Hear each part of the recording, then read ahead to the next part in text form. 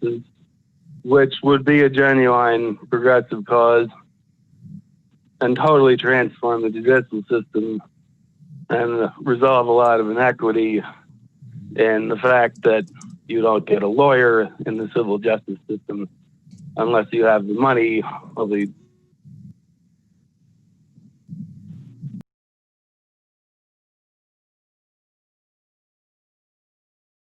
signatures, and it would be anti-democratic not to.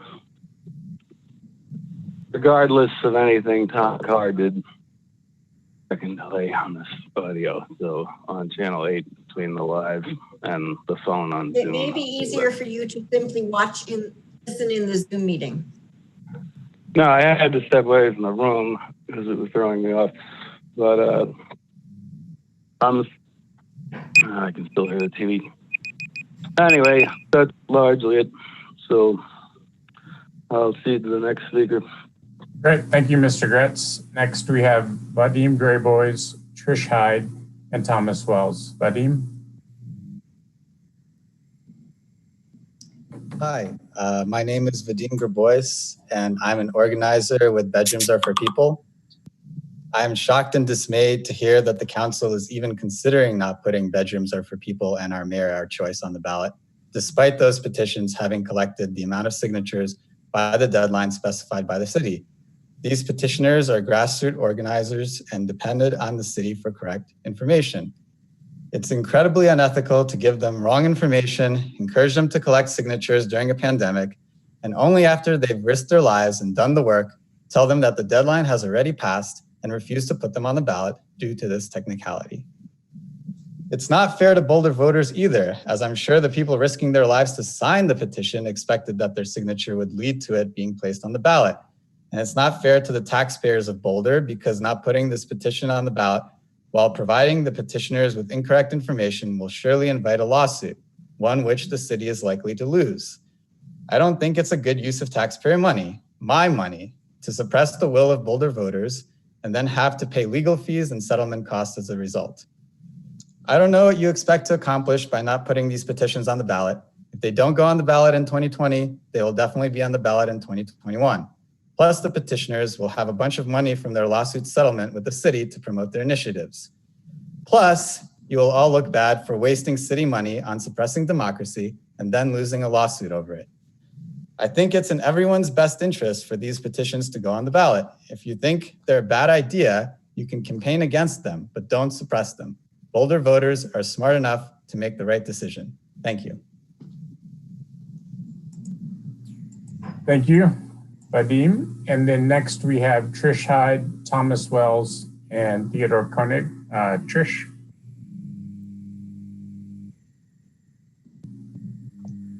Hello, my name is Trish Hyde, and I'm an organizer with Bedrooms Are for People.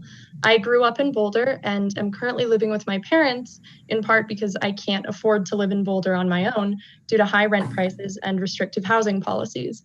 These policies not only hurt natives like me, but also low-income people, people of color, and other disenfranchised people who may want to move to Boulder. The homogenous racial and socioeconomic community created by restrictive housing policies like this drove me out of Boulder for college to seek more diversity and equity, and I know that I'm not alone in this. Growing up in Boulder, I was told that Boulder was an inclusive city, a progressive city for everyone. Discriminatory housing policies like these are a direct contradiction of the values that we claim to hold in Boulder, despite what Mr. Getz may believe. However, if for whatever reason you don't agree with this proposal and don't see the hypocrisy in continuing to uphold discriminatory housing policies, you still have a duty to put this measure on the ballot. I'm shocked at the embarrassing mishandling of this on the part of the city. Why should Boulder citizens pay the price for your mistake? Not only was inaccurate information given about when the deadline for signatures was, but the correct information was not given until after volunteers had already put their health at risk to gather signatures in a pandemic. I urge you to put this initiative on the ballot as a step towards a more equitable and diverse Boulder, which is more in line with the values that we claim to hold. Boulder voters deserve to have their voices heard and to decide on these measures themselves. Thank you. Thank you, Trish. Next, we have Thomas Wells, Theodore Koenig, and Tara Ippolito. Thomas. Hello, can you hear me? Yes. I was just curious before I get started that I can't see all of the council member videos, and I'm not sure if that's on my side or the other. I showed up to speak in front of council, and while you can't see me, I was hoping I could see you. But I'll get started now. It's a function of the fact that we are sharing the screen to show the time clock, I'm afraid, Thomas. I see. My name is Thomas Wells, and I'm an organizer with Bedrooms Are for People. I'm speaking tonight because I want my voice to be heard. I want to hear the collective voice of the thousands of Boulder residents who have risked COVID exposure by signing our petition. They very clearly expressed their desire for this proposed charter amendment to be on the ballot this fall, not wrapped up in some public process spread over the next 5 years. Some signees aren't even sure they will vote for the measure, but they nevertheless agree it is worthy of putting on the ballot. These people support direct democracy, and I hope you will too. Judging by your emails of late, I can see you're still unsure whether we have appropriately navigated the city's time-traveling petition policies so as to be fully certified. But I ask you to pause and consider something else. Have we not fulfilled the purpose of both the state and city requirements? In plain terms, both describe a similar process. 1, get approval for the language of the measure. 2, within a reasonable period of time, gather enough signatures to demonstrate sufficient interest from the registered voters. Return said signatures with enough time before the election for the city to verify them and complete the necessary paperwork. Can you honestly say that we haven't completed those steps? Can you look me in the eyes and say, no, Thomas, we don't believe enough residents want to vote on this measure? If not, and I don't know how you could run a Zoom call, so you can't look me in the eyes, I ask you to use your power to place this measure on the ballot, as written, without amendments. I ask you to minimize your legal risk, respect the wishes of the citizens, and do not suppress our right to vote. Thank you, Thomas. Next, we have Theodore Koenig, Tara Ippolito, and Steve Whitaker. Theodore.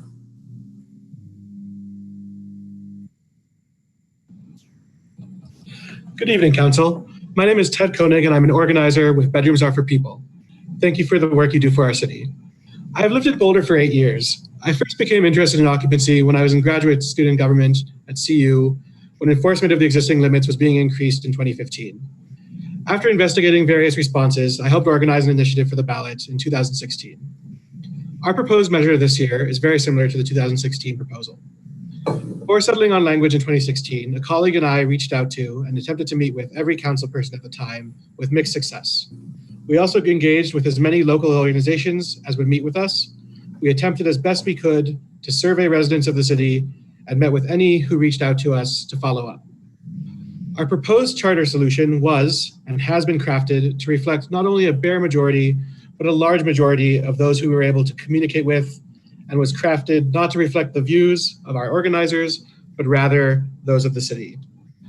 Door-to-door canvassing while collecting signatures in 2016 largely confirmed our initial findings that a large majority of the city was likely to back such a measure. In 2016, it was suggested that occupancy might be tackled in 2017 or 2018, but that other issues already filled council's docket at the time.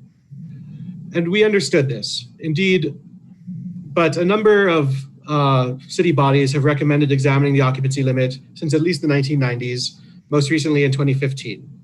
The city has failed to act on any of these repeated recommendations, nor did our 2016 effort shake the city from the inaction in the intervening 4 years. The time is long past due that this go to the voters. Our signatures gathered today to make clear that voters are ready to contemplate change to the occupancy limits and find our solution worthy of consideration. I urge you to allow Bedrooms Are for People, the initiative, to be placed on the ballot. Thank you for your time. Thank you, Ted. Next, we have Tara Ippolito, Steve Whitaker, and Sean Rupp. Tara?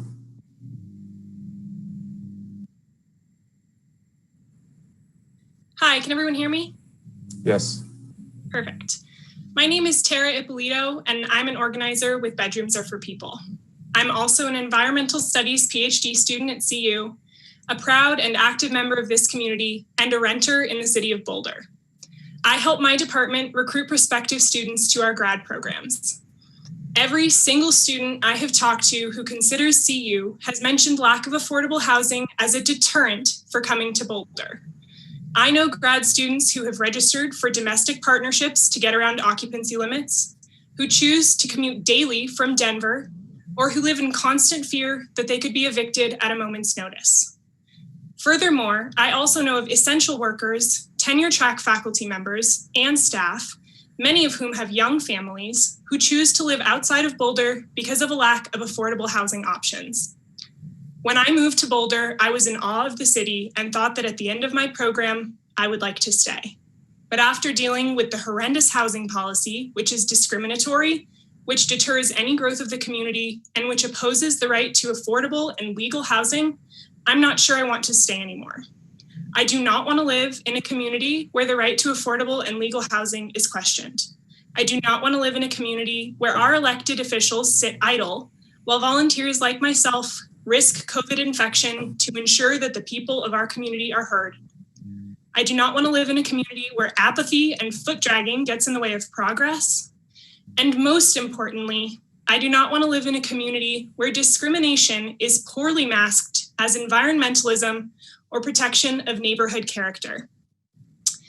Adding the right to affordable housing to the charter is absolutely essential to protecting our most vulnerable residents and to making Boulder a more just, equitable, anti-racist, and safe place to live.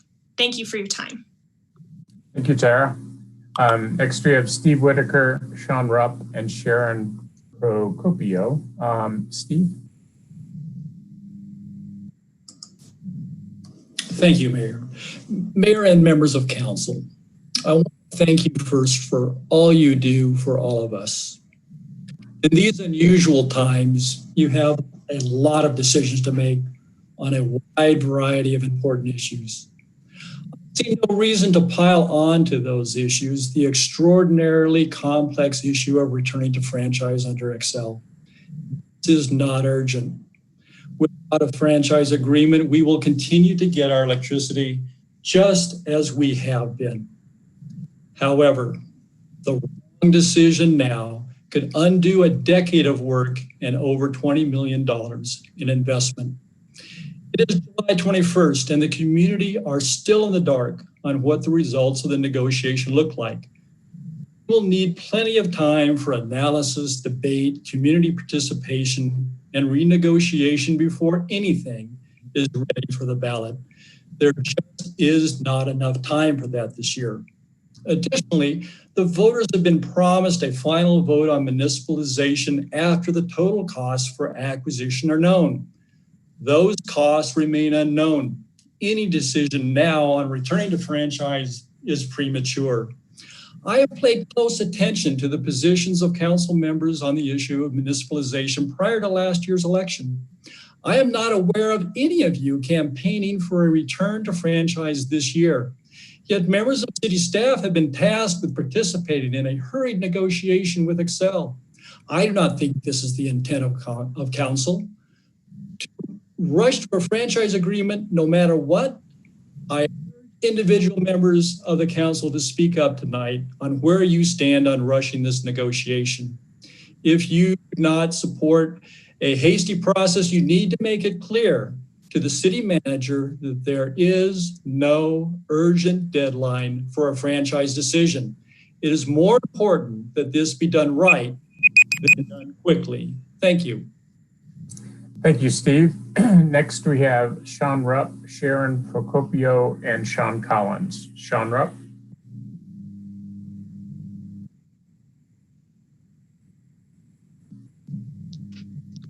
Hi, my name is Sean Rupp, and I'm an organizer with Bedrooms Are for People. I moved to Boulder for grad school at CU about 5 years ago. The only way I could afford to live here was to live in an overoccupied house and to work in a restaurant nearly full-time while in school and working in the lab. When I graduated a few years ago, I moved into yet another overoccupied house, but at least that time I was able to afford to only have 3 roommates rather than 6. Now that I can afford to rent legally in Boulder, I finally feel comfortable getting more involved in the community without fear of being evicted. I'm also at a point in my life that starting a family is becoming a priority. However, I'll be paying off those student loans for years to come, and living in Boulder for the last 5 years means that I haven't been able to save anywhere close to enough money to buy a home here. I hear concerns that our proposal will price families out of Boulder, but that is exactly what the current occupancy limit does. Community members like me who are renters in Boulder cannot afford to stay here. Plenty of friends I've made in Boulder have recently started families and purchased homes, but not a single one of them is still living in Boulder. These are the families who are being priced out, and it's happening in part because of housing policies such as occupancy limits. Removing this occupancy limit is an important first step toward making Boulder more accessible and equitable, and it would provide more affordable options for both renters and homeowners. Thousands of Boulderites have signed in support of this measure, and we deserve to be able to vote on it in November. Thank you. Thank you, Sean. Next, we have Sharon Procopio, Sean Collins, and Sarah Dawn Haynes. Sharon? Hi, everyone. Can you hear me all right? Yes. Ken? Great. My name is Sharon Procopio. I live at 4954 10th Street in Boulder, and I'm an organizer and supporter of Bedrooms Are for People. I'm here as a 15-year resident of Boulder. Over the years, I've lived in basements of friends' houses when I first moved here, much like many. I've lived in rental homes. I've purchased a home as a newlywed and started a family. I've also lived on people's couches and in furnished rentals as a newly divorced single parent. And now I live in my own townhome with my partner and child. So I speak as a homeowner and a family member in support of this measure being on the ballot in 2020. I do believe this belongs in the charter. I think that's where individual rights and property rights should be, as those are not items you want to see easily modified by changing councils or exterior factors. If the goal is to provide equitable housing opportunities for all. As a single divorced parent, I like to remind people that we forget how divorce can impact housing affordability as well. It's even for people making enough to make ends meet to live here as a married couple, if your circumstances change, and for many of us, they will, you're now dealing with some percentage more people every year looking for housing than for that reason alone. And in many of those cases, having more creative housing occupancy options is the only way to remain here in the city of Boulder and be able to co-parent as a blended family. That's what I'm currently doing now. So removing occupancy limits only serves to help everyone, in my opinion. Besides raising my family here, I also work locally as a civil engineering project manager, and I've worked on affordable housing projects and know there's a lot of shortages for people who need it. Developing new housing takes time, effort, and money, and updating our occupancy requirements is an easy way to provide more immediate housing opportunities without all the costs instantly. But I just want to say that I support this measure, and I think that allowing people to share houses reduces other burdens of costs like food, utilities, and transportation. So I'd like to see this on the ballot to vote for it. Thank you, Sharon. Next, we have Sean Collins, Sarah Dawn Haynes, and Sarah Campbell. Sean? Hello, Council. I'd like to talk to you about the study that you have all received and trust that you have all read, Evidence that Curtailing Proactive Policing Can Reduce Major Crime, published in the very prestigious journal, Nature Human Behavior, which looked at the effects of NYPD's work slowdown in response to the firing of the officer who murdered Eric Garner in 2014. NYPD wanted to show the city what would happen if they stayed in their squad cars and only responded to emergency calls. The result, a 3 to 6% drop in civilian reports of major crimes, such as burglary, felony assault, and grand larceny. I know the ingrained assumption is that we need police to keep us safe, but proponents of that idea never seem to include the violence done by police, such as Boulder PD officer Waylon Lolatai attacking a disabled Black man for filming him. Regardless of whether you think what Sammy Lawrence did was, quote, against the rules, and it wasn't, he was 8 feet away, in what world does tackling him, damaging his walking aid, and putting him in a cage with a ransom on his head count as safety? Or how about ticketing my friend Steven for more money than he has to his name during a pandemic for the crime of smoking marijuana to calm his flashbacks? It's legal for me to smoke marijuana. It's legal for you all to smoke marijuana. But because this man doesn't have a home in a city with $750 a month rooms, safety looks like taking all of the money away from a homeless man and then some. Antisocial behavior, i.e. crimes, can largely be attributed to inequality and trauma. So why are we paying thugs armed with Glocks and AR-15s to take poor people's money away from them and to traumatize them? Defund Boulder PD by 50% and you'll have more than enough money to keep severe weather shelter open, as well as getting a lot of the folks BPD deals with off the streets by redirecting those funds into the Housing First homelessness strategy. Berkeley, a similar sized city to us, just committed to doing the very same thing. Also, this isn't Sean Collins, he just gave me his spot. We're not supposed to do that, but you don't play by the rules, so why should we? Thank you, person who may or may not be Sean. Next, we have Sarah Dawn Haynes, Sarah Campbell, and Samantha Regan. Sarah Dawn?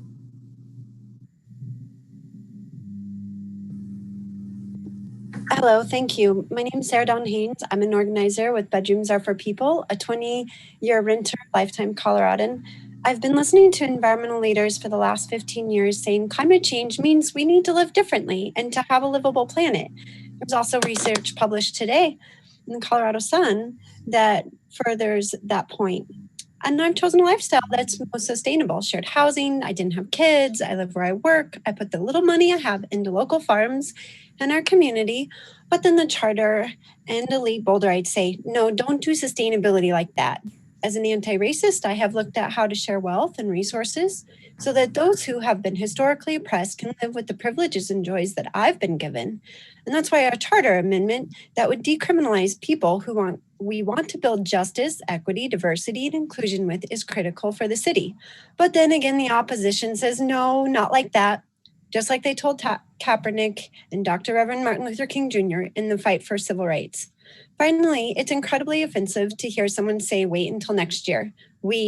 I have put my life on the line to collect signatures that you mandated in the pandemic, and collectively, we have spent over 1,200 hours to participate in the democratic process that the city staff and council put forth.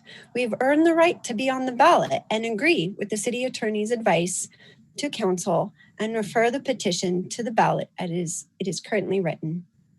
Thanks. Thank you, Sarah Dawn. Next, we have Sarah Campbell, Samantha Regan, and Sam Cornick. Sarah?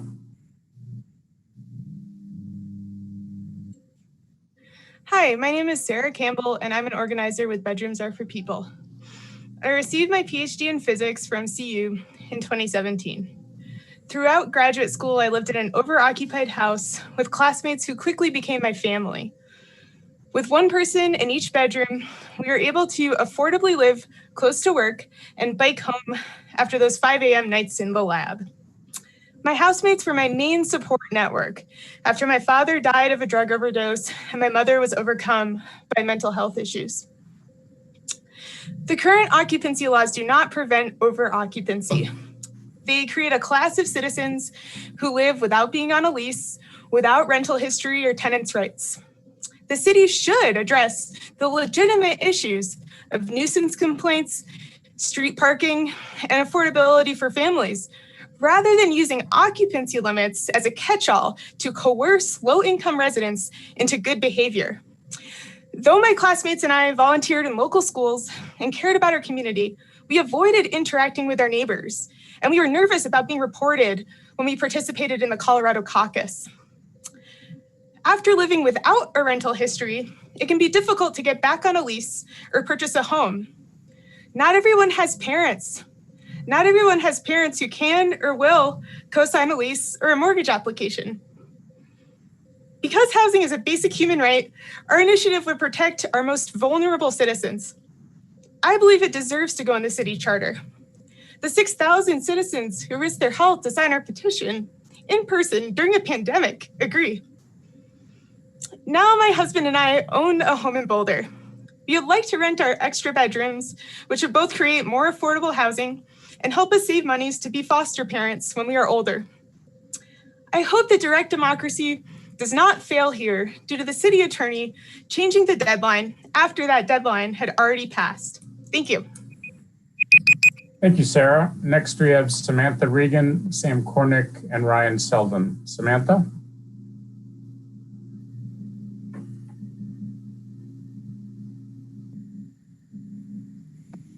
Hi, I'm Samantha and I'm an organizer with Bedrooms Are for People. I moved to Boulder 2 years ago with my partner of 5 years, and finding housing was difficult from the get-go. Anyone who's rented in Boulder knows that one of the first things a listing usually states is no couples. This was baffling to me at first until I realized that occupancy limits aren't even high enough to let one person live in each bedroom of most units, let alone two in a bedroom, unless you're married, of course. So even though my partner and I wanted to share a room, bed, closet, and car, we had to decide between A, having to rent 2 rooms, which we couldn't afford, B, living alone, which we didn't want to do, or C, one of us not being on the lease. In other words, living illegally in the shadows in hopes that we wouldn't be evicted and fined. Boulder's antiquated occupancy laws silence our electorate, leading to a chilling effect on our representative democracy, which explains how and why we still have these laws that are so harmful to thousands. Living illegally makes you less likely to vote, engage with your elected officials, have a voice on issues that affect you, and less likely to feel you have a stake in our community. Instead of baking muffins for new people who move into my neighborhood, I try to look like a guest as I come and go from my home and avert eye contact when I take out the recycling in an effort to be invisible. I still have out-of-state license plates because I'm nervous about registering my car to my address and leaving a paper trail proving how long I've lived overoccupied. Registering to vote presented a similar dilemma. I decided the benefits outweighed the risk, though not without research into if I could become a confidential voter so that my registration data wouldn't be publicly available and used against me. Speaking tonight presented a similar dilemma. Do I speak up in hopes of bringing change or stay quiet in the shadows for sharing a room with my partner of 7 years? Like many, we have talked numerous times about getting a domestic partnership to count as related and live legally. There's a fear of speaking out because of the consequences, so it's incredibly hard to make change in this sphere. Despite this, Bedrooms Are for People is on track to meet the high threshold originally given by the city to demonstrate broad community support. Please allow the voters to decide in a year when we are expected to have 90% voter turnout. Thank you.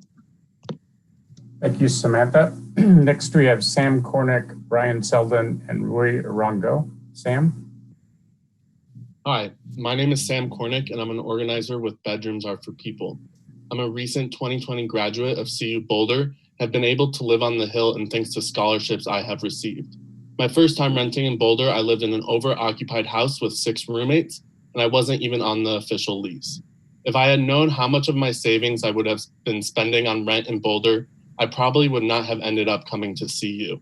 The occupancy limits not only make it harder for current students to find affordable housing, but turn away smart, young, and diverse individuals from attending CU because they can't afford to live here. In a time when CU is trying to attract a more diverse student body, this is one of the most unnecessary obstacles to that goal.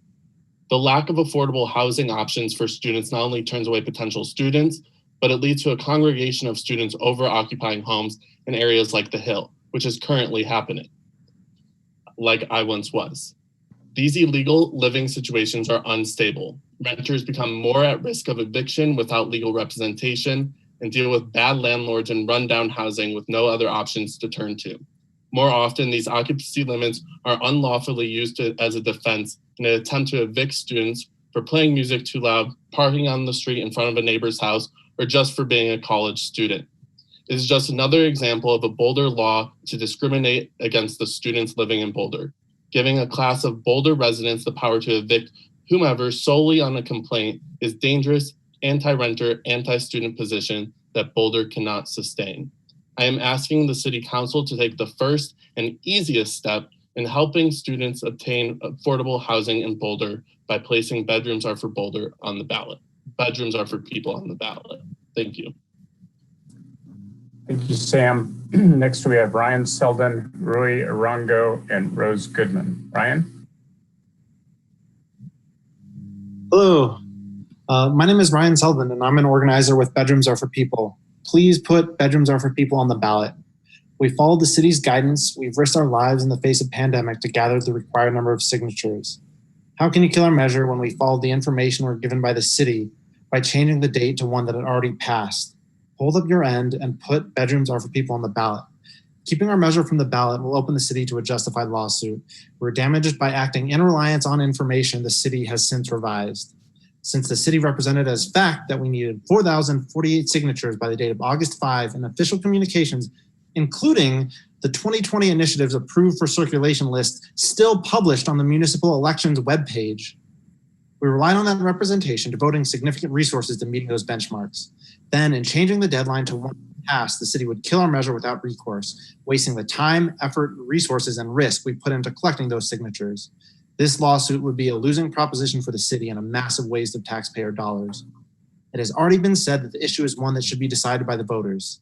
Save Boulder the money and let the voters decide. It's win-win. Put Bedrooms Are for People on the ballot.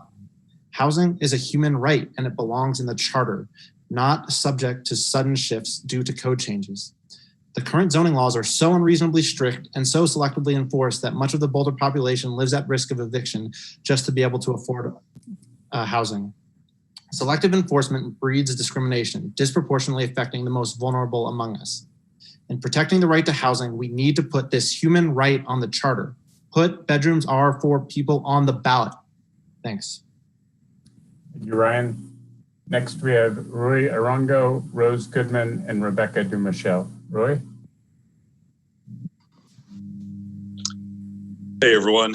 My name's Rui. I'm a resident here in the city of Boulder. I'm also the campaign chair for the citizen-led ballot initiative, No Eviction Without Representation, that we're all going to get to vote on this November. And I'm here tonight to share with you a little something that a 67-year-old man with emphysema who lost his job due to COVID told me outside eviction court after he had been evicted. He had a question for me, and it was this: I have a Social Security check coming next week.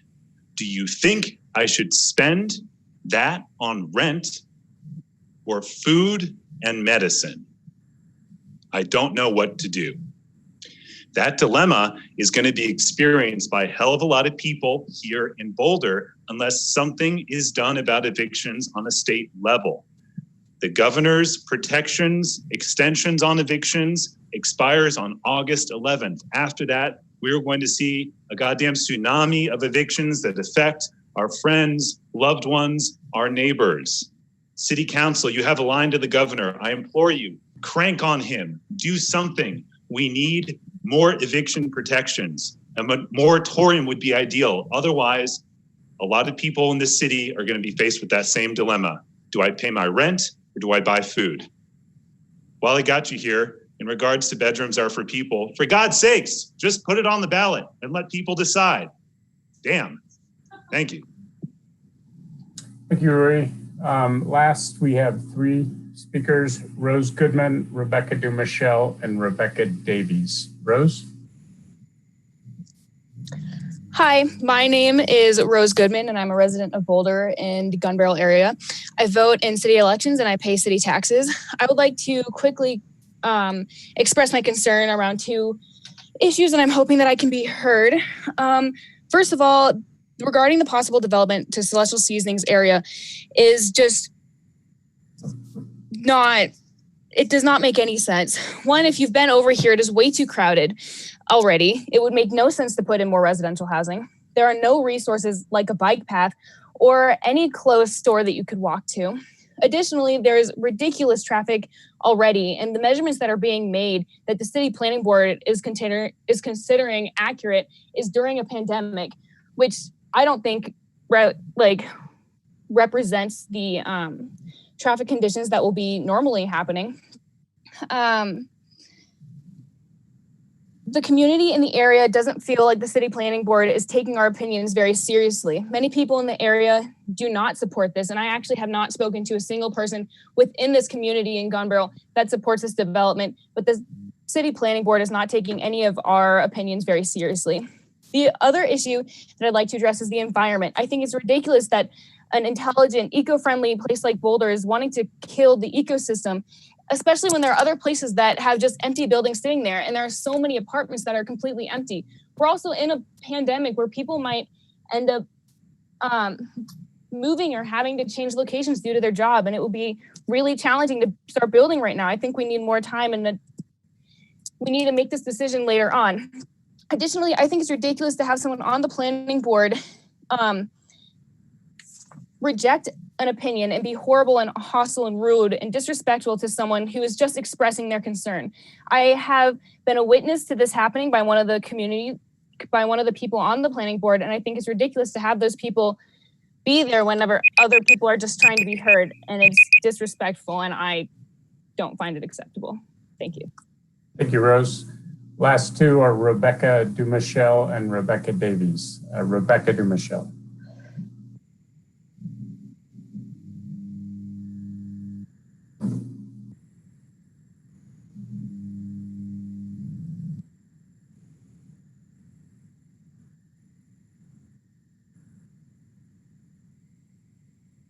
Sarah, could you let us know if Rebecca is in?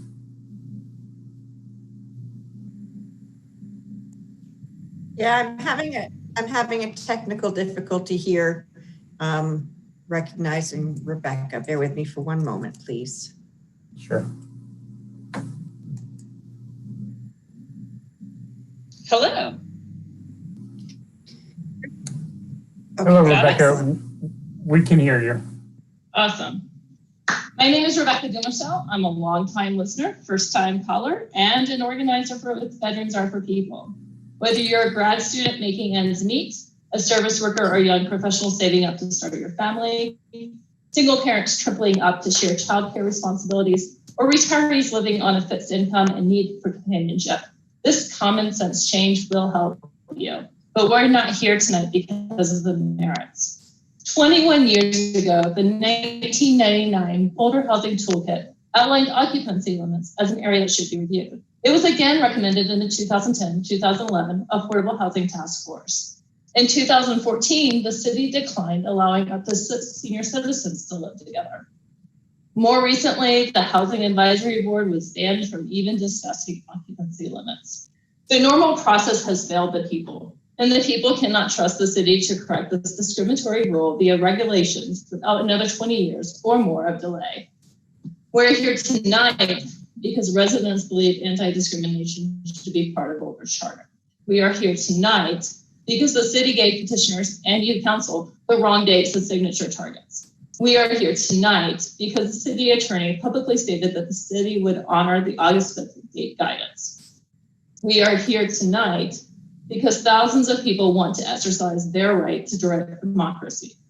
It is now your responsibility to defend the people's rights, regardless of the merits and whether you agree with them. I call on each of you to uphold direct democracy by placing the petitions directly on the ballot without changes and without delay. Thank you. Thank you, Rebecca. And finally, we have Rebecca Davies. Hi, my name is Rebecca Davies, and I'm an organizer with Bedrooms Are for People. Although many people have spoken in support of our campaign tonight, I want to acknowledge that more than 50 additional supporters registered to speak but were not selected this evening. Bedrooms Are for People thanks them.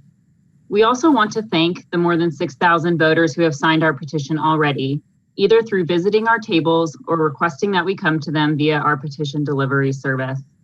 We appreciate their commitment to bringing housing choice to our community and taking action to solve a problem that cannot wait another year for a solution. Governor Polis recently acknowledged that restrictive occupancy laws constrain housing when he asked cities to lift their limits in response to the tremendous economic losses Coloradans have suffered in the pandemic. And just last week, Denver city planners released recommendations for raising Denver's occupancy limits, explaining that overly restrictive limits, quote, perpetuate inequity, end quote, and do not reflect how families of all shapes and sizes share homes today. But Boulder's archaic occupancy law isn't the only injustice on display tonight. We are simultaneously dealing with a ballot initiative process that has been twisted and tangled by inaccurate information delivered by the city to petitioners on numerous occasions, information that city council members never found reason to doubt, nor did our campaign. At least one of these injustices can be corrected immediately. City council can place our measure on the ballot as it is written. Then voters can decide for themselves if they want to end housing discrimination in Boulder. As Penfield Tate II, Boulder's first and only Black mayor said, "The measure of a great city and a great country is not the size of its greenbelt, but how it treats its people." Thank you for your time. Thank you, Rebecca.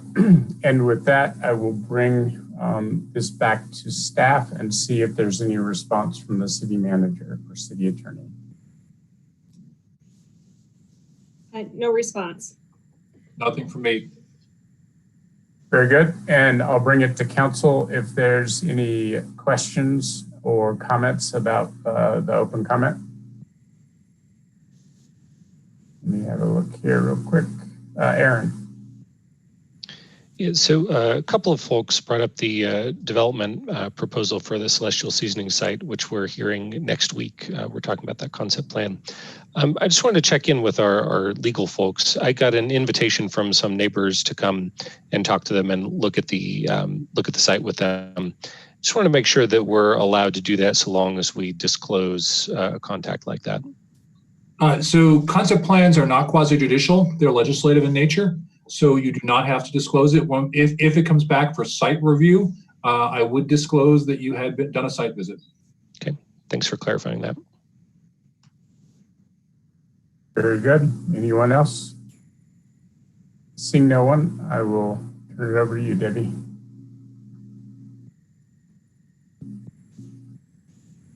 Okay, now we move on to public hearings. Your first public hearing tonight is, it's the increase to the Arts Commission from 5 members to 7.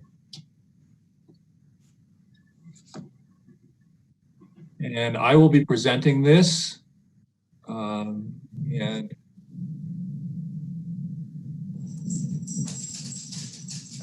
it'll just take a second to get control over the presentation.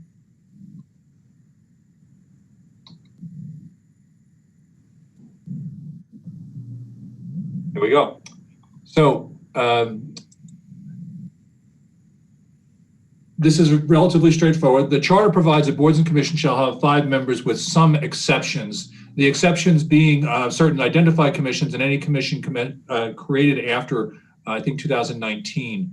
The council wanted the flexibility to say to have more members or fewer, I guess, but the council was concerned about affecting existing commissions. So the Art Commission doesn't qualify for an exemption. Over the last few years, the work of the Arts Commission has increased dramatically, with council providing additional funding over which they have control and which they have to distribute. In their annual letter to council last year, the Arts Commission requested an increase from 5 to 7 members. To do that, we'll need to change the charter.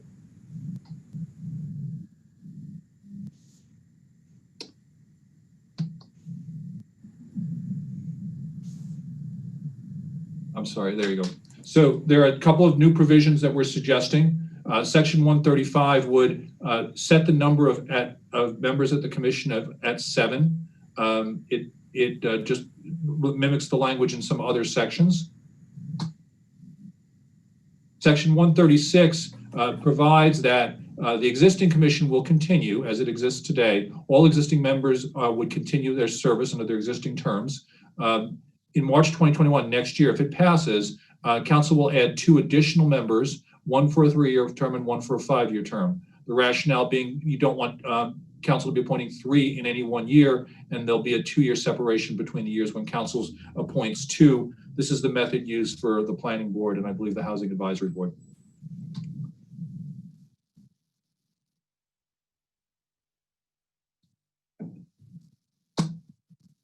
So this is the charter language. Council is charged with drafting the ballot title. This is the proposed ballot title. It's in the memo.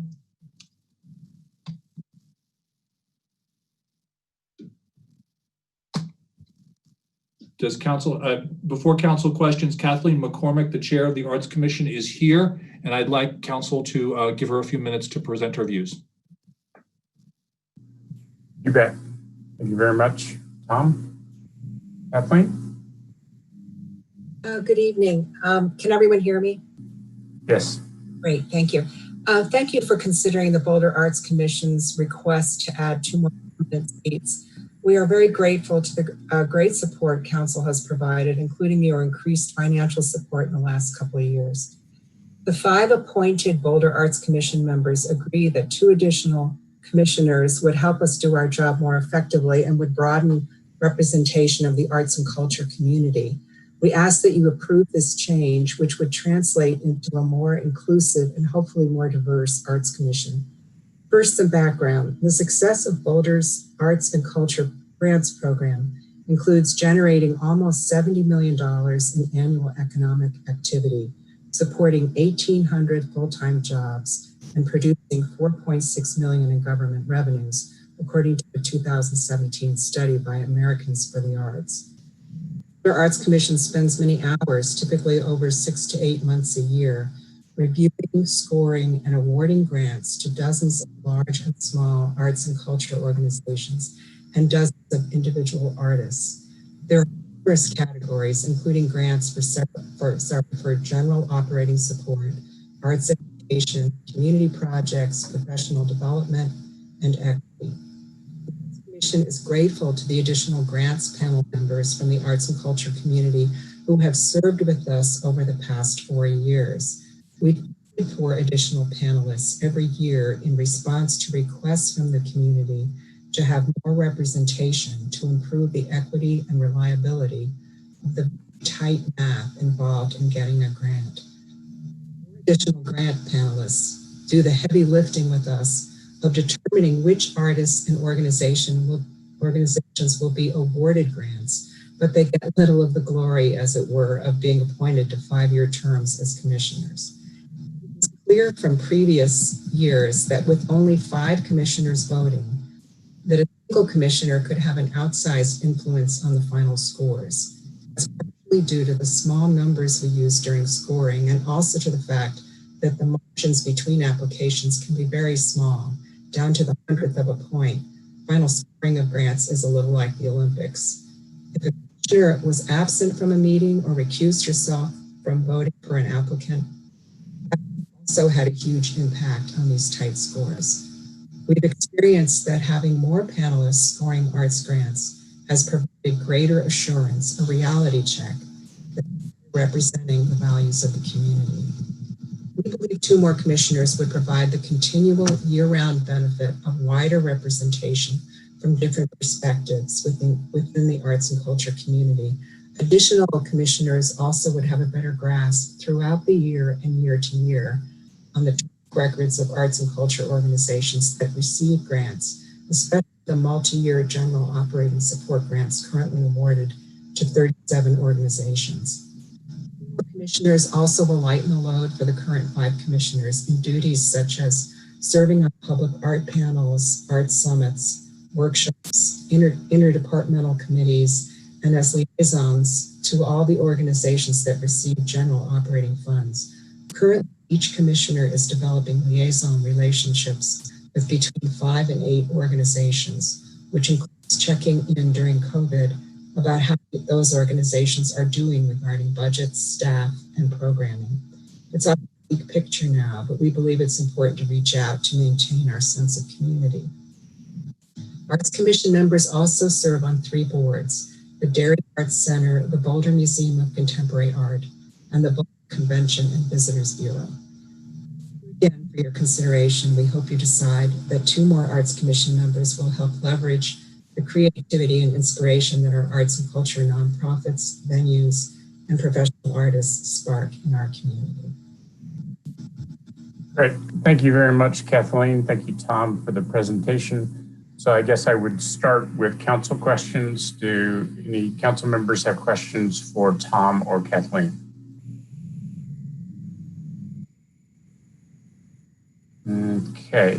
Seeing none, then I think we can move on to public comment for this item. We have 2 people signed up for public comment. They are Lynn Siegel and Mark Gelband.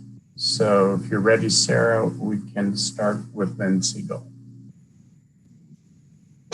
Okay. You're with me for one moment. Lynn, you're live. You can unmute and speak. Hey, Kathleen. So glad that you're working on this. Love to see your face. I really don't need to see something with a big, giant 2 minutes, 53 seconds in front of me. It could be shrunk to a little thing on the side. And if Zoom can't do that, maybe some other vendor can. I support the arts. Yeah, no brainer. Bye, done. Thank you, Lynn. And then is Mark Gelband in the meeting?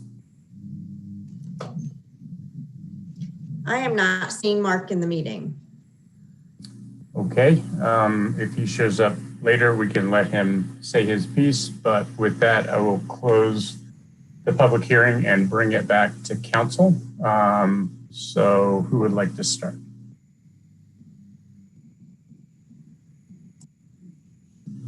Okay, Aaron? Yes, thank you. 1 second. Crazy dogs. Yeah, so I really appreciate the Arts Commission bringing this forward, and it's really gratifying for once to be able to satisfy a board or commission request. We get those great letters every year with lists of all kinds of great ideas, and so many of them are worthy of attention, but often don't get taken up. So appreciate council for being willing to put this forward. The Arts Commission works extremely hard. I've served alongside boards with a number of them, including Kathleen. So Kathleen, thanks for being here and sharing those thoughts. But I think this is just an easy way to make our arts community even more thriving and successful, and to support a board that does great work. So really glad we're doing this, and happy to put a motion on the table when it's ready. Thank you, Aaron. Mary? Well, I was going to put a motion on the table, so I will second it if Aaron wants to make the motion. Mary, you go for it.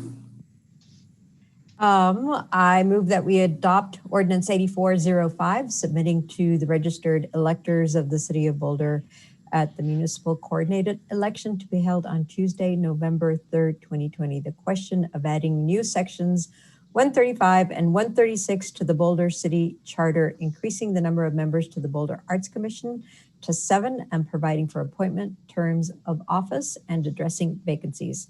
Setting forth the ballot title, specifying the form of the ballot and other election procedures, and setting forth related details. Second. Very good. Is there any council discussion? Seeing none, I'll turn to Debbie and mention this is a roll call vote. Councilmember Young? Yes. Rocket? Aye. Friend?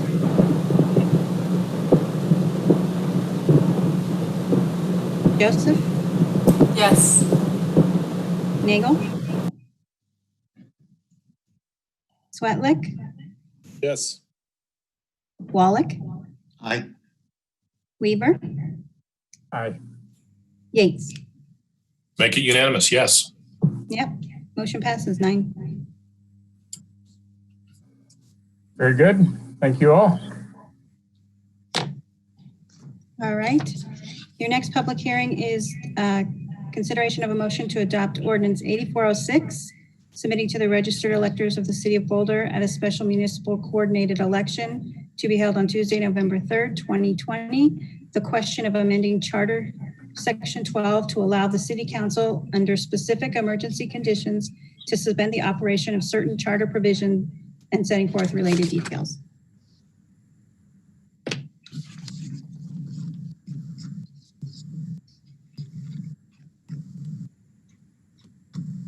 I will be presenting this one as well.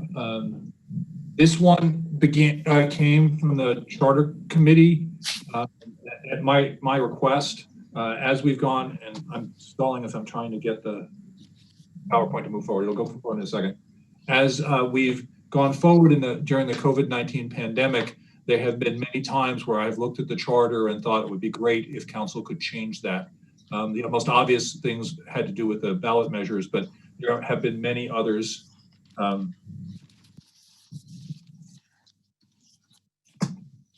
There it is. Sorry. So the council instructed me to go and look at the charter and identify specific provisions that I would recommend that council have the authority to alter during an emergency. So the ordinance as drafted would allow council to suspend 19 specific charter provisions. During an emergency, only one declared by the president or the governor. One declared by the city manager or the council would not count unless it had been also declared by the president or the governor. That avoids the possibility of council giving itself the power to do this, or the city manager doing that. It would require a vote of 2/3 of the council member present. The ordinance and the charter provision would say it had to be the minimum effect necessary to conduct the business of the city. The suspension could be no more than for 60 days. It could be renewed by a 2/3 vote of those present, and it could not extend beyond the end of the emergency as declared by the president or the governor. These are the 19 provisions. They are all laid out in the memo. I have each provision in the PowerPoint, and I'm happy to display anyone a council member would like to see in specific or answer any questions about specific provisions, but I was not going to take council's time going through each one individually. Mostly they relate to time limitations that would be problematic if council could not meet, or boards and commissions for that matter. There is also the one addressing free water. I think it would have been very helpful during this crisis for council to have this power. It would be helpful, I believe, in the future for council to have this power. This is the ballot language. Again, the council is charged with drafting the ballot title. This is the proposed ballot title by staff, but it's council's authority. Council questions? Very good. Thank you, Tom, for that. I see Bob's hand. Thanks, Tom. Tom, you're right that most of these, almost all of these actually relate to time. And so I get how an emergency might cause us to not be able to do things within a particular time frame, like preparing our budget or swearing the new council members and so on and so forth. Of the 19, there's one, however, that stood out at me as not really time related, and that was Charter Section 38A. Which really relates to how many signatures must be on a petition for a ballot measure, and I was struggling a little bit with how that could be, how that would work, because the time extensions are all pretty logical and they'd be limited by the length of time of the emergency. But would council, if council had the right to change Section 38A, would council have the right to lower the number of signatures on a petition? And if so, when the emergency ended, how would the number go back up, or would it be down permanently? I'm just trying to understand among the 19, that was not really time oriented, and I'm trying to understand how it would actually work mechanically. Great question, Bob. This arose in my thinking about how council struggled with the initiatives that were proposed this year and the difficulty that people had collecting signatures. There were some folks who suggested that we should reduce the number of signatures because of the pandemic, and I advised that wasn't possible. That's why I included this. You're absolutely correct. It does not deal with time, and council can eliminate it if you like. And if it would be helpful, I can project that section so that folks can see it. Well, let's hear from other people, and then if there is an interest by others to delve into this further, maybe we can put it up how we do that. And I should add, Bob, as you know, but maybe other council's members are not aware, we propose ballot measures, but these are truly councils, and it's not unusual for us to go through many drafts to get something that really reflects the will of the council. So council members should feel free to add, subtract, or change this in any way they think appropriate. Yeah, that was the only comment I had, is that one just wasn't a time-oriented one, and I wasn't sure how it would actually work. Thanks. Very good. I have Rachel and then Mark. Rachel. Thanks. Just a quick question. Do counties declare emergencies? Is it all helpful to have a county capacity to declare an emergency if it were more localized, or would that always come from the state? That's a great question. I wasn't able to find a list of county emergencies. I was able to find a list of state and national emergencies that affected Boulder County. And your objective in not giving us the power to declare an emergency and then do some sinister changing the rules under that emergency, right, would be the guardrail you're trying to put up. But if the county did it. Yeah. The other thing that I noticed about these emergencies is they were pretty all-encompassing, and some that, so I don't think that there was a situation where the city or county would have declared emergency where the president or the governor hadn't. I have a list of them, all of the ones I could find going back some years in the memo. I did not bring it tonight, but so I wasn't greatly concerned that we would be missing much. Is there any harm in adding county to the state and federal declared emergencies? No. Thanks. Okay, Mark and then Mary. Mark? Yeah, I have some comments that I'll save for later, but I do have a question.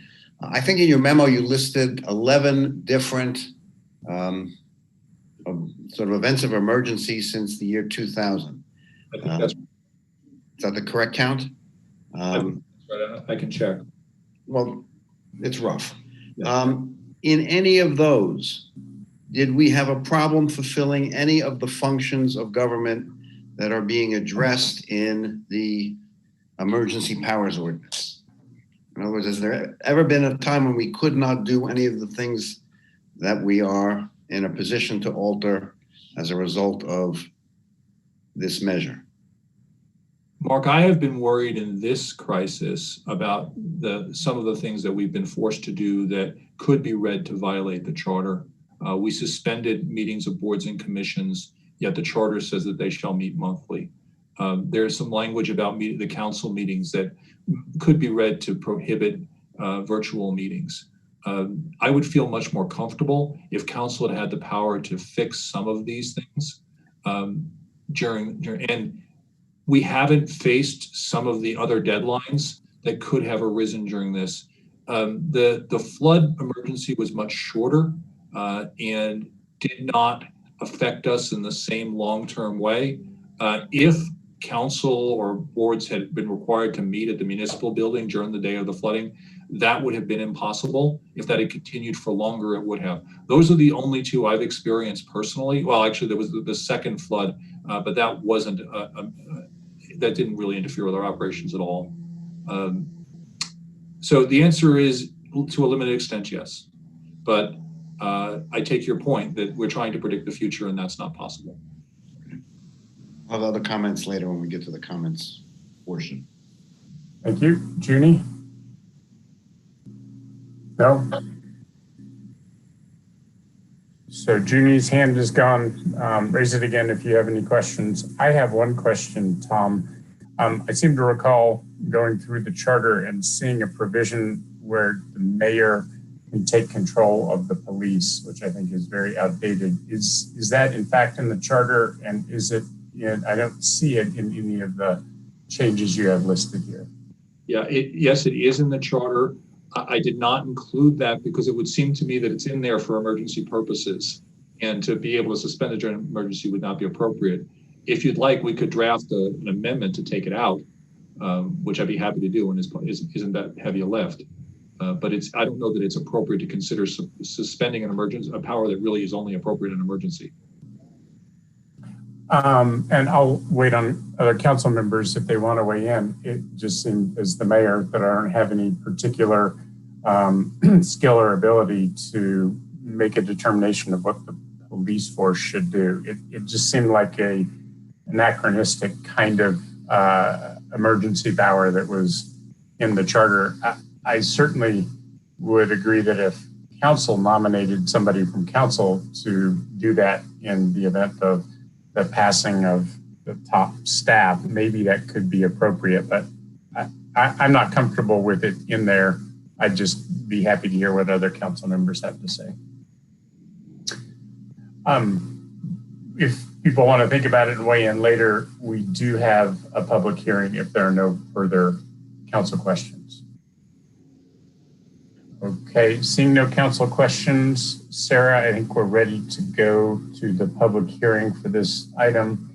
And from what I understand, there are 3 speakers, Lynn Siegel, Peter Meyer, and Mark Gelban. That's correct. Okay, so we'll start with Lynn. That was Peter Mayer. I don't want any police state in Boulder. So whatever you need to do for that, like the threat going on in Portland and major other cities. So I just personally don't trust this council at all, especially until our city attorney and our city manager are out of here. And I've run for council before, so it's not like I wouldn't like to do the work myself, but I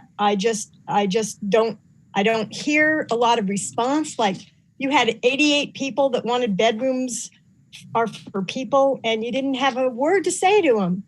People that have gone to a lot of trouble. You know, I probably would even vote against it because I wanted it to be stronger, 300 feet per bedroom and per person, different parameters. But yeah, I don't trust this council at all to be able to lift any restrictions. No way. You can't even clean up your websites.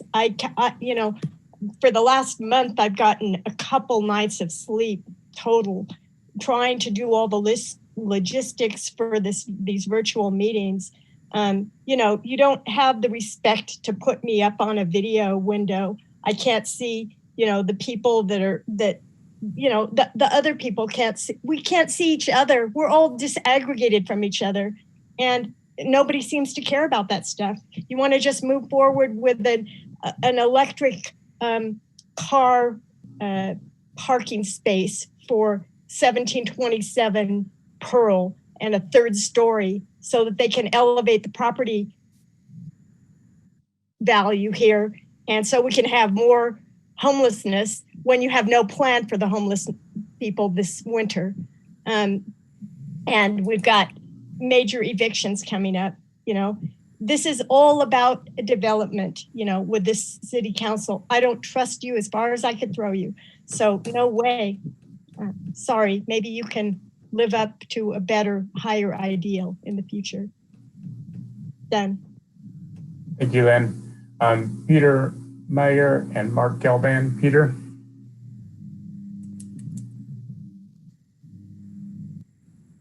Hi, can you hear me? Yes. Great. Good evening, council members. Tonight I'm speaking on behalf of the Plan Boulder board. Plan Boulder prefaces this statement with the following. In the decades of advocating for issues involving the city of Boulder, Plan Boulder has focused on the specific issue and never on the personality. But in this case, the issue is Tom Carr. Plan Boulder has reviewed the memo describing Ordinance 8406 to allow City Council to suspend certain charter provisions under specified emergency conditions. We are very cautious about allowing any suspension of charter provisions. And given Plan Boulder's recent experience with having the certification of our charter amendment initiative illegally rejected by the city clerk and Tom Carr, we have lost all confidence in his legal advice and the advice being provided to the Boulder City Council. We will not support Ordinance 8406 as long as Tom Carr is city attorney and making rulings on our election process, particularly during an emergency. We respectfully request Mr. Carr be removed from all duties pertaining to city election matters, effective immediately. He has shown that he cannot be trusted to do his job or to guide others promptly or fairly. He has shown that he is unable and unwilling to follow the state constitution and to treat citizens equally and fairly. He has shown complete ignorance to Charter Section 137, which unequivocally states the Constitution governs the charter petition process, without exception. Mr. Carr's failures are of great significance to the citizens of Boulder and impact our constitutionally guaranteed right to petition the government. We firmly believe that Boulder should no longer accept Mr. Carr's authority in any election matters or during this emergency. Thank you very much. Thank you, Peter. And finally, we have Mark Gelband. Sarah, is Mark in the meeting? I am not seeing him in the meeting this evening. Okay, very good. Like the last hearing, if he shows up before this item is done, we'll allow him to speak. With that said, I would bring the issue back to council. So I think there are two open issues maybe we need to weigh in on. One was the one that Bob raised about signature thresholds for initiative, referenda, and recall. And one is the issue that I raised about whether we want to have the mayor be able to take over the police force in an emergency. So I would invite council comments on either of those or other subjects. Art? My comments are probably a little more general. There are two different kinds of provisions that are being addressed in the proposed ordinance. One are sort of ministerial, the date on which we have to have a budget. I can see having more flexibility for that, or if the clerk has to perform a particular function and as a result of emergency is unable to do so, I can certainly understand some greater flexibility with respect to that. I will say that I am extremely reluctant to tamper with our electoral processes and leave that to the discretion of not this council, but any council. And I'm not sure that that's an appropriate thing to do. I can support those provisions that are characterized by what I described earlier, changing a deadline for a city agency that happens to be embedded in the charter, or functions that are performed by one individual and he or she is unable to do so in a timely fashion. But when it comes to our electoral processes, I'm extremely cautious about it, and I don't think we've given it a lot of consideration in terms of what those implications might be. So I certainly don't want to act on that at the moment. With respect to your request on your police powers, I don't know that they've ever been exercised by anyone. I'm really indifferent. I don't think any mayor of the city would do that except under the direst of circumstances. I don't think that would be done for a political purpose. And so I'm happy to have it in. If you're uncomfortable, I'm happy to have it out. But I do put my focus on the election requirements, which are established and should be firm, especially that we have not had an incident where we could not perform previously. Thanks. Thank you, Mark. Adam, I saw your hand up. Did you take it down, or would you like to speak? Since Bob had more to say, I wanted to hear him first. Okay, Bob, you're up. Well, thanks, Adam.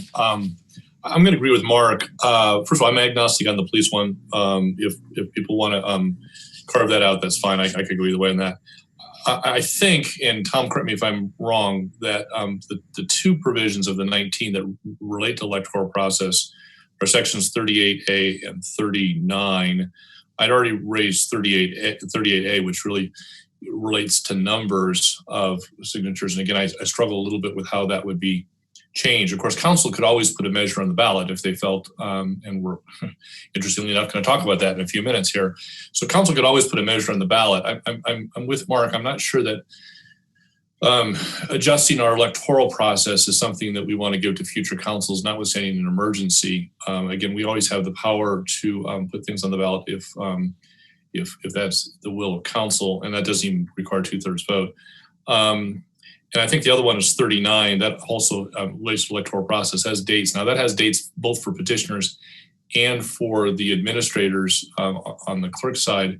So I hesitated to bring up 39, but I do agree with Mark. 39, the first sentence of 39 directs the petitioners or provides a deadline for the petitioners. The rest of it is ministerial. So I would at least throw the first sentence of 39 into Mark's list of electoral things that we probably shouldn't adjust. But I could be persuaded to throw all of 39 out. But at least the first sentence should come out. So I'm with Mark on that. If there are others, Tom, that you think relate to the electoral process, do let us know. But those are the two that I could identify. Thank you, Bob. Next, I've got Rachel and Junie, and then we can come back to Adam if he wants to speak. Rachel? Okay, so first on the police powers, could that be broadened to like council can take over police powers and it wouldn't be so much pressure on the mayor position? It would be a little more equitable. So that might be a question to Tom or to anybody. Would that solve it a little bit from your angle, Sam? Yeah, I mean, if I think what would solve it from my angle would be that if council designated the mayor or some other council member to take over the police, that would give me a little more comfort, because I think having a quorum of council make that decision is more appropriate, especially in an emergency, than just a single person. Yeah, so I'm supportive of that. It sounds like a something savvy to look at. So that's on that. And then to me, the bigger issue here overall in looking at this change is that I think we got caught off guard in 2020 with pandemic, and we didn't have all the tools that we wished we had. And that was true for the elections process in part. And I could see a scenario if the pandemic had been more deadly, where significant population decline and holding to 8,000 signatures, say, in a year when we lost a lot of people, might not make sense. So I don't know that it hurts us to have a supermajority of council take into account the realities of whatever is going on in a really narrow way with really good guardrails, be able to say, what do we need to do to help the public and best benefit our community in this year when we couldn't anticipate X, Y, and Z. So I struggle with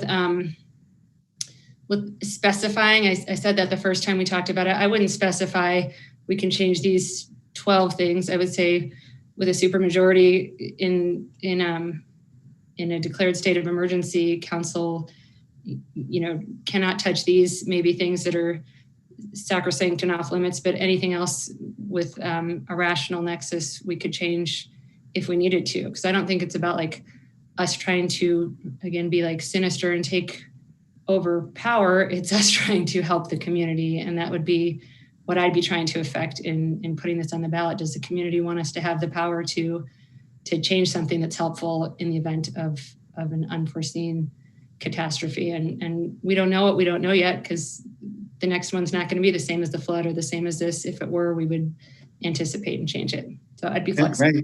May I colloquy with you on that? So in effect, you're articulating a vision of even broader council power in the event of an emergency. Okay, I just wanted to understand that. Thanks. Great, thank you, Rachel. I've got Junie, Adam, Mary, and Aaron. Junie? Thank you. I just have some questions about section 5, paragraph 3, and I wanted to know relating to terms of council members. To me, I'm wondering, why is that an emergency, or why should that be part of an emergency? Sure. When I was thinking third Tuesday in November, you'd be violating the charter. And so in an emergency, the prior council could reschedule that meeting or defer to some other ability to have attendance. This basically removes the power of council to act at 10 a.m. on the third Tuesday in November. And if the council couldn't prior to that or at that time, we would have no government in the city, or at least only half of a government. So that was the idea there.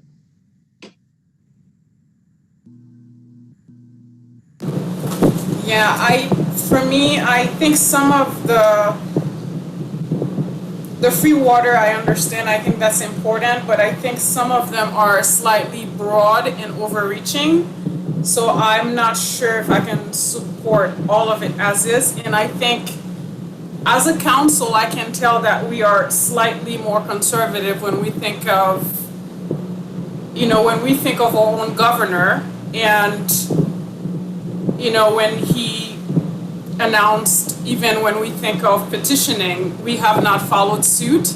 So I think, I'm not sure if given more power in terms of emergency is really, the way we're going about it is the most effective way. And I'm wondering if it would be possible to say something along the line that we would go, for instance, if it is a national emergency and our governor made an announcement, would we follow suit as well as a city, as opposed to just say that, we give broad powers to the council, because that essentially doesn't mean anything, because as a council, we do have a lot of power and to change things. And we can see even with the ballot measures, we have not been the most progressive on those ideas. So I'm trying to figure out whether that will really make a difference, or we're just making changes to make changes. Thank you, Junie. I've got Adam, Mary, and Aaron next. Adam? Tom, one of my questions is, could we essentially make any of these changes on the fly given the emergency? Like, as council, what would it take to essentially have these powers? Does it have to be a ballot initiative? Yes, just want to make sure. So if you, that's one of the things we run up against in this emergency. The code gives the city manager broad authority to change ordinances. And as you know, she's exercised that authority in a limited capacity during this crisis. You don't have the authority to change the charter. And my worry has been that there are times when I wish that you did. That this list is sort of my wish list.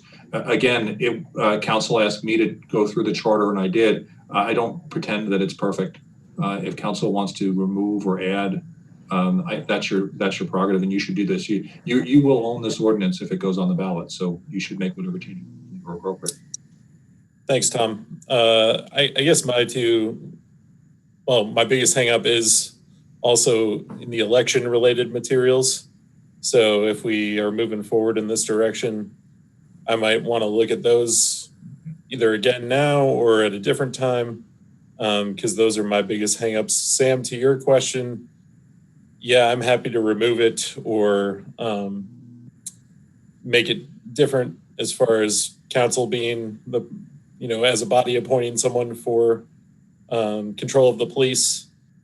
I don't know if we slide that in here as well or what, but that's where I'm at with that issue as well. Now, if you're interested in doing that, I'll draft a first reading ordinance for next meeting, and you can consider it then. You still have time. Good, thank you. And Tom, when you say you draft a first reading ordinance, would it not be included as part of this kind of as an omnibus? Because I think if we're going to put a sweeping charter change on the ballot related to emergency, that one would fit in here. Yeah, I'd want to think about that a little. The charter requires that charter amendments be limited to a single subject. The single subject here is emergency powers. I guess you could squeeze that in as a limiting emergency powers, but it makes me a little bit uncomfortable. I'd want to talk to other lawyers in my office. And if council wants to defer action on this until for 2 weeks and we can consider amending it that way, that's fine. We could do that. Okay, thank you. Mary and then Aaron. So I agree with Adam and his suggestion to instead of removing or appointing the entire council to take over the police, to give council the authority to, as a body, appoint someone to lead the police in an emergency, because obviously it's not an inherent talent, I guess, or skill of council to manage a police department. So I think that might be the way to go. I wanted to address the electoral process and agree with Mark and changing any of that. I think one of the things that we need to remember as we proceed with these emergency powers is that they are not for this council. They are for councils in the future. This council has a certain personality, I guess you could say. Past councils that I've been on have each had their own personality that may behave in a manner that would be quite different from this council, and future councils may do so as well. So I think that what we have to do is consider that there could be a nefarious council, that there could be the desire to usurp power. So on that note, I think that the electoral process, I think, could be, I would be skeptical of tampering with that. With respect to, I want to just comment on Rachel's suggestion of an emergency as being called by the county commissioners, I think that is also could potentially be rife for abuse because there are only 3 commissioners. And in Boulder County, the commissioners tend to be very like-minded, and it would be easy to get 2 votes out of 3 on something so that you could convince them to declare an emergency. Again, I'm not thinking about this council. I'm thinking about scenarios in the future, perhaps a much darker future. I don't know. So that's my comment on that. And then to providing broader council powers to change the charter, I would be really skeptical of that for the same reasons that I've just articulated. Thank you, Mary. Aaron? Aaron, you're muted. Is that better? Yep. Thanks for that, Mary, about future councils, that point, that we have to think about many different people, many of whom we do not know over many years. So it's an important point. I just, with respect to this question about taking control of the police, I wanted to ask a question of what is the city manager, of course, is supervises the police through the police chief. And what is the succession process for the city manager if there's someone who's incapacitated? I'm checking right now, Aaron, but I believe the council appoints the successor.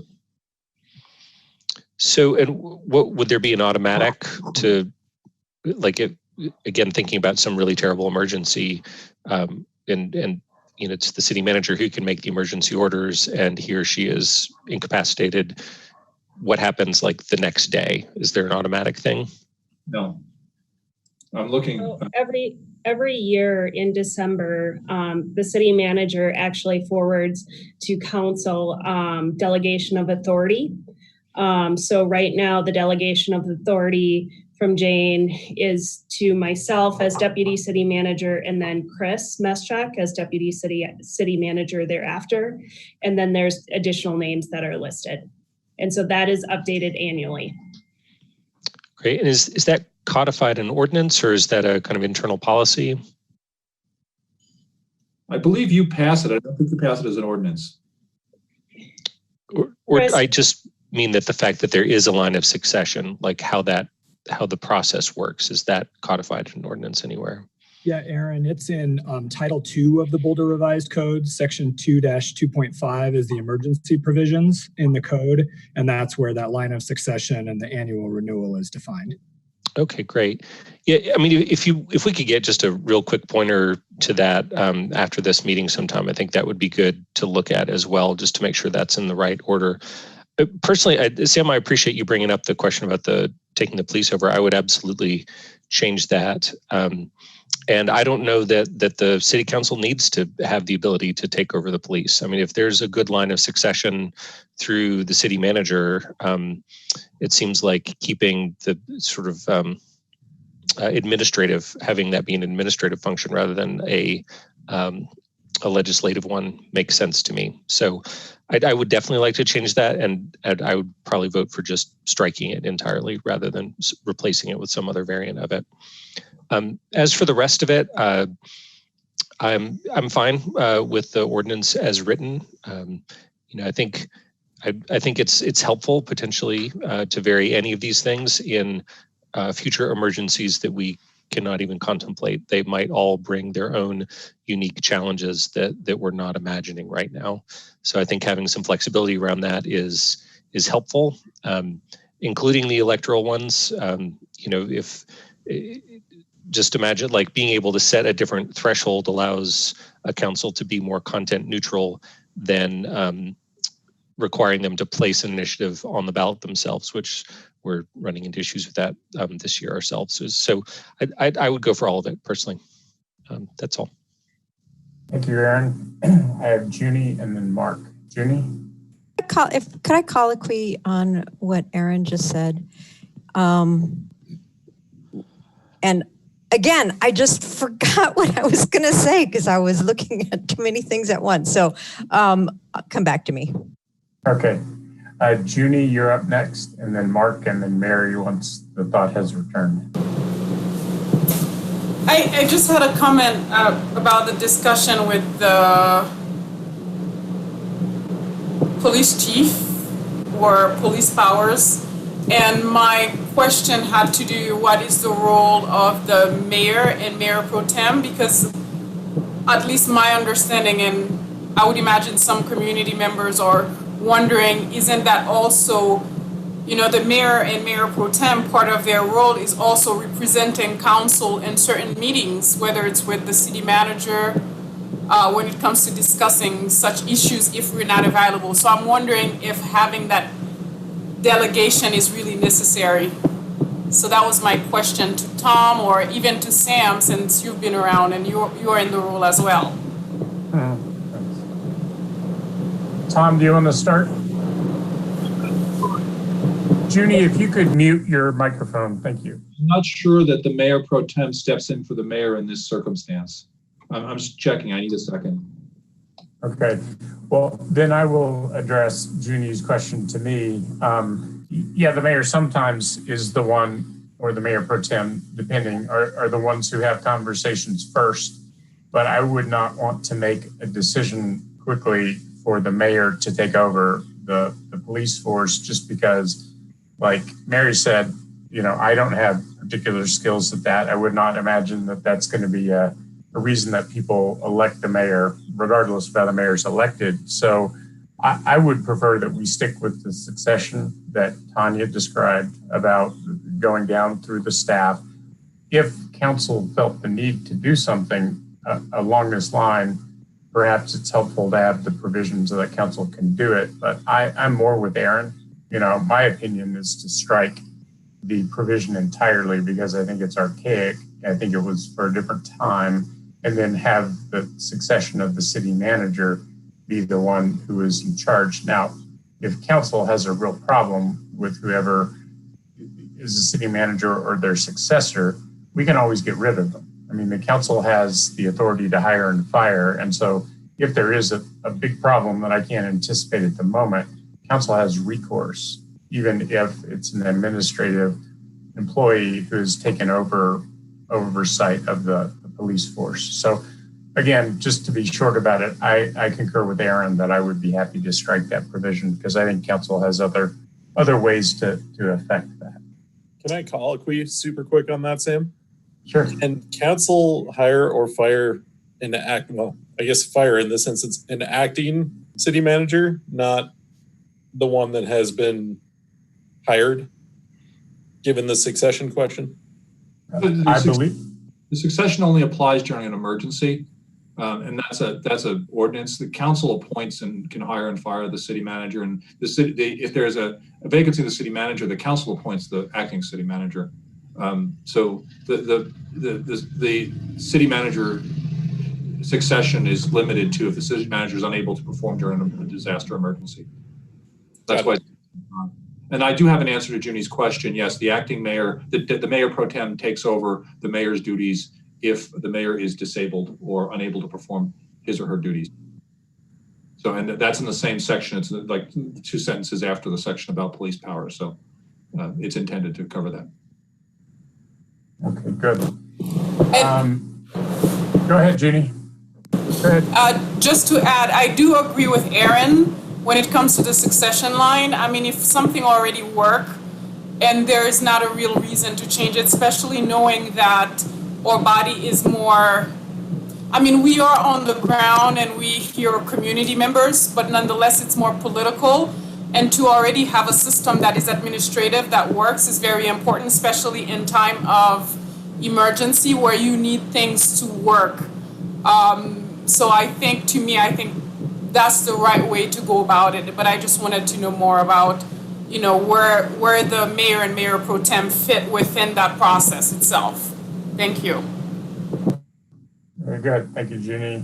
Mark and then Mary. Mark? 2 points. One, I think Aaron has convinced me that the administrative succession is preferable. We should just strike the other. So I would go along with that.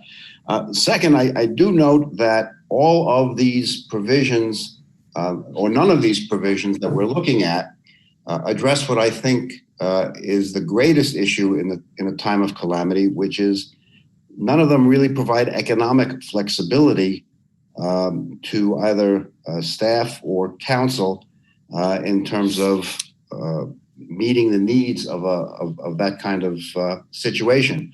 If we had 5,000 people who were not able to eat and there was no food, I would want to have the flexibility to be able to spend money even from dedicated tax sources to meet that need. And none of these provisions sort of deal with that level of economic flexibility.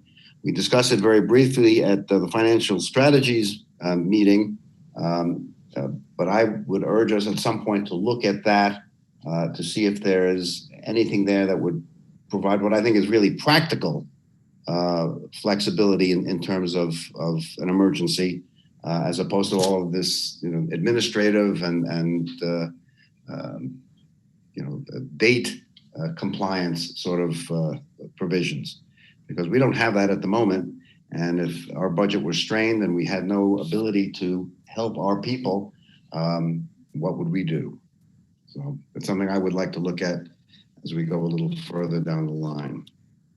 So the challenge there, Mark, is that the dedicated funds are dedicated by the voters in the ballot measures assessing the taxes. They're not in the charter, they're in those ballot measures. So I haven't thought of a way where you could go back and retroactively change a ballot measure. And then you also have the bonding issue. A lot of the funds, well, not all, much of the funds are dedicated to pay particular bond issues. No, I understand, but I will tell you then, frankly, that if I had 5,000 people to feed, I would feed them and accept the lawsuit, because those are the real needs in an emergency context, not just when you deliver a petition. So the only way I think you could do that would be at the time you pass a ballot measure to impose a tax to allow for emergency language. You have to put emergency language in there for emergency use of the funds. That would protect you, but I don't know. I'm happy to think about it, but I can't think of a way of doing it retroactively. As I said, I would happily accept the lawsuit if I got people fed. So that's my view. Okay, thank you, Mark. Mary? So I want to, agree with Mark on that situation of economic flexibility. And if there's a creative way that we can come up with to address this, I think that would be a really important thing to do, because that is really where the rubber meets the road. So to use a car metaphor. So the point I was going to make when I spaced out was that one of the things with respect to the electoral process and having the ability to decrease the threshold for signatures, again, reminding people that this is not for this council, it would be for future councils. It would not be for these particular initiatives that are before us. I mean, they could be initiatives that the people that are completely different from what we're seeing now, that would do things that are far more nefarious, and there were a nefarious council, and then what? A council would lower the threshold, and to what would the council lower the threshold to? So that's my question: is how would the signature threshold be set? Would it be? I mean, it can't be completely arbitrary, because that was something that came up earlier this year when we were talking about that, which was kind of moot because we couldn't do it because it's in the charter. But 50%, that's completely arbitrary. So that would need to be addressed. And would that be addressed in a subsequent ordinance, or how would that happen? Well, that's really your choice, Mary. You could put some guardrails around the power if you chose to leave it in there, or you could leave it to whatever council was exercising the power to do it by ordinance. Okay. Or you could just leave the power entirely. All right. And then again, I agree with Aaron's proposal of it appears we have an administrative succession plan, so that we can probably, the thing to do would be to just strike the police power from the charter. That's all I have. Thanks, Mary. Aaron, Mark, Junie, and Bob. Aaron? Oh, no? Okay, so there's some hands still up. Bob, I think I saw you come in recently. Thanks. I'll touch on three things real quick. First, I want to try to answer Mary's question, which I think is a great question.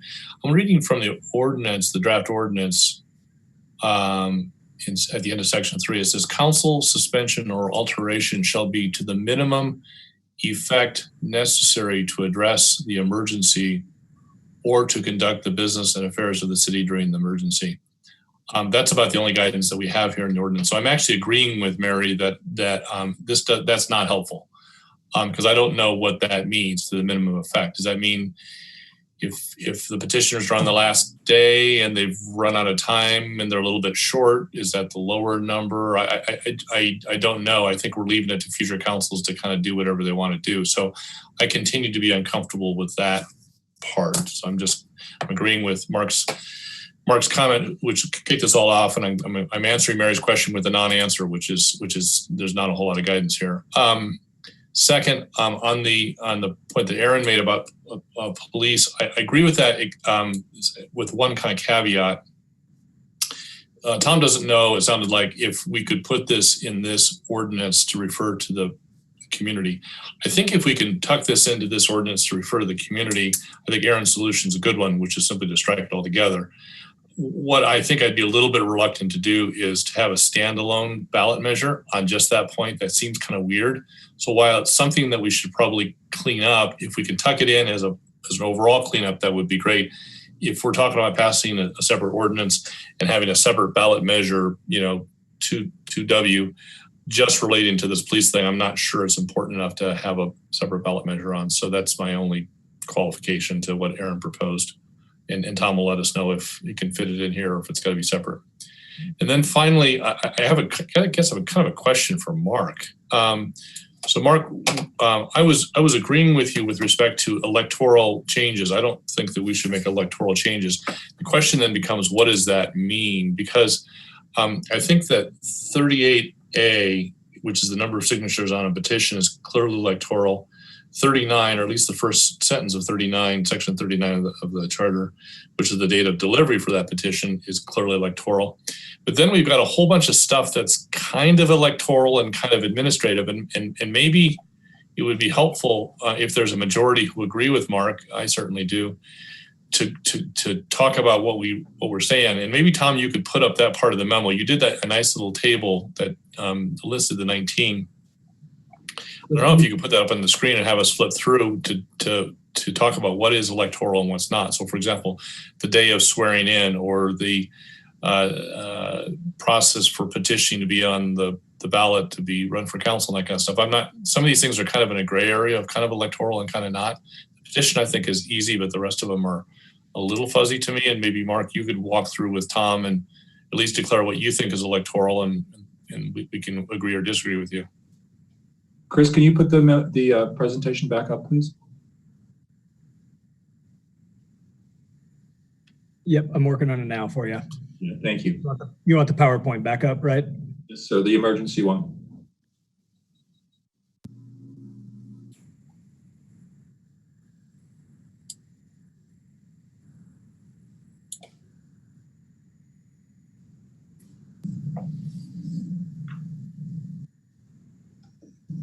Do you want me to flip to a specific slide?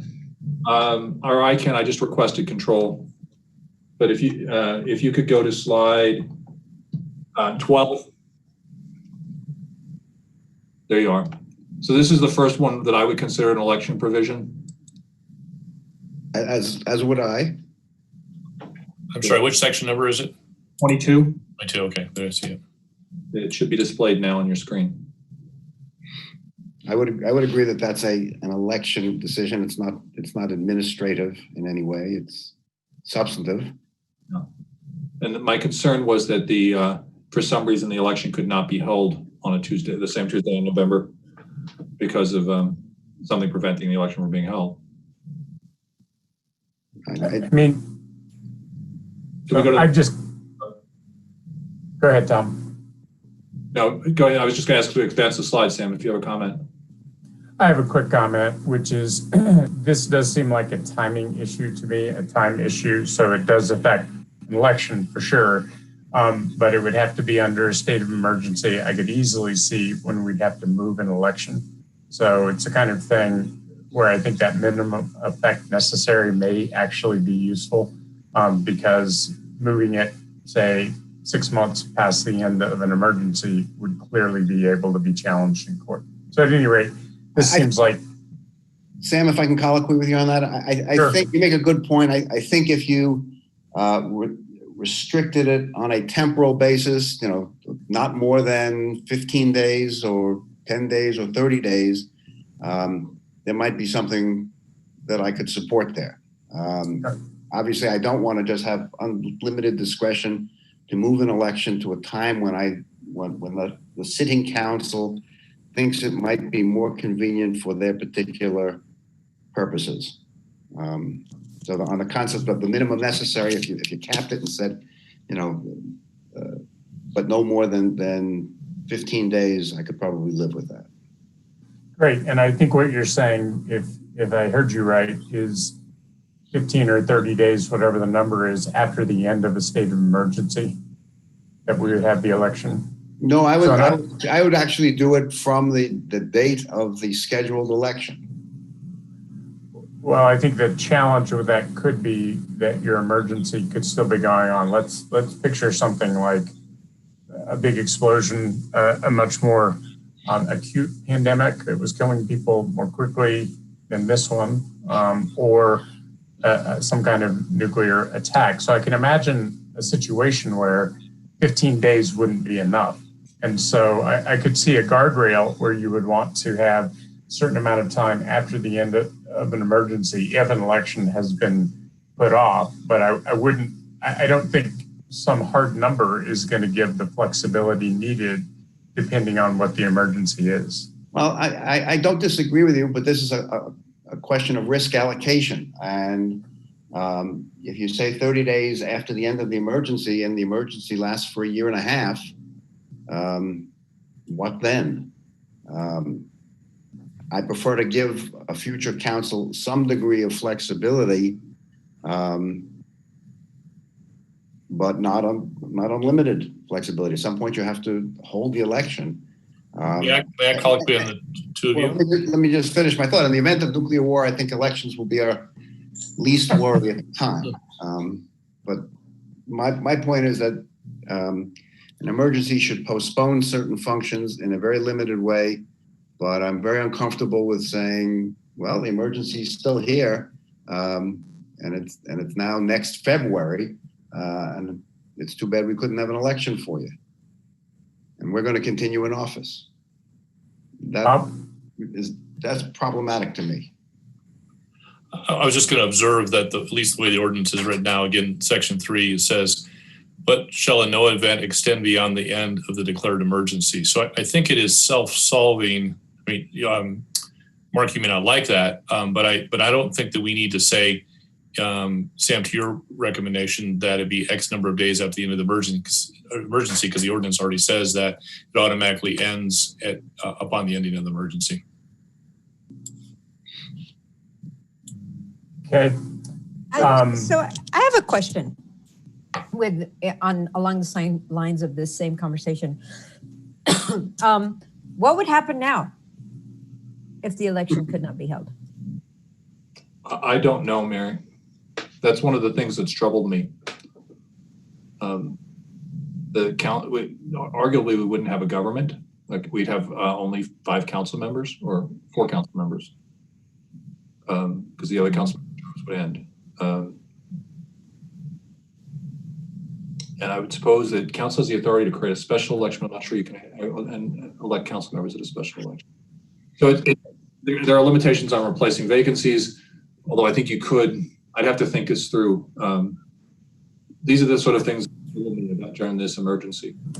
Yeah, and so I think that the fact that what would happen now that we really don't know, I think is, and was probably your thought process, was is a clue as to how we might handle this. So clearly, if we only had 5 council members or 4 council members, you wouldn't have a government. So it definitely needs to be addressed then.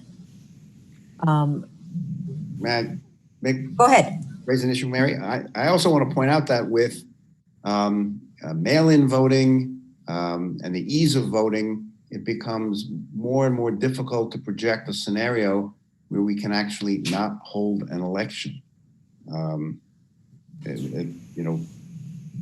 Well, things, but it becomes a little harder for me to imagine a scenario in which the election is not going to be held. I mean, let us remember that the current federal administration is on the move to diminish our postal service. So, so there's that. There is that. I mean, so let's move on from this. I think one meta issue I'm going to raise here is there's enough meat in the substance of what's being put out here, and there are enough concerns that I'm not sure that we're going to get this approved through second reading. So one possibility, I'm just putting it out there as a process thought, is that we could continue second reading, we go through and continue to talk about these issues. I think they're important. But I think the election one, as an example, I would definitely want more detail about both, postponing an election and when that postponement would end. I do disagree with Mark that, we could just have an election because the peak of the emergency might be on the first Tuesday in November, right? So, to me, it is impractical to believe that we could always force an election because there's a lot of scenarios you could come up with where you're going to have diminished your electorate to the point that a pro forma election being held on the right date is that better than a full election being held a month later. So I guess my overall point is I think there's a whole bunch here. I don't know if we'll get through it all tonight. I'm sure that Tom doesn't like to hear this, but the idea would be if we can give Tom enough guidance about what we want further information on, as well as, additional issues like the police power one, I think that we can make progress tonight, but maybe we shouldn't have an objective of having a up or down vote tonight. I would agree with that, Sam. And Sam, I'm fine with that. That's not unusual in ballot measures. I'm happy to bring it back as many times as you like. This is actually a fairly easy ballot year for us. So we're happy to do it. This is the next section. A petition of nomination shall be completed and filed in the office of the city clerk not earlier than 91 days nor later than 71 days for election. This is for nominations for council members. And the obvious concern was that that period might be impossible during an emergency. Again, I am a little troubled because it's tinkering with the apparatus of our elections. Again, if we wanted to create a small temporal guide rail that would let us have a little bit of flexibility, and at the end of the day, I fear the risk of abuse of these provisions more than I fear the risk that we will be unable to conduct our business and function as a government. That's just my predilection, and don't know that anybody else will share it, but I look at provisions and my first instinct is to look at their capacity for being abused improperly. And so when this is the mechanisms of the election, I would be happy to build in a little bit of flexibility on it, but not in an unlimited way where we just waive this requirement and then 4 months later we say, all right, time for the petitions now. Okay, so for a second. I just have a question. I just want to ask one question first of Sarah, if that's okay, and then I'll come back to you, Rachel. Sarah, are the hands up current? Because I've got Junie and Aaron's. I think Aaron's is new. Junie, are you wanting to speak as well?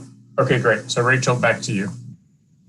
I'm just wondering, it seems like we have a lot of questions and stuff to work through. Is this something we could take back to the charter subcommittee and work through some of the kinks and have heard all this feedback and then bring something back after we chat with Tom offline? That's my question. So Tom, do you have thoughts on that? No, I'm fine with that. I'd love the input. So with the charter committee, and this question is directed to the members of the charter committee, would you be able to get a meeting together in the next week or two? I can. I won't be free until Tuesday of next week. Yeah, that would be hard for me, and I think I could do it same as Mirabai, not until Tuesday of next week, until at least Tuesday. I'd have to look at my calendar. Okay. So are you three the membership of the charter committee right now? So why don't we do this? Rachel, I think it's a great idea. If the three of you could coordinate when your schedules would work and see if you can get at least one staff person there to work with you, I think that'd be a good idea. So is that good? Will the three of you take it offline and see if you can have a meeting to work this over? I think that would be great. I would like more direction from the full council as to which sections to focus on. Sure, we'll do that now. Junie and then Aaron. Junie? Thank you, Sam. And I think that's where I wanted to go, and because we're talking about direction, and I think I wanted to go back to a point that Mark made about the financial. When it comes to the budget committee, me and Mark and Mary are part of the same committee, and I know that Mark brought forward the idea of giving more leeway in order for, for staff and the city manager to be able to make decisions when it comes to finances, especially now we have, community members who are coming forward, and especially in time of COVID, we have people with more needs in the community, and if we need the budget to be malleable and adaptable to the current situation or to the current time that we are in. So I think the idea of extending the emergency powers within the financial realm of the city, I think that would be important, and maybe that's something, I don't know what that would look like, because I think Mary mentioned something earlier when it comes to the election and the ballot measures. What would be the threshold? What are the guardrails and the floors and the ceilings? And I think that's very important as well, because when you give powers, you wonder where is that power going to extend? How far will that power extend? So I think those are very important questions. And I think it's very important that we answer these first before we just give power to future council. I know Mary said it's future council, but if this ballot measure were to pass in this November, I think it would actually give us, this current council, some power as well, right? Wouldn't we say that, Sam? Yes. Because we would still be on council, so I think that's something that we also have to think about, that as a steward, right, as good steward. So I think what I would like to see for me, maybe threshold, is that even possible if we were to say, as Mary said, instead of someone having to going out there and look for to get, right now, let's say it's 4,000 signatures, would it be okay to have 3,000? But even if it's 3,000, is that even something that is good? Is that even feasible? So I think all these are very important questions. Is it even necessary to answer these questions? Because what if it's a bigger emergency where it's not even possible to get 3,000 signatures? So I think it's these changes are important, but at the same time, they open like a whole different can of worms. So I would like to see the threshold thing added. And also, I think going back to Adam's question earlier when he asked Tom, can we make some of those changes without making can we make some of these emergency changes without making changes to the charter? And if we can, we should really consider that. We should consider not putting some things as ballot measure changes to the charter. Instead, have something that is more organic. So to me, that's where I stand. I think all these different ideas, all those different sections to the charter needs to go back and have a deeper analysis, because I think the way that they are right now is just not, I don't think it's responsible way of just going at it, because there's too many holes, to them right now to just agree to them. Thank you. Thank you. Aaron? Yes, I definitely support having the committee going off and working on this. And it sounds like we just need to give them a little bit of direction so they know sort of the areas they're working in. So Junie, thanks for giving them those comments. I thought those were good. For me personally, I'd just say that there's that question of guardrails, like for signatures, for example, not allowing people to reduce it down to one required signature. Maybe it's 50%, something like that. So maybe the committee could just think about maybe there are some guardrails that we might want to think about putting on some of them. And the other one I would say is, as we've talked about this, it's troubling me that there's the ability for the mayor to take over the police. So I would really hope that we could address it. And Sam, by the way, this is not you personally. I'm not troubled about you being, I'm sure you wouldn't do that, but in general. So if there is a way, that is about emergency powers. So Tom, it seems like there'd be a decent argument for a single subject there, although I defer to your expertise. But I would like to see that addressed in this, if at all possible. I think I would take that back and talk to other lawyers and see if they agree that it's emergency. I think the single subject rule is broad enough to probably encompass it. I just haven't thought about it, and I'm always reluctant to make a firm recommendation on it. Fair enough. Okay. So I will ask council, there's no hands up. One way that we could do this is any remaining comments that we'd like the committee to hear, if that's the direction we're headed. I think now would be a time to make sure that those are out. Anything that gets forgotten tonight or occurs later could be emailed to the members of the charter committee. I'm going to make a general statement, is my opinion, that one of the key protections here is that there has to be a state or federal emergency. And it is never, unless there's a despot involved, there's really not much advantage to having a state of emergency. People want to get out from under them, typically. So you want to declare it, you want to use the emergency powers to get done what needs to be done, and you want to be out of it. So, and we're not the ones that influence very, very strongly whether the governor or the president declares a state of emergency. So I think there's some, at least, support for it being a real emergency before we would go down this pathway.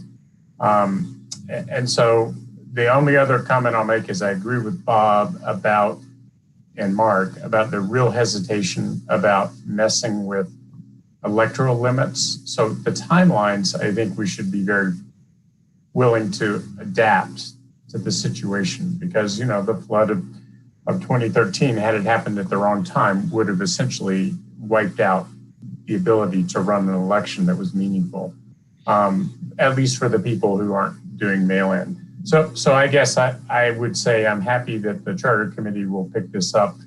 I am fine with most of the, as they were called, ministerial adjustments, the ones that are substantive on petitions and so on. I have more questions about, and that would be my feedback.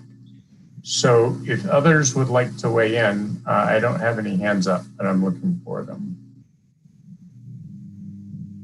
Okay, seeing none, I will propose that we can continue this item and that we have the committee weigh in and get advice to Tom and the legal department and bring it back, hopefully still this cycle. Anything that can be agreed on, I think maybe we should look at this cycle. Anything that the Charter Committee can't get concurrence on could potentially wait. and be taken up later. So our deadline, I think, is the election deadlines. Yeah. So I think there are 2 or 3 more council meetings by then. So I would ask that council continue this till August 4th with the discretion of CAC to reschedule based on the recommendation from the Charter Committee. Good.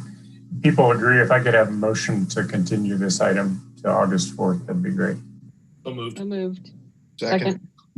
There you go. We'll give Rachel the motion and Bob the second. So, okay, any objections to the continuation?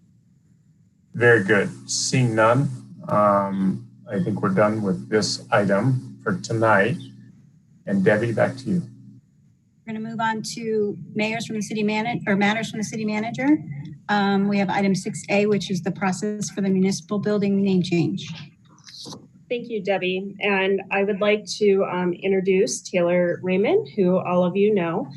Taylor will be providing a brief overview of renaming of the municipal building. This was an item that council had raised during the January retreat, and we're coming back to council with next steps.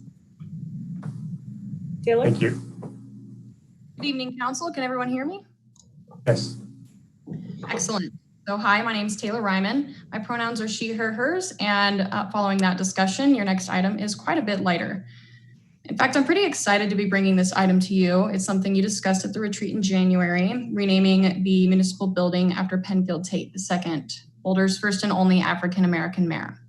I've had the pleasure of researching Tate II and even speaking with some of his family. He was an impressive person with a legacy in the community that everyone, I think, can be proud of to commemorate. I'm honored to be here sharing it with everybody tonight.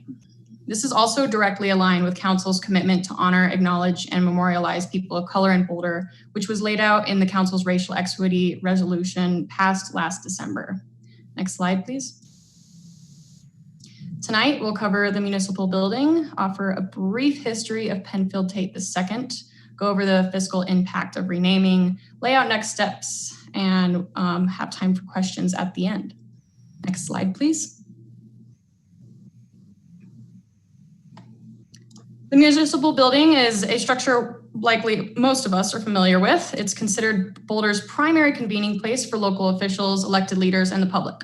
In addition to hosting the city's administration, the building is typically a very lively location, especially since it resides right next to the Boulder Creek Path, which offers numerous exercise and recreation opportunities.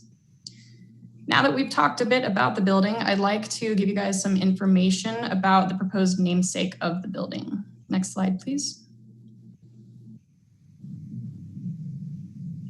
Staff has discussed the rename project with Tate's living relatives in the area who have responded in support and excitement over the proposal. His son, Penfield Tate III, lives in Denver, and his 2 daughters, Paula Tate and Gail Tate, still live in Boulder, actually. Penfield II has an active and decorated past in the city of Boulder, beginning in 1968, where he received a law degree from the University of Colorado Law School. After that, he operated a private practice focused on labor and employment law, civil rights discrimination claims in the federal courts, represented and advised businesses on personnel employment issues, government law issues, family law, and litigation matters. In 1971, he became Boulder's top vote getter and first African-American to serve on council. And a few years later, he earned the position as the city's first and only African-American mayor. Next slide, please. This next slide has a little bit more history. Penfield Tate II was a man who stood up for the rights and protections of minorities at a time when not many would. He championed a controversial human rights ordinance protecting people from discrimination based on sexual orientation.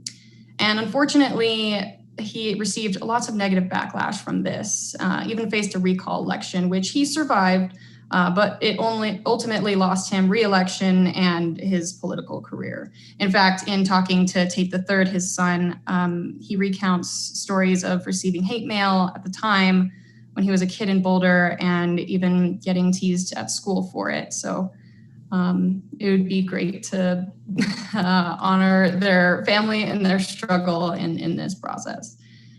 In 1977, Tate II was named to a 7-year term on the Colorado Housing Finance Authority. Next slide, please.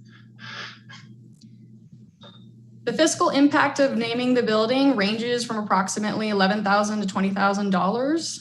The quote was based on replacing the building's 3 signs with 3 naming combination options: Penfield Tate II Municipal Building, Penfield Tate II City Hall, or Penfield Tate II Building. Additionally, some staff time will be needed to change the building's name in the city's online systems. Next slide, please. So this is kind of the layout of the process, and should council approve us to move forward, the next steps will be filling out the commemorative naming application, doing the community engagement process, and we've identified in preliminary conversations that that process would exist on the informed level with some consultation with the community. After that, the application and summary stakeholder feedback would be sent to the city manager's office so that the naming committee could provide an initial review. The naming committee would be comprised of members from the city manager's office, the city attorney's office, and a representative from the facility to be named. After the naming committee provides their initial recommendation, the city manager would review that and make her own decision to approve or deny, with council having the final decision to approve or deny. Next slide, please. So just to lay out preliminarily, the engagement strategy that we talked about, again, would exist on the informed level with some consultation.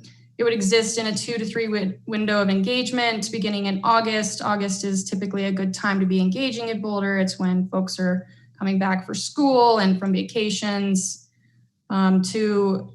We would be collecting feedback through Behold Boulder and council emails, and we'd also be engaging the city's racial equity email listserv. To reach more members of the community, we would work with some of our local partners, including Out Boulder County and the NAACP. And then tentatively, we'd return to council with an update in October. Next slide, please. And with that, I will take any questions from council. Very good. Thank you, Taylor, for that thorough presentation. I have a question from Adam and then Rachel. Adam? Yeah, this is a question about the financing aspect. Given that this is a pretty cool project and that the community might be interested in participating in some way, is there a possibility for a call for donations or things along those lines so that it doesn't have to come out of general funds, or that someone might even be willing to do the work, pro bono? That's a great question. That's not something we had considered, but I'll let Tanya jump in if she'd like to. Yeah, thanks, Taylor. So that is something that we could absolutely consider. And also the action of renaming does not require us to immediately change the signs on the building. So we could phase that in if so chosen to do so. We could still move forward with the renaming. Okay, very good. Thank you, Tanya. Rachel and then Junie. Rachel? First, Taylor, great job. Thanks for that presentation. And second, something we talked about at CAC, and Jane suggested that we bring up here in the context of this conversation. So Tanya, I don't know if you're prepared to speak to that. Are you giving me a slight nod, or do you know where I'm going with this? Sorry, I'm nodding my head and looking down at Taylor's box on the screen. Taylor actually is prepared to speak to that, Rachel. Okay, so I will. I didn't want to put anybody on the spot. But we talked about maybe looking holistically at other parks or buildings or places that are named for people by the city to make sure that we don't have any buildings or parks, say, named for somebody who was an overt racist or something like that. So just wanted to check in on where we might go with that and what the process would look like. Taylor, do you want to start? Absolutely, yeah, and thanks for bringing this up, Rachel. So first off, there are 3 formal naming policies in the city, and they're listed here with a brief summary of them. I also have an inventory of facilities. We have a little over 250 altogether. So you bring up a good question, and it's reflective of a larger movement. to revisit namesakes and determine if those names are associated with a negative past or not. In anticipation of this, staff has started some preliminary research into other facility names. They're looking into what facilities are named in the city, doing research to find out if any of the namesakes have a negative past, and discussing what criteria we would use to identify a facility that needs renaming. Ultimately, this is being pursued as time allows as an unscheduled work plan item. And if council would like it fully explored, they need to have a discussion about formally adding it to their work plan. And to go back to that inventory list that I mentioned, the 250 names, that includes like Fire Station 1 and things like that. So we'd have to dig a little bit deeper and figure out what names are actually named after things, such as, for example, the Carnegie Library. Thank you for that. And I guess I would also add, like, is this an opportunity for us to see if we have broadly named things equitably? Like I would predict that there are more buildings named after perhaps white men. I don't know for sure if that's true, but I wouldn't be surprised if we found that. So if that's part of it, I think that would be helpful information too. And do we need then a nod of 5 to say, go forth and get the information, if that was the will? That would be a nod of 5. I would say that we would still need to balance it within staffing resources, and given current staffing resources, we would report back to council what would be the appropriate timeline to get you back that type of significant effort. So we'd want to further scope it out. Okay. So I have a comment from Junie. Are we ready for that, Rachel, or do you want to ask for a nod? Or well, could I make a comment? Could I make a comment before we ask for the nod? Given that we have these very staff has been greatly reduced, and the workload because of the pandemic is very high, I would like to recommend that we wait until retreat time. That might be a better time, and we'll have a better idea of where we're at with a whole bunch of things. Okay, thank you, Mary. Junie? Yes, I don't disagree with Mary's comments. I just wanted to add, I had brought this idea to Sam as well a few months ago when I know this discussion about the renaming the building after our mayor, Penfield Tate, and I thought, Mary brought this idea forward. So I've received an email from a community member as well. So that's not my personal idea, but the community member was thinking, it would be great to have my street renamed after a civil rights leader, or someone who was a member of the Boulder community that is from a BIPOC, from the Black, Indigenous, and people of color. And so that, because again, when we talk of diversity, we're not just talking of diversity of just, having people here, but also in symbolism in a way, which is, it's very symbolic to have a street and a building renamed, but those things are very important as well, especially as we've seen over the last couple of months with the statues that are all over the country. So I think that's very important. And I know Taylor just mentioned the engagement strategy that she's working on. I wonder whether we could incorporate within that strategy and finding out how receptive community members would be in renaming streets, and which streets would they be interested in renaming. So I don't know if Tanya, what do you think, or if other council member wants to add to my point, if they'd understand. So I think in response specifically to that, we could add a couple questions to call out some of that information that could be a good data point as far as where to start, Junie. And that wouldn't be a significant staff add to do that. Great. Aaron? Yeah, I think that sounds like a good idea. And I'm perfectly happy to ask staff to start to look into this, understanding that it may be very slow just because of work plan items. So, not without any expectation that you're done in a month or 2 months or what have you, but just say, hey, can you put this on the, if you have time. And if you're so busy these days, you just don't have any time, then we can come back at the retreat and put it formally on the work plan. But maybe just I would be happy to give a commission to say, as time allows. Yeah, and let me ask a question around that, Aaron. Tanya, you and Taylor presented this as a more or less as time allows that you would make progress on it. So it seems to me like we've got two issues here. One is the renaming of the municipal building, and another is the other components of review of street names, park names, and other building names. So how would you tackle that as far as if we didn't say get on it right now or didn't try and reshuffle priorities, what would your approach be? So tonight, it would be great to get a nod from council to continue to moving forward with the renaming of the municipal building in the timeline that Taylor had outlined.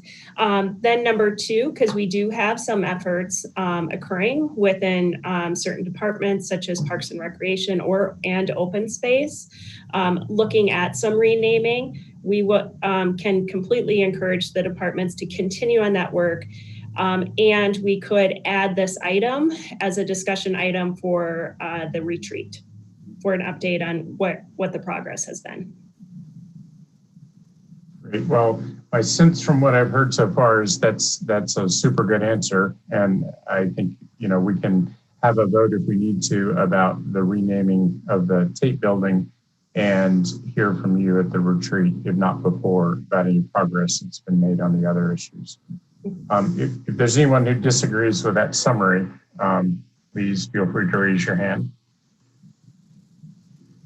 Okay.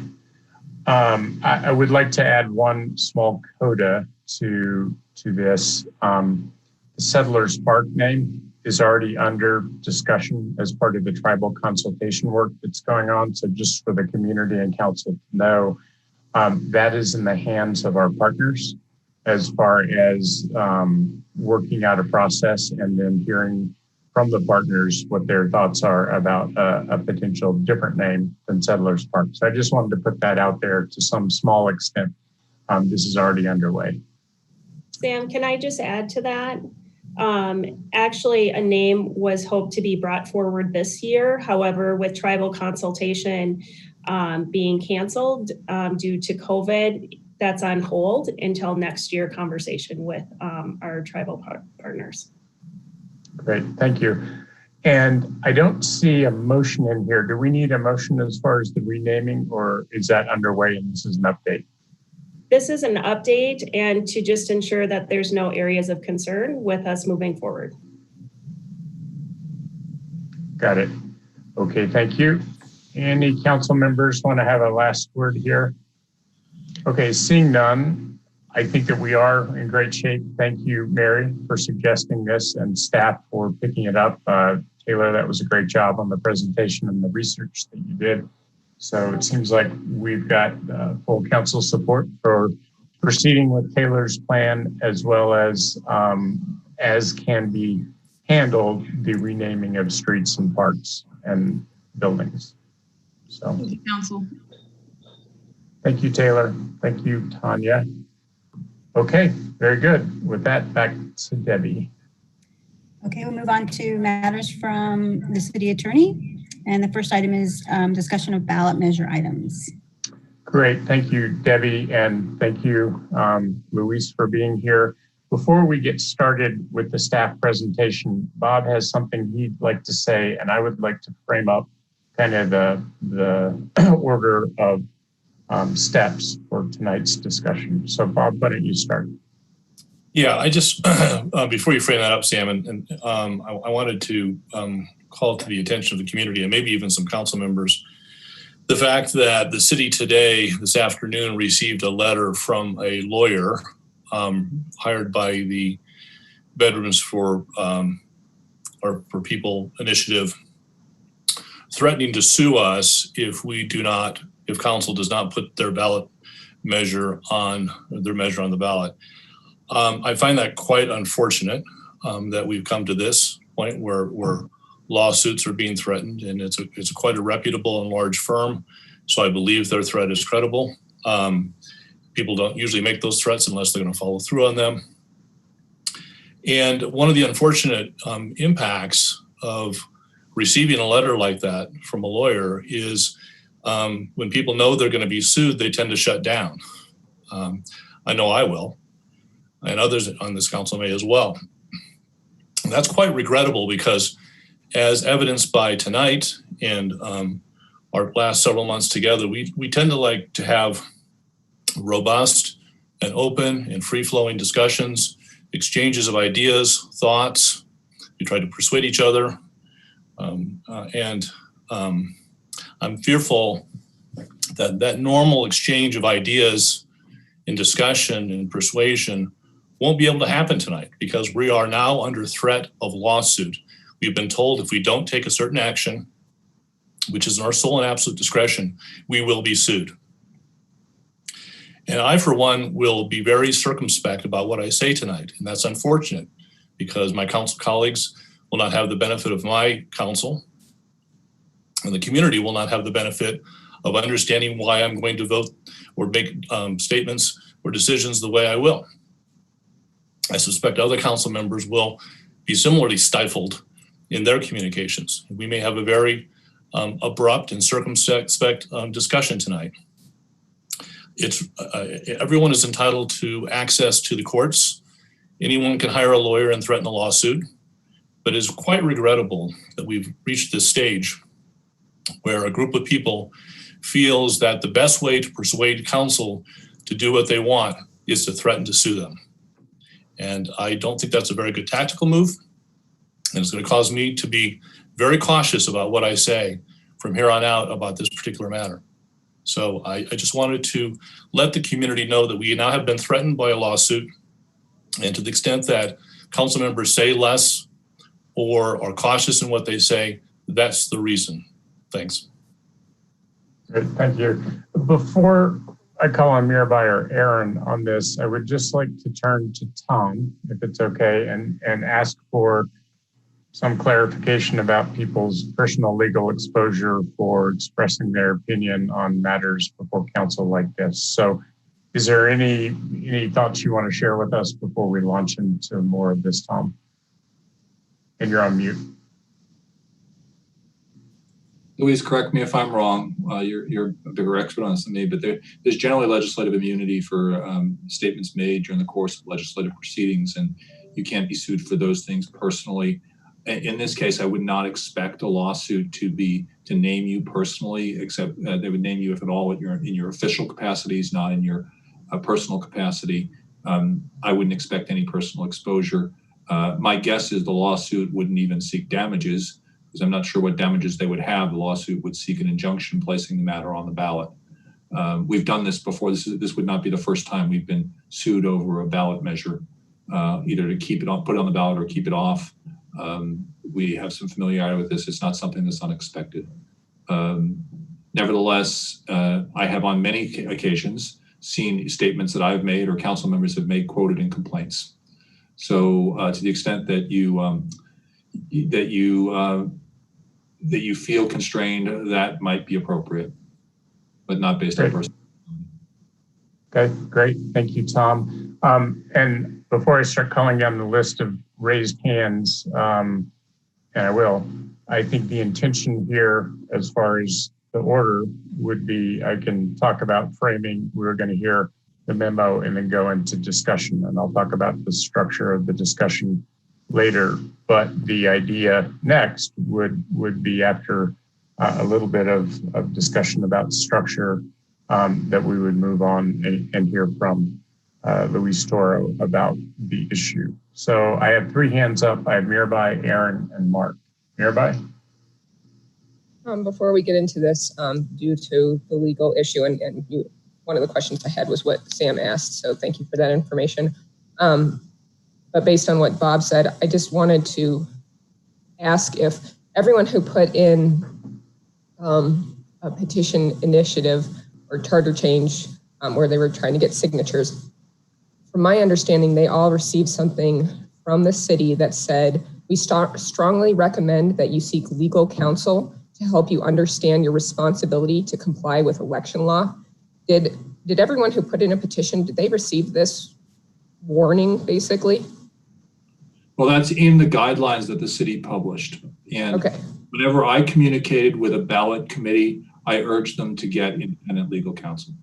Okay, so everyone was fair warned about this that put in an initiative. That's my, yes. Okay, thank you. Okay. Aaron and then Mark. Yeah, well, so I'm certainly not thrilled to get a letter from a law firm threatening legal action. But I think we can still actually have a discussion about the substance of the matter. I think it's always good for us to watch what we say and our tone and such. And so I think we can still have a discussion. I'll note that while this is the first official letter from a law firm that we've received, there has been talk from other community members of lawsuits before this about if we take one course of action or another. So it's been my understanding for a while now that these questions might end up with one lawsuit or another. So I hope we can still have a discussion. That's certainly true. Thank you, Aaron. Mark. Mark, you're muted. Sorry about that. Tom, I assume in whatever capacity we are named, the city will offer a defense, whether we're named personally or as council members? I was going to make a joke, but this isn't funny. So no, yes, we would defend you. Or maybe everybody but me. That was what I was going to say, but I thought, nah, let's not go there. It's too serious. Thanks. Okay. It's nice to have a little levity here. And Luis, before we start your presentation, I just thought that I would say that I have spoken with council members to get their feedback on how to structure our discussion. And here's what I think I've synthesized from everyone. And if there's an issue with the order I'm going to put out, please raise it now so that we don't get halfway down and have a problem. But we will go with the presentation from the city attorney's office. Then I thought, in order to address the principles that we want to make decisions by, we'll learn that there are multiple interpretations of the situation in front of us. So I thought first we would pick the interpretation, at least talk about, that council would like to adopt as far as evaluating whether petitions in front of us go directly onto the ballot. And that will be dependent on what we pick as our principles for evaluation.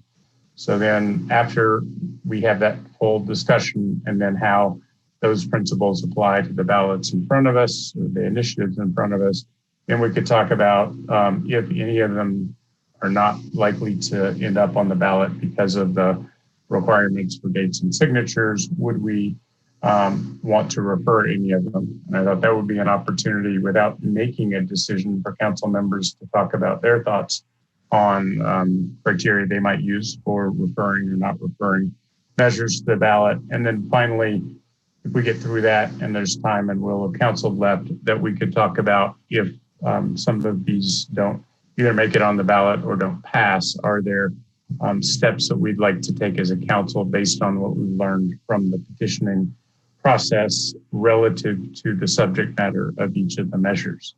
So that was what I put out there as a framing for this. It seemed like just a way to organize the discussion. And so I don't see any hands up if this is not the way that you would like to proceed. Now's the time to speak. Otherwise, I'd be happy to turn it over to Luis for the staff presentation. Okay, I don't see anyone.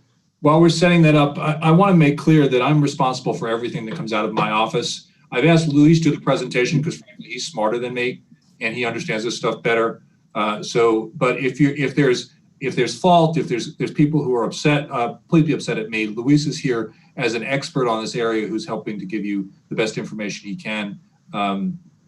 but the responsibility is mine. So Luis, do you want to go ahead? Yeah, thanks, Tom. And, since I do the city's civil litigation, I'm used to people being mad at me. So I've kind of a thick skin. So that's fine. So let's go ahead, discuss the issues before us. Could we move on to the next slide, please? So yeah, here is the background. There was amendments to the charter in both 2017 and 2018, and there were also amendments to the election code. This was new territory for us to interpret and apply these guidelines in against the backdrop of state law. And there haven't been any. The city's been sued before on ballot initiatives, but not under the changes that have been made in 2017 and 2018. And of course, we're in a hotly political environment, so people have had an incentive to get creative and otherwise strongly advocate for their position that things should or should not be on the ballot. So that's kind of how we got here. If we could move to the next slide, please. I'm not going to dwell on the chronology too much, but just the dates, the 8th, the 6th, January 8, March 6, March 23, and then late June are the dates that June 18 are the dates that the various, and May 1, I see Mayor our choice. So those are really the most important dates of when various initiatives were proposed. I'd also flag the May 24th date, which is when constituents raised the argument that this should be considered a special election under state law, and as we'll see, therefore, would require over 8,000 signatures to get on the ballot. So we'll address those issues, but this is just yet another reminder of how we got here. So if we could move along, please, to the next slide. So we have three possible interpretations here. One of them is what was set forth in our initial guidelines. One of them is that the city charter governs this issue exclusively, and the other is that it's governed by state law pretty much without reference to the charter. So we'll go through each of the three. So we can move to the next slide, please. So the initial guidelines, this is a significant portion where we kind of flag that there's a potential conflict between the charter and the state statute regarding home rule cities charter amendments.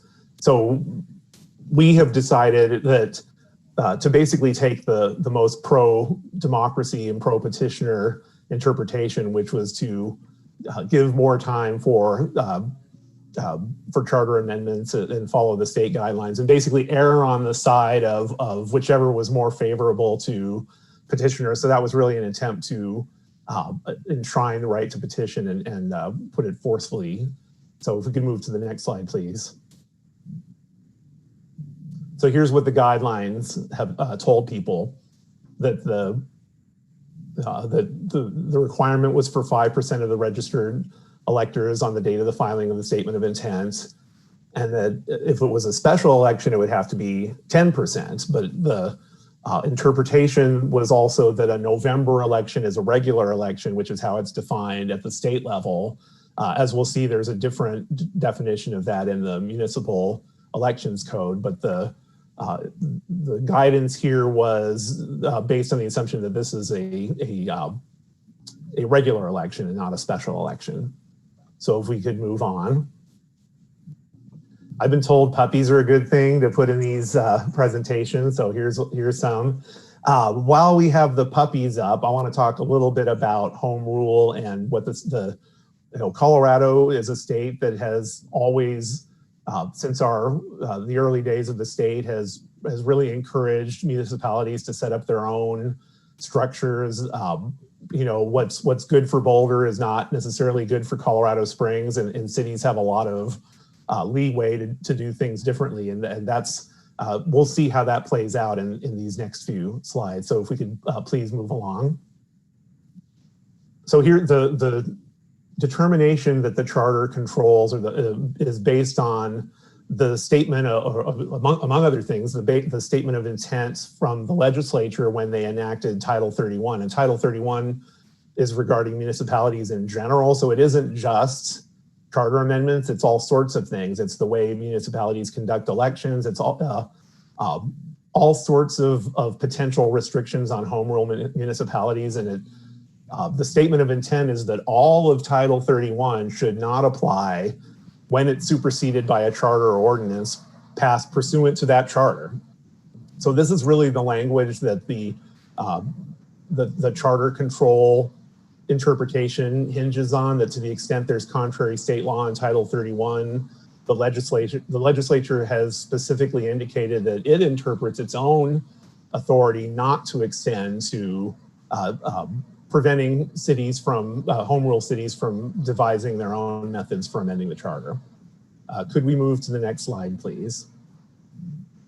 So this is Charter Section 37, which was the subject of a ballot initiative, actually was referred by the City Council to the ballot in 2017.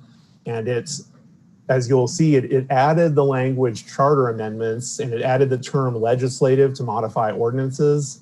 And it defines a charter amendment as a form of initiative. So the term initiative, as it's used in the charter, includes all of this: charter amendments and legislative orders and ordinances and other legislative measures. The plain language of the charter does not make a distinction among the different kinds of initiatives as far as defining them as initiative for purposes of other sections of the charter. So if we could move on to the next one.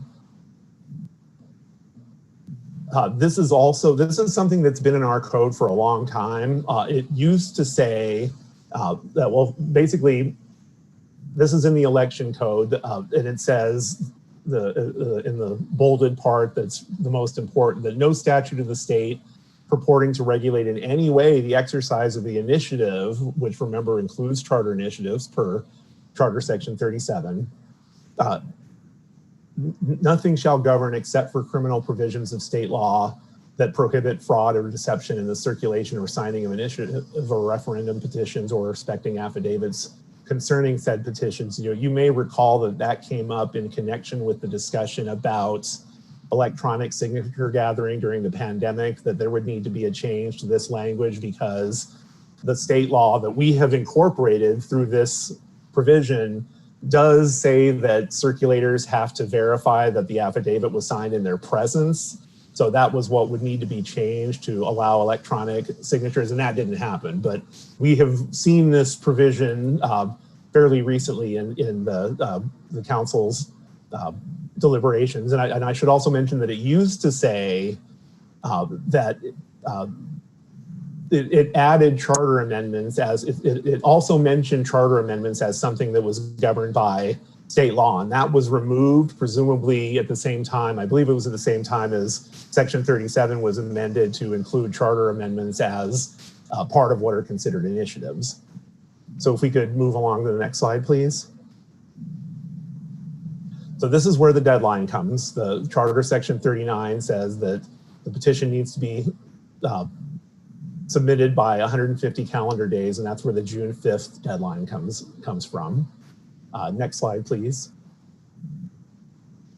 Now we're getting to the interpretation that state law controls. And the Article 20, Section 9, when the puppies were up, I was talking about Article 20, Section 6, which is the part that reserves home rule power to home rule municipalities and specifically identifies municipal elections as an area of local concern that the municipality is permitted to legislate on. And this provision says the General Assembly shall provide by statute procedures under which the registered electors may adopt, amend, or repeal a home rule charter. Now, going back to the charter controls interpretation, the fact that Title 31 has the express language that the legislature did not intend to infringe on a home rule city's right to create its own charter amendment says to me that the legislature took a look at this saying, we've heard some talk about potential constitutional conflicts that To the extent those may exist, my read is that the Office of Legislative Legal Services that advises the legislature came to the view that home rule municipalities do have the authority to create measures to amend their own charter. And rather than create litigation, they put the language of Title 31 to say that it's not intended to apply to municipal charters when the city has enacted its own legislation. But for the view that state law controls, this is interpreted as saying that the General Assembly's statutes are expected to control how a city or town may amend its charter. Could we move to the next slide, please? So this is back to Title 31. This is in section 31.202, and it refers to section 9 of Article 20 of the state constitution that we were just looking at, that they're intending to provide statutory procedures to facilitate the adoption and amendment of home rule charters, and that it should be liberally construed to effectuate that result. The next slide, please. Now, here's where the conflict, if there is one, exists. That 31.2.210 says that the petition, you only get 90 days to circulate the petition from the date of the filing of the statement of intent. And that's, that going back to the guidelines interpretation, we're choosing the more favorable one for petitioners in the event of conflict. But this would be one of those state provisions that's arguably in conflict. Could we move to the next slide, please? And then this is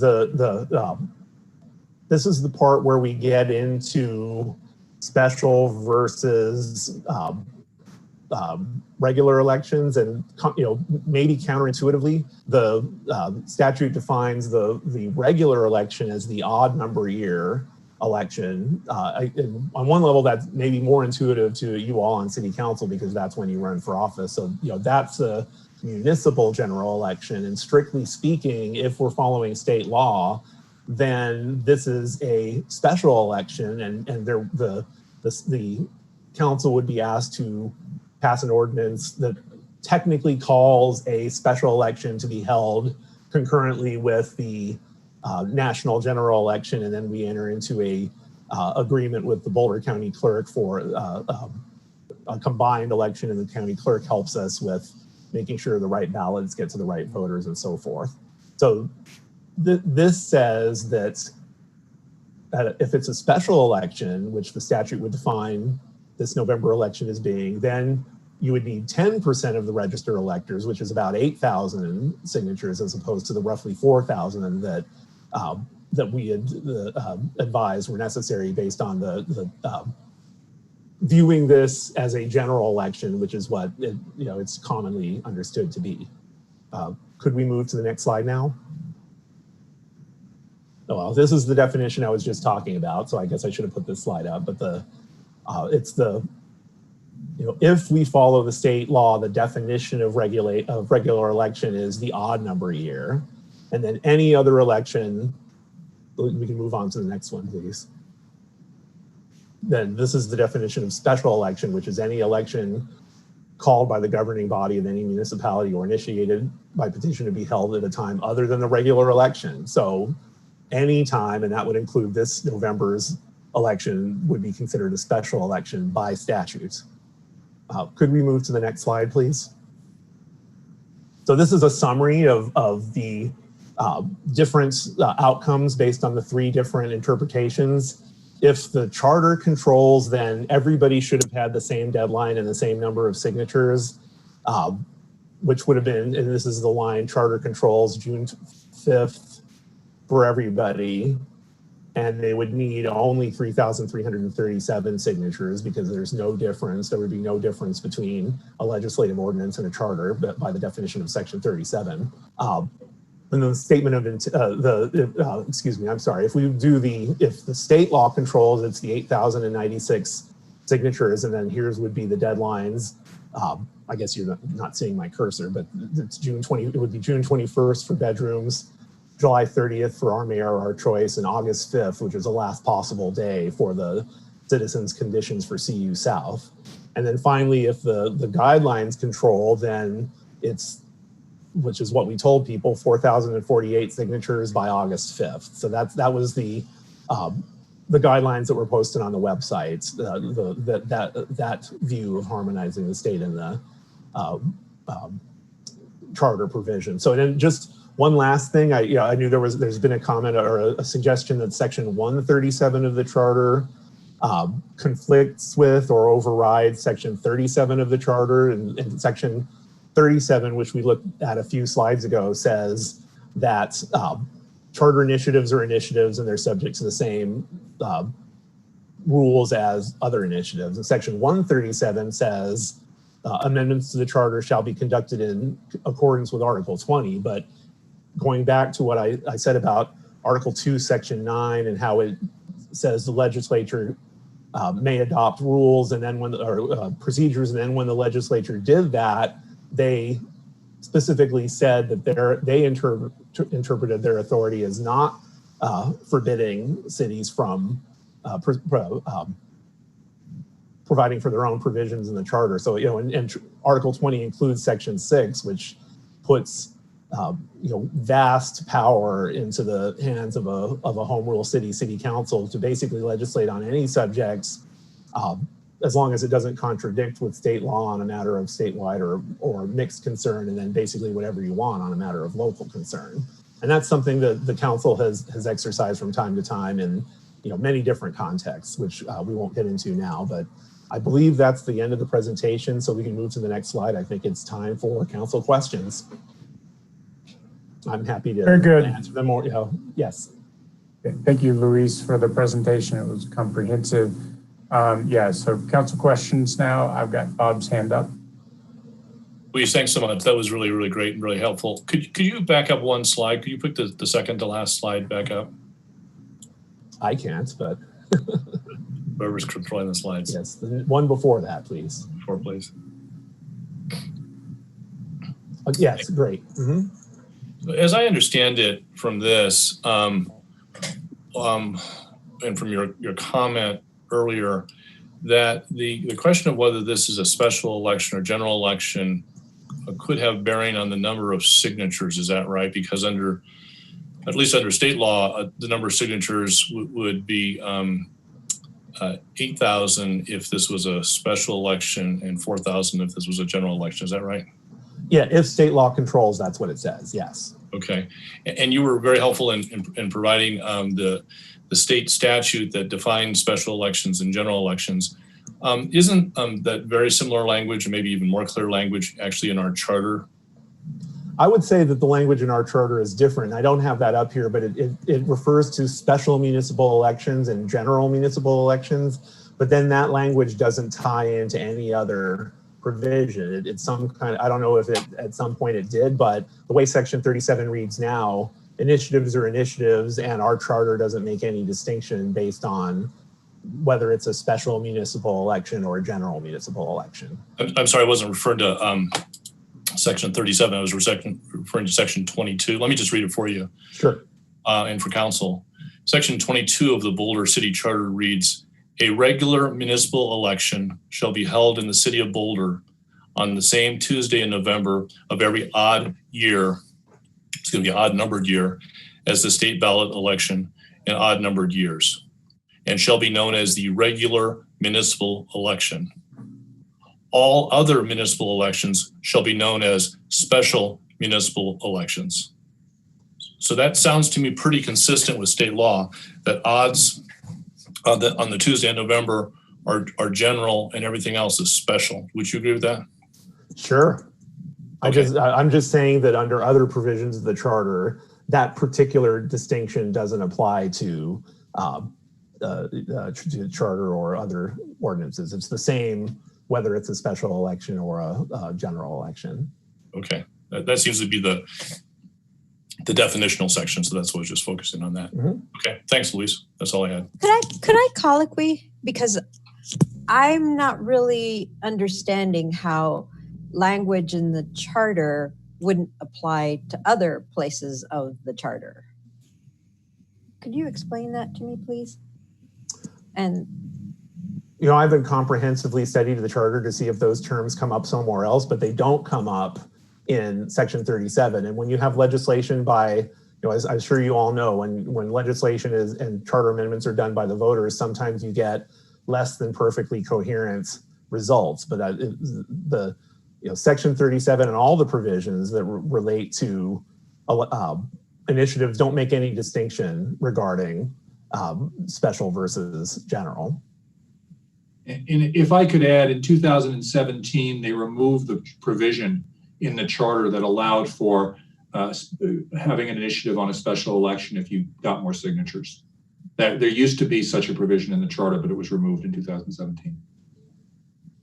So you know, sometimes a provision gets removed and there's language that used to be pertinent to it, and then it's no longer pertinent because that provision got removed. And that would seem to be this situation. Okay, thank you, Junie.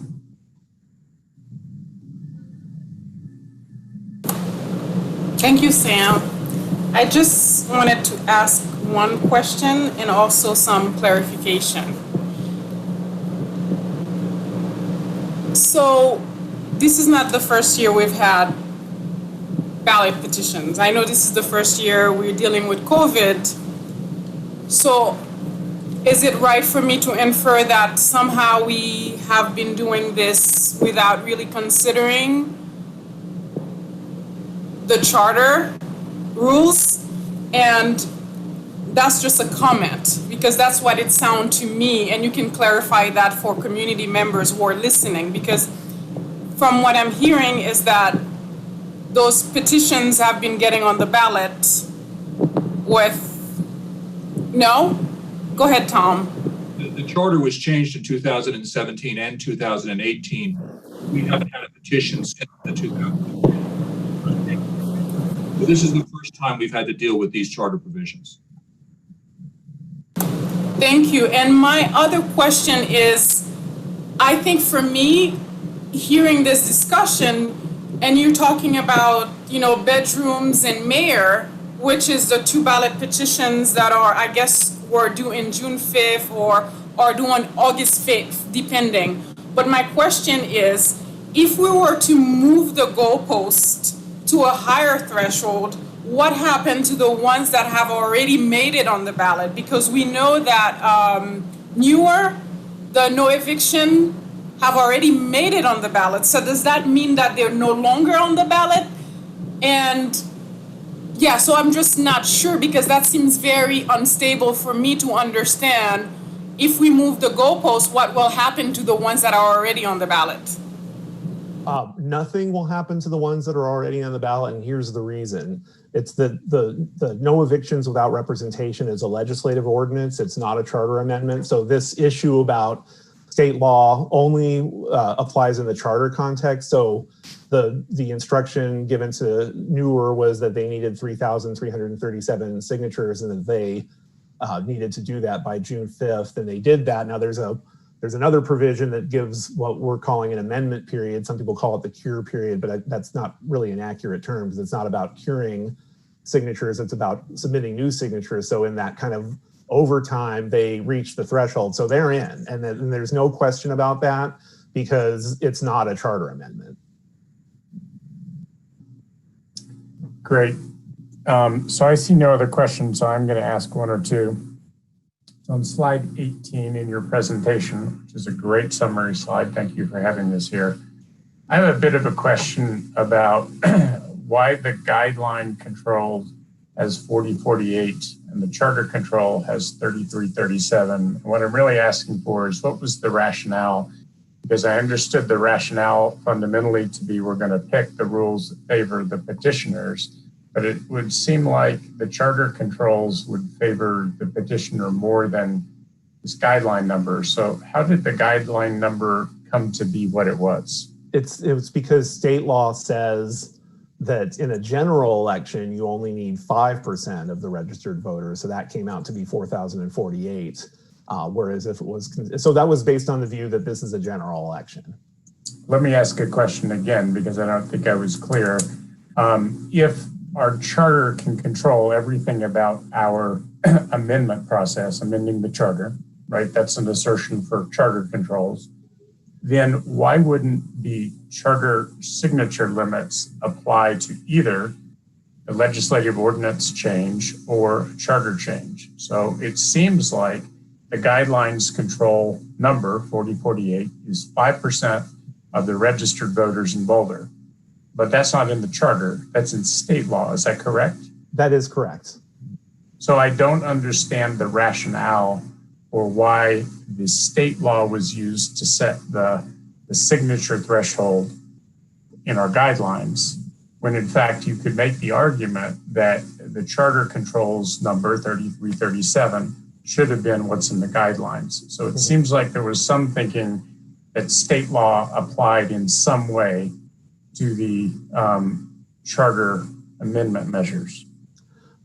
That's what I understand, and that the belief that that was more favorable to petitioners is that you get more time under the state provision. See, if state law controls in all three of these situations, they get more time to collect the signatures. Whereas if under the strict charter controls, then it's all due on June 5th. So, but you only need 3337. So the charter controls view, it would be 3337 for everybody, and it would be due on June 5 for everybody. Okay, so I still don't quite follow the we'll have more time if you use the state, because if you use everything in the state law, you would have 90 days after the statement of intent to collect signatures, or you'd have 90 days before the election, whichever comes first. Do I understand that correctly? Yes. That's why the citizens' conditions would be on August 5 under the state law controls view, because they would have filed with less than the full amount of time. Sam, can I take a answer your question? Sure. So the guidelines were an attempt to meld state law and the charter. There was a view that, and this was the view of the working group, that the state law controlled. And then the guidelines were an attempt to mitigate that somewhat by applying the 180-day limitation in the city's charter in favor of petitioners, and also the belief that this is not a special election under the Boulder Code. So it was those. I think it was a good faith attempt. I think that it perhaps is defensible, and I think the one of the lawyers in our office firmly believes that that's the right interpretation of the law. I'm not sure I agree any longer. Having, as we said, this is our first time applying these. We've done our best. As we've gone through this process and we've gotten really close scrutiny on everything that we've said, we've taken a different view. And the guidelines were a good faith attempt to do the best that they could at the time. I'm not sure that they're correct, but I mean, the purpose for us to be here for tonight is that it's ultimately council's decision on what the charter means. And you can choose any one of those three. Thank you, Tom. I have some more. May I colloquy on, Sure. on the question of numbers here?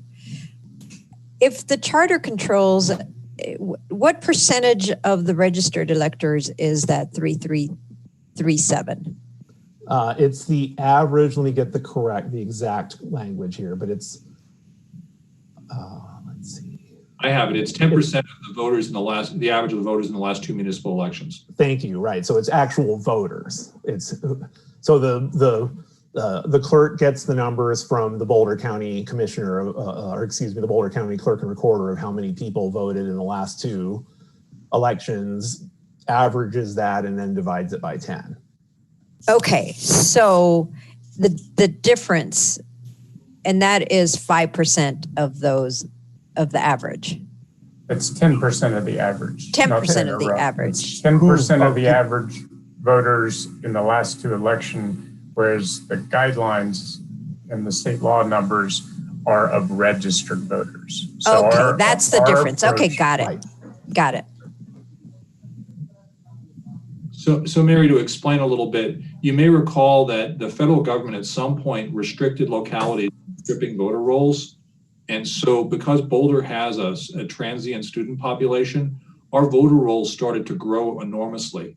And so we used to require 10% of the registered voters in Boulder, but that number started getting very big, which was one of the impetus to the 2018 working group to see if they could change that number. And they came up with the 10% of the average number of voters as more reflective of a reasonable number that wasn't going to constantly go up. Okay.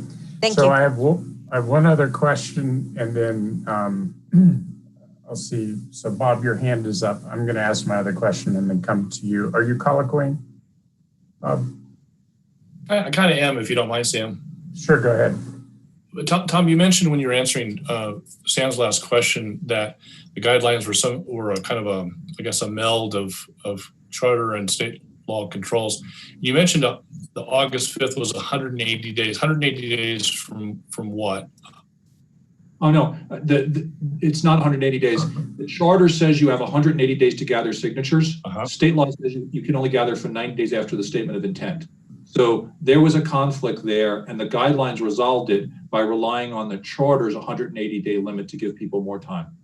Okay, and then the second colloquy, sorry, Sam. That's fine.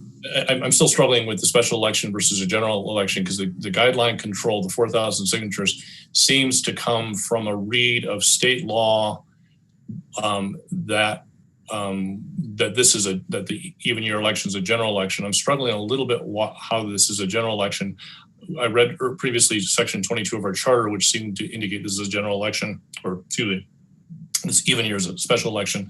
State law, which you previously said in your presentation, would indicate. And then finally, the charter controls that you were just talking to Mary about, the 3,300, that's the average of the last two general elections. Is that correct? General municipal elections. I think it says municipal elections. Okay. Does it say? General municipal elections. So I think, aren't we acknowledging, doesn't our charter plus the state law plus the math we just did all point to the fact that we acknowledge that odd year elections are general and even year elections are special? Bob, that's definitely my reading of state law. And our charter as well, isn't it? I'm not sure, Bob. There's a long history to our charter, and I wouldn't necessarily go there. I mean, when we used to consider extra signatures for special elections, we considered them other than November elections. But as Luis noted, there's nothing that I know in our charter that applies those definitional terms. So if we're going to rely on state law, I would use the definitions in state law. And I think that the reference in the guidelines to November elections being general, the equivalent of general elections, is probably inaccurate. Which is why I would suggest that if you're going to use state law, you should use state law all along. And state law clearly defines an even year election as a special election. Okay, thanks, Tom. Sorry, Sam. No, that's fine. For answering my last question is about the role of the election working group and their advice, which led to the charter amendments that were approved, I believe in 2018. There are some passages that seem to express clearly the consensus intent of that group. And it seems like the whole idea of whether charter amendment petitions are initiatives is stated in one part of the Boulder Revised Code and probably in the charter as well, if I'm remembering correctly. But the clear legislative intent for those changes, as supported by the election working group, is detailed to say that charter amendments are governed by state law. It says it clearly, and it says it 3 times in their working group report. So I'd be curious both how that clear intent was translated into the charter amendments that were passed and how legislative intent has an impact on the interpretation of charter. Right. Well, the amendment that added charter initiatives to Section 37 was passed in 2017. So it was not based at all on the elections working group. So that to the extent that they assumed that that state law still governed, I think that was not in accord with what Section 37 says. And I went back and looked that this council passed ordinance number 8195 in 2017, and that's where it was proposed to add charter amendments. And the purpose at that time was stated to clarify that initiatives include charter initiatives, and also to clarify that ordinances have to be legislative in nature and they can't be administrative, which is another issue that is lurking with the citizens' conditions on CU South initiative. We're not really talking about that tonight, but the 2017 amendments are the ones that added the language about charter amendments. So the 2018 amendment didn't change Section 37 at all. So to the extent that the working group wanted to clarify that they believed state law controlled charter initiatives, then there should have been a change to Section 37 proposed, and there wasn't. So I think that we need to look at the 2017 ballot, which is when Ordinance 8195 was passed by the electorate. So I hear that, but I also know that the 2018 work was done in specific to review and clean up everything that was both existing before and to bring it into to new levels of like how many signatures would be required to qualify something automatically for the ballot. It would seem like, and Tom, I'll just ask you because I know you were part of this, didn't that working group receive legal advice? Yes, they did. There was something of a dispute between my office and that group. They criticized our memos. They did not want us to disagree with them. They had Jeff Wilson as their legal advisor. Okay, so I don't know. Can I also answer your question? So the general rule is that you don't look to legislative intent unless the statute is ambiguous. I don't believe that it's ambiguous, but if you decide that the language is ambiguous, you can rely on that legislative history to say state law controls. There's no question in my mind that the working group believed that state law controlled, but they could be wrong. And I also, I'm a little sensitive about the cleanup. The objection to the primary objection in my view to the 2017 provisions were that the 2017 provisions provided a lot of clarity. What they said was the city manager shall adopt rules for all of the deadlines. And there were people who didn't like that. And it's, in my view, it's bad practice to put hard deadlines in the charter. It really limits your flexibility. That's what we tried to fix in 2017. The working group overcame that and put hard deadlines in, and we're struggling to figure out what those mean today. So I kind of object to calling it a cleanup. It was a political dispute in my view. Yeah, whatever it's called, there was enough impetus to pass the 2018 measure based on the work that came out of the election working group, the city council.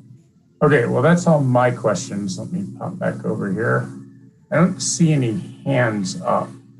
So if there are no questions, I think it might be time to move into the discussion phase. So anybody, Mary,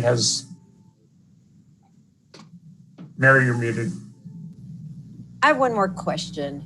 And just in Luis, in your presentation, you perhaps alluded to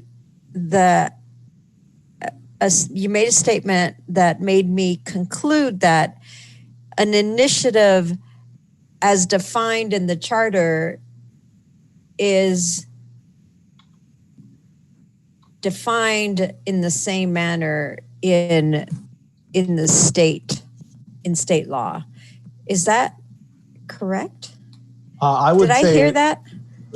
That's not really what I was trying to communicate. What I was trying to communicate is that the 2017 amendment to Chapter 37 was intended to clarify that charter amendment initiatives are initiatives and are subject to the same time constraints and signature collection or signature numbers as other initiatives.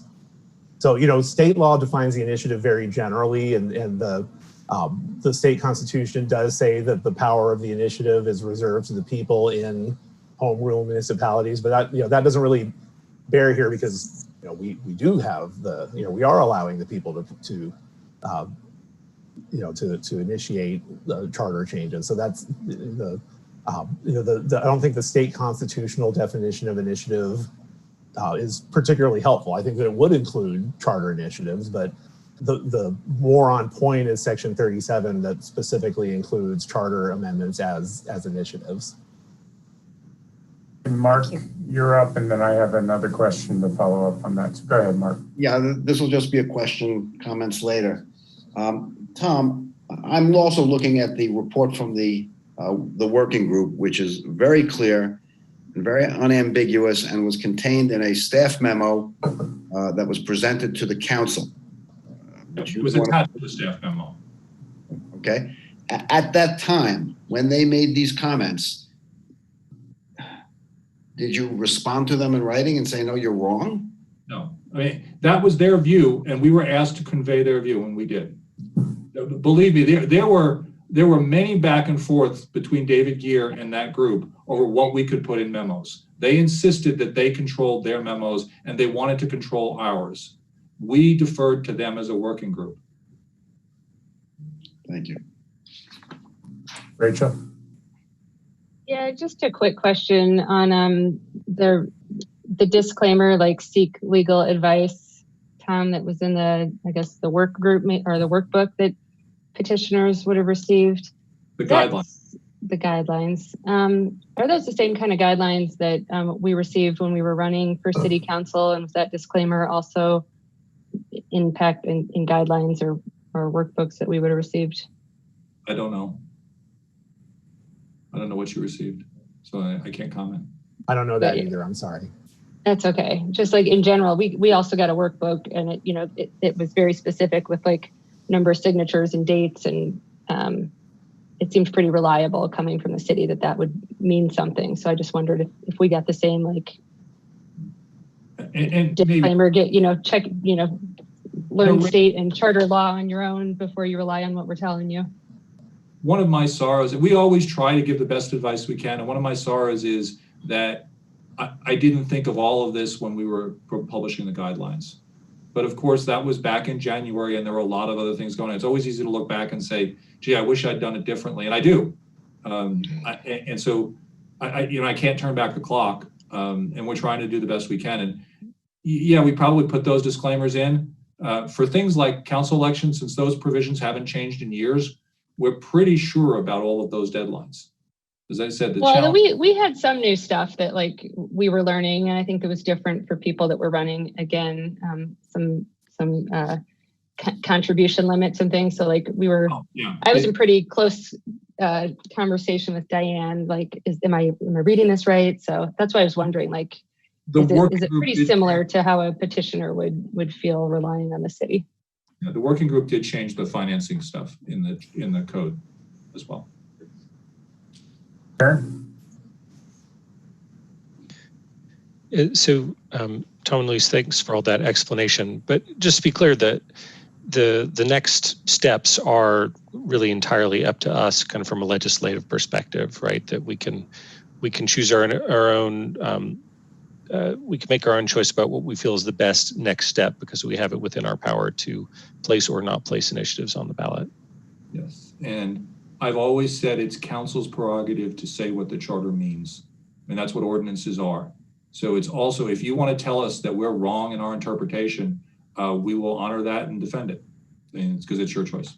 You don't have to, but if that's what council wants to do, it's completely appropriate. Sure. So it's our discretion. But your recommendation was that we should go ahead and put those two initiatives on the ballot. Is that correct? I believe that that's fair, but it's a legislative decision for you. Okay. Thank you. And I have a final question here. Back to section 37, Luis. We've read the first sentence a few times. And it more or less, I'm going to boil it down, says that charter amendments, legislative ordinances, franchises and privileges as part of legislative ordinance and other legislative measures, those are initiatives, right? That's what the first sentence says. The second sentence, however, says a petition, so it's talking about how the petitions work. A petition meeting the requirements hereinafter provided and requesting the council to pass, and here's the list, the legislative ordinance, resolution, order, or vote all four of those terms being hereinafter included in the term measure, therein set forth or designated, shall be termed an initiative petition and shall be acted upon as hereinafter provided. The reason I want to call out the specifics of both of those sentences is the second sentence doesn't mention charter amendments when it talks about petition requirements, whereas the first sentence mentions charter amendments and talks about those being initiative, but the next sentence doesn't use the word initiative, except in terms of what those four things are, shall be termed an initiative petition. So I'm curious what your thoughts are on how to balance the contradiction between the first sentence and the second sentence. Well, I don't think there's a contradiction, and here's why. It's that council does, if you look at what that section actually says, and I think you quoted it correctly, it says a petition that requests the council to pass a legislative ordinance, resolution, order, or vote, and those four things being called a measure, which is a different term, those are things that council has the authority to pass.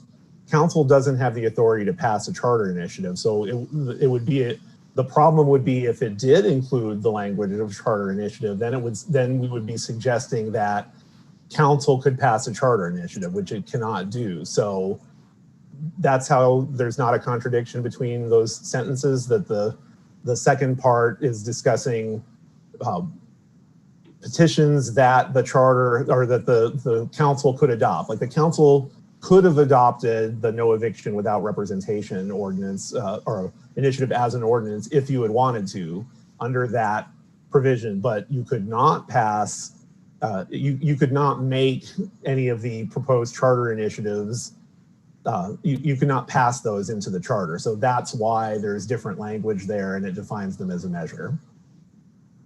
Can I colloquy on that for just a second? Sure.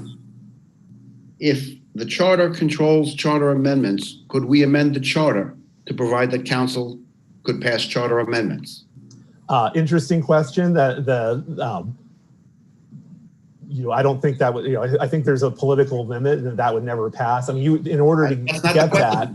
That's not the question. Well, you would have to get that. You could not pass an ordinance that says that. You would have to go to the voters and say, amend the charter to give the council power to enact charter amendments. Yeah. And we could do that. I think there's a provision in Article 20 of the Constitution that says it has to be by vote of the people.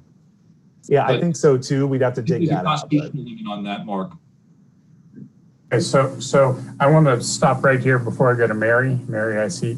So if the charter is silent or unclear on a subject, do you then defer to the state?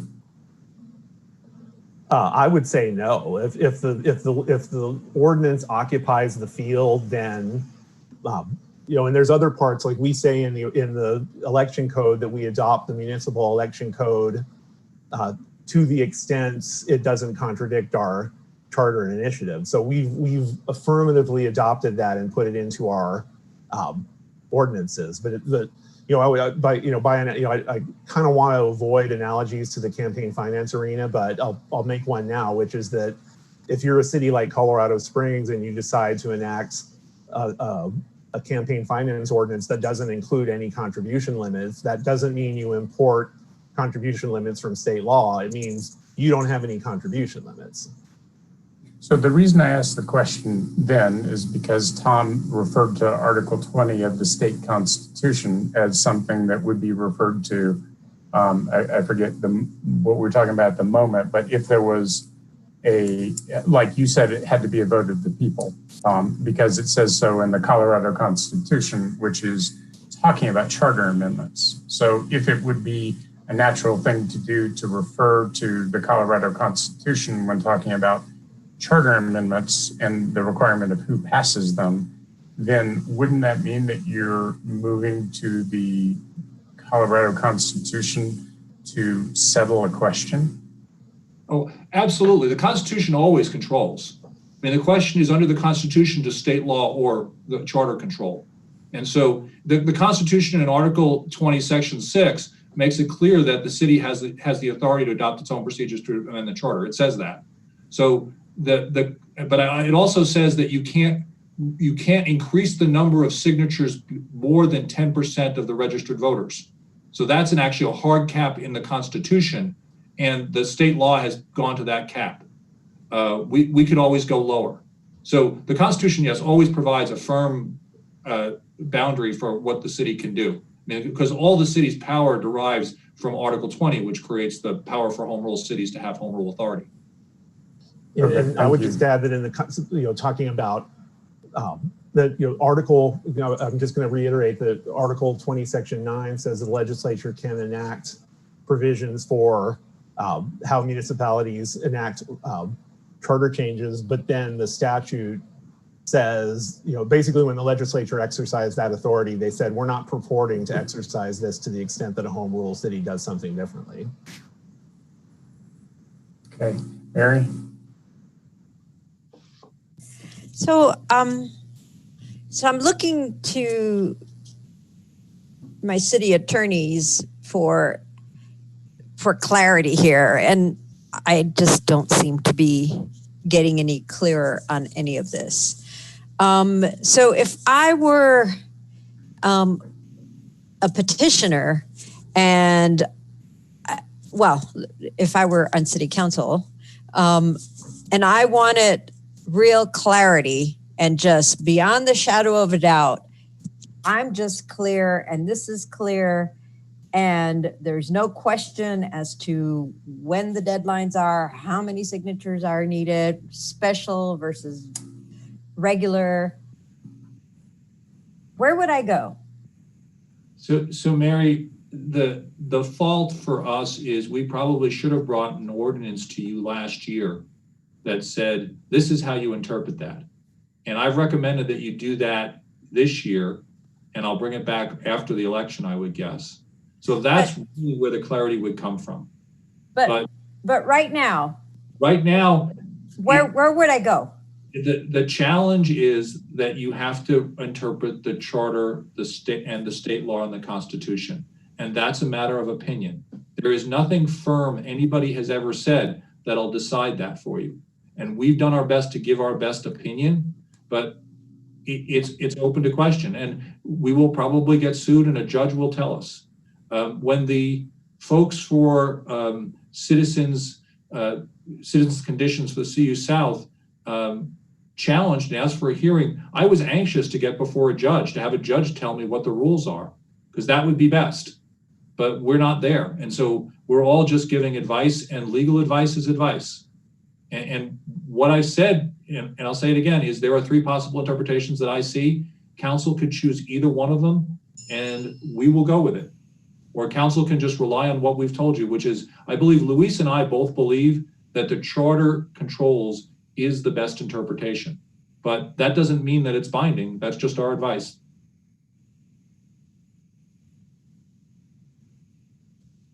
Well, I'm still, charter controls, it doesn't provide clarity based on all the places that you have to go to in the charter to try and gain some clarity. So if I wanted clarity at this moment, in the absence of an ordinance, would going to Section 20 of the state constitution be the place to gain that clarity? And since we have that ability to choose from those three options that you presented, then given that going to the state constitution is an option, is that a place where I could just be clear? So I think you mean state law, not the Constitution, because the Constitution. Yeah, state law. So if you choose state law in my view is fairly clear. Okay, thank you. It defines the number of signatures. It defines the deadlines very clearly. Okay, thank you. Sharon? Well, I was just going to see, Sam, if maybe we can move to the discussion. Sure. Yeah, I'm happy to. That was my last question. Anyone else have any questions? So I see another question. Mark? Mark, I can't hear you. Not a question. I was queuing up for comments. Okay, great. So before we get there, so Mark, you're first in line for that. I just want to reiterate the thought about how to do this is first to pick between the three interpretations that we've been offered, or defer if we don't want to do so. And then once we're done with that, we'll move on to what that means for each of the petitions that we've received. So that's a proposal. Everyone seemed to have bought into that in previous conversations. So if we get started there, I think we can focus our conversation around which of these three possible interpretations we want to use going forward. So from here, I have Mark, Aaron, and Bob. Mark? Okay. Tom, I absolutely credit you with a good faith effort to work through this morass. But as anyone who had the unhappy experience of reading my hotline post will attest, I could not disagree with you more in your conclusions. It seems to me that Section 9 of Article 20 states that the registered electors are vested with the power to adopt, amend, and repeal home rule charters. Section 9 directs the General Assembly to provide by statute procedures for their amendment. And our own charter in Section 137 says we are following Article 20 of the Constitution in terms of our charter amendment procedures. I also give some degree of weight to the absolute clarity of the Campaign Finance Working Group in their expressions of how clear it is to them that charter amendments are controlled by the state. They say it, as Sam pointed out several times. They note that this process is governed by state law and a timetable set by the state. The city has limited ability to change any aspect of how charter amendments go to the ballot. If that was an objectionable statement then, I would have expected there to be a contrary memorandum challenging that statement, but I don't recall that there is one.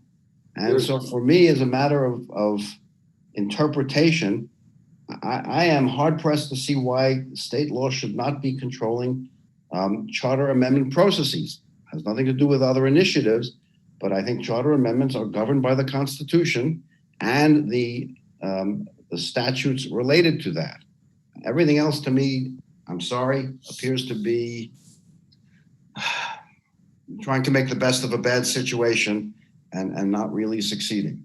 Mark, I assume you saw my response to your outline? I did. And what I think from that is, for instance, that in Section 137, where we say we're going to follow Article 20, your position seems to be, that's what our Section 137 says. We're kicking it to the Constitution, and the Constitution is essentially saying, do whatever you want. And no, that's not how I interpret it. The Constitution in Article 20, Section 6 provides that the people of the home rule cities have the ability to decide how to amend their charters. Of course they do. That's a matter of fact. But what the legislature is doing and the Constitution is doing is telling you how you may amend those charters. So, that's my I've read it too, and that's my view, Tom. I respect your view. I disagree. I mean, I think the Constitution couldn't be clearer. And I mean, we can disagree. I don't think Article 20, Section 9 says what you think it says. I think it provides for procedures, and then the legislature has made it clear that they don't intend for those procedures to overcome charters and local ordinances. Just as a matter of curiosity, what does Denver do? I don't know.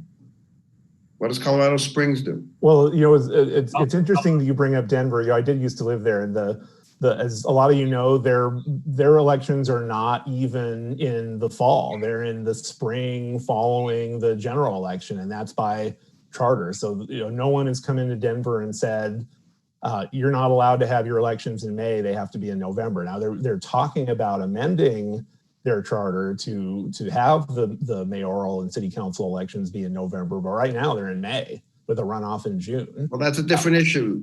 Well, my point is that they have the authority to do that. The charter amendment process is really not what you're referring to there. I'm not familiar with what Denver says about that. Colorado Springs expressly adopts state law. which they wouldn't need to do if state law was imposed, but it does. And their charter says that they follow the state law procedures. Okay. And so Mark, you've made your point. I think I've got you down here as supporting that state law governs of the three potential interpretations. Is that where you want to go with that? That's where I'm going. Great. And then we've got Aaron, Bob, Rachel, and Mirabai. Aaron. Yeah, so Mary's question was an excellent one about clarity. And I think fundamentally, we do not have clarity about exactly what the appropriate or the 100% correct legal interpretation is. We've have a number of lawyers on city staff and in the community who have differing opinions on this. So I think for us to try to resolve the 100% legally correct answer is not going to work out. So where I go to instead is that we have the authority as the city council to place or not place these ballot initiatives on the ballot. And I look to kind of fundamental fairness and good governance here. The city gave these petitioners guidelines. They're clearly stated, and the petitioners did their best to comply with those guidelines. And this is, of course, happened in the middle of a pandemic. And they came to us and said, well, gosh, could we do electronic signatures instead to get us through the pandemic? And the majority of council decided they didn't want to do that. And nevertheless, folks went out using the guidance the city gave and collected signatures in person, spent months doing it. And so I feel like if they clear the threshold, the signature thresholds by the date given to them by the city, kind of we should say, well, the buck stops here. The city attorney's office gave you instructions, and if you complied with those instructions and met those thresholds, then we as the governing body of the city will take responsibility for that. And without weighing in on the content of the measures, say, we'll go ahead and put you on the ballot. So that's what I advocate for us to do, is say, if you make those thresholds and comply with the guidelines, let's do that. And then, my goodness, we got to get this cleared up, and let's work on an ordinance ASAP after the end of this year to make sure that we never get in this situation again. May I colloquy on that?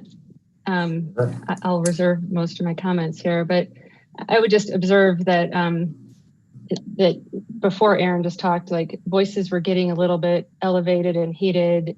Us discussing this amongst ourselves, attorneys to attorneys. I think there are 6 attorneys on this phone call.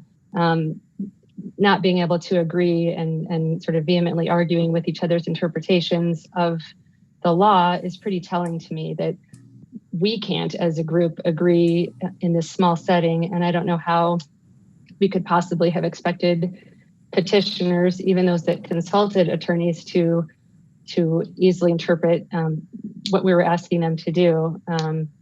And so I agree with Aaron that it makes sense that we not try and interpret a law that are conflicting interpretations of the charter and the state statutes, and we could put that aside and fix it and decide this on more of a grounds of the city having integrity around its word, the same way that I would have wanted to be able to trust the city when I was running for office, that what was in the handbook and that those dates meant something. And even if I was to talk to an attorney, if it was a confusing interpretation, I could go back and say, I trust the city to have given me a modicum of understandable and good advice. And I don't mean that overly critical. I understand it's complicated, but we have a chance here to not try and make an interpretation that's difficult and do something different. Thanks. Rachel, Mirabai, Adam, Bob? Yeah, I want to, those are great arguments by Aaron and Rachel for potentially putting these measures on the ballot ourselves. And we're going to get to that, but we're not there yet. I think I want to get us back to the question that Sam asked and that Mark answered. And I want to answer the question too, which is which law applies to charter amendments. We'll get eventually to the equitable argument about whether we should put these on or not. Could somebody put the slides back up again? I actually have a question, and then I'll answer Sam's question. Can you go all the way to front where there's the timeline is. I think it was like the second or third. Yeah, there. Thank you. Perfect. So this is a question for Tom and Louise, and then I'll answer the question that Sam posed. So these guidelines were offered, it sounds like, the guidelines sound like there were some sort of hybrid or blend of state law and charter law, and I'm not really sure how they came to be. But in any event, it sounds like the guidelines were provided with the caveat, go check with your own lawyer. And then I understand it from your chronology in separate discussions with Tom that on April 20th, the city attorney's office met at least with the bedrooms folks. The eviction folks are not relevant here because they're not charter amendment. And I believe on that date, Tom, correct me if I'm wrong, you advised the bedroom folks that there was a possibility that rather than the guidelines applying, state law would apply. And then, and this is a compound question, you can answer it all together.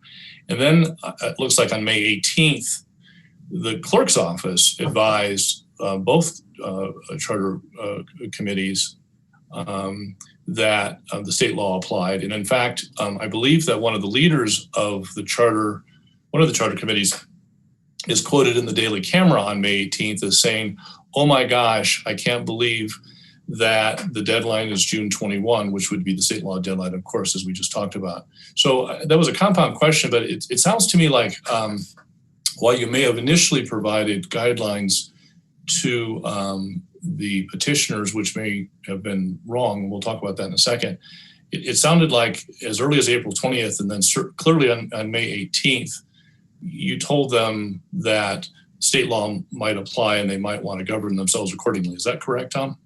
Yeah, on April 20th, I met with Bedrooms Are for People. You may recall that I made a presentation to council on April 21st on potential electronic signatures. So I reached out to them, to the then existing committees, to get their input on the electronic signature proposal that I was bringing forward. And during that discussion, I mentioned to Bedrooms for People that a community member had raised the 90-day deadline and advised them that it would be good if they could get their signatures into by June 21st to avoid any controversy. And then the clerk reiterated that on May 18th. The clerk sent out an email to the then existing charter petitions that committees that there was a 90-day deadline issue that they should consider. That 90-day deadline would be under state law, is that right? Yes. So if we interpreted the governing law for charter amendments as state law, as Mark has suggested, that would be at least consistent with advice you provided to them before that deadline arrived. Is that correct? Yes. Okay. You didn't advise either of those petitioners that the charter applied, did you? I mean, you had the guidelines, which your initial advice, and then on April 20th and again on May 18th, you said, but state law might apply. But you didn't tell them that June 5th was their deadline and the charter would apply, did you? No, we did not. Okay, so that was never advice given to them? No. Okay. Okay, so if it matters to us what advice was given, it sounds like we're down to, if it matters to us, and it matters to me, it's the guidelines for state law. And for all the persuasive reasons that Mark made, and I'm not going to repeat here, I believe it is state law. I've looked at this independently. I'm a lawyer, but I'm a Colorado lawyer. But I can read this stuff and I can understand this stuff. And I think Mark makes a very persuasive argument that state law applies. And I'm delighted to find out that you told the petitioners on April 20th, or at least one of the petitioners on April 20th, and then both of the petitioners on May 18th, before the state deadline passed. As a matter of fact, for one of the petitioners, that state deadline still hasn't passed. I think they have until July 30th, according to your chart, that state law might apply and that they should govern themselves accordingly. So I'm glad that you did that. You should give yourself credit for that. And I think clearly state law does apply. The guidelines make no sense to me whatsoever. I could see an argument for charter, but I think it's a weak argument. And that would be bad news, quite frankly, for at least one of the petitioners. And so I don't see the logic of the charter applying. You never told them the charter would apply. And in fact, having the charter apply would not be advantageous to some of our petitioners here. So for all of those reasons, and for the very compelling and elegant argument that Mark raised, I believe that state law applies. And that's to the extent that the community is looking for us to interpret the amendments to the charter, I would say that state law applies not only for this year, but for future years. And I also think that's the safest course of action. It appears to be what other cities up and down the Front Range are doing. There's not going to be an argument about that. It's regrettable that there was confusion at the very, very beginning, but you corrected yourself and you told them the state law might apply. And I think that was correcting advice. And that's where I'm at. Can I just clarifying question to something, a point that Bob just made. Tom, I thought I remembered after that 90-day sort of state law kerfuffle erupted in April or May, you saying either to us or I don't know, somewhere that I would have been aware of it, that you still believed that August 5th was the right date and that we would have a strong sort of legal defense if we certified petitioners who filed by August 5th. So I'm a little bit confused that it sounds like we're making the point that we gave clear instruction, do it by June 25th, but I thought you said something about we're still good to go on August 5th and we'll defend that. We've certainly evolved in our understanding of this as we've dug into it. I told them on April 20th that there was a risk if they didn't get it in by June 21st. That's clear. I also said that the guidelines said August 5th and that we would honor those. But as I've thought about that, I don't know that we can force it onto the ballot. I think the risks of us getting sued by forcing it onto the ballot under the guidelines when I can't articulate a good defense for it is higher than following either state law or the charter. And I'm not suggesting that you certify it if that's not legally defensible. I just wanted to clarify. It sounded like we were saying city very, very clearly said on May 21st, you're done June 21st. But I think that my recollection is you also said, but August 5th is what we're going to go with. And I think that even in a presentation to council. Rachel, you're Thanks. Up. So I said I ended up making most of my points, I think, previously, but I do think one additional point I'd like to make is I saw it somewhere today that what we're doing here is being described as Kafka-esque, like deadlines and then moving and then the goalposts move a little bit. And that the only other place in my career that I've encountered that terminology was when I was learning the immigration court systems. And it was so focused on dotting your I's and crossing your T's and sort of ways to stop asylum seekers from, getting the humanitarian aid that they were seeking. And I think that there is something really doesn't sit right with me for us to be saying, well, turned out it was June 5th and y'all should have known that. And that is not really accomplishing the spirit of what I think direct democracy is about. My interpretation of it is we want people to get a certain number of signatures to show that they have community support. And so we're not putting stuff on the ballot that nobody's going to vote for and that isn't, past some modicum of vetting. And I think here that was very clearly done. And for us to honor that doesn't seem very risky. It's just giving people the chance to vote on it. I think that we do a disservice to the community when we don't stand by our word. And I do understand that it was a complicated year, but it doesn't pass my gut test to have screwed up in this fashion and not try and make it right for people. And I do think, as a final point, that some have said, well, a couple of things. First of all, we also said go collect signatures during the pandemic. Like we said to people, we said in late May, I think, sure, go collect signatures. And if we had a sense that it was June 5th, then we wouldn't have said that. So it's pretty clear that we didn't know what we were talking about when we were telling people to go gather signatures. And so I don't think it's a good thing for us to go down that road when we have a simple chance to let the voters vote. So that's the way that I would go with it. And because I would do that, I don't think we have to decide on whether it's state law or charter law. And I guess I also question, is that something that we would typically do? Like we as council members would make a legal determination. As an attorney, that makes me a little bit uncomfortable that especially half of us are not attorneys and we're going to be making this legal determination. That seems a little bit odd to me. So those are my main points. And you're good. Absolutely. Go ahead, Tom. Authority. That's okay. Go ahead. Do you have any thoughts you want to share, Tom? it's clearly the council's ability to interpret the charter, and it's your duty. And that's what legislators do. The state legislature interprets the Constitution, you interpret the charter and implement it. So what you say is the law. Okay. Thank you. And we're quite split on the law, so it feels murkier to me to make that decision when there's an off-ramp that's really viable.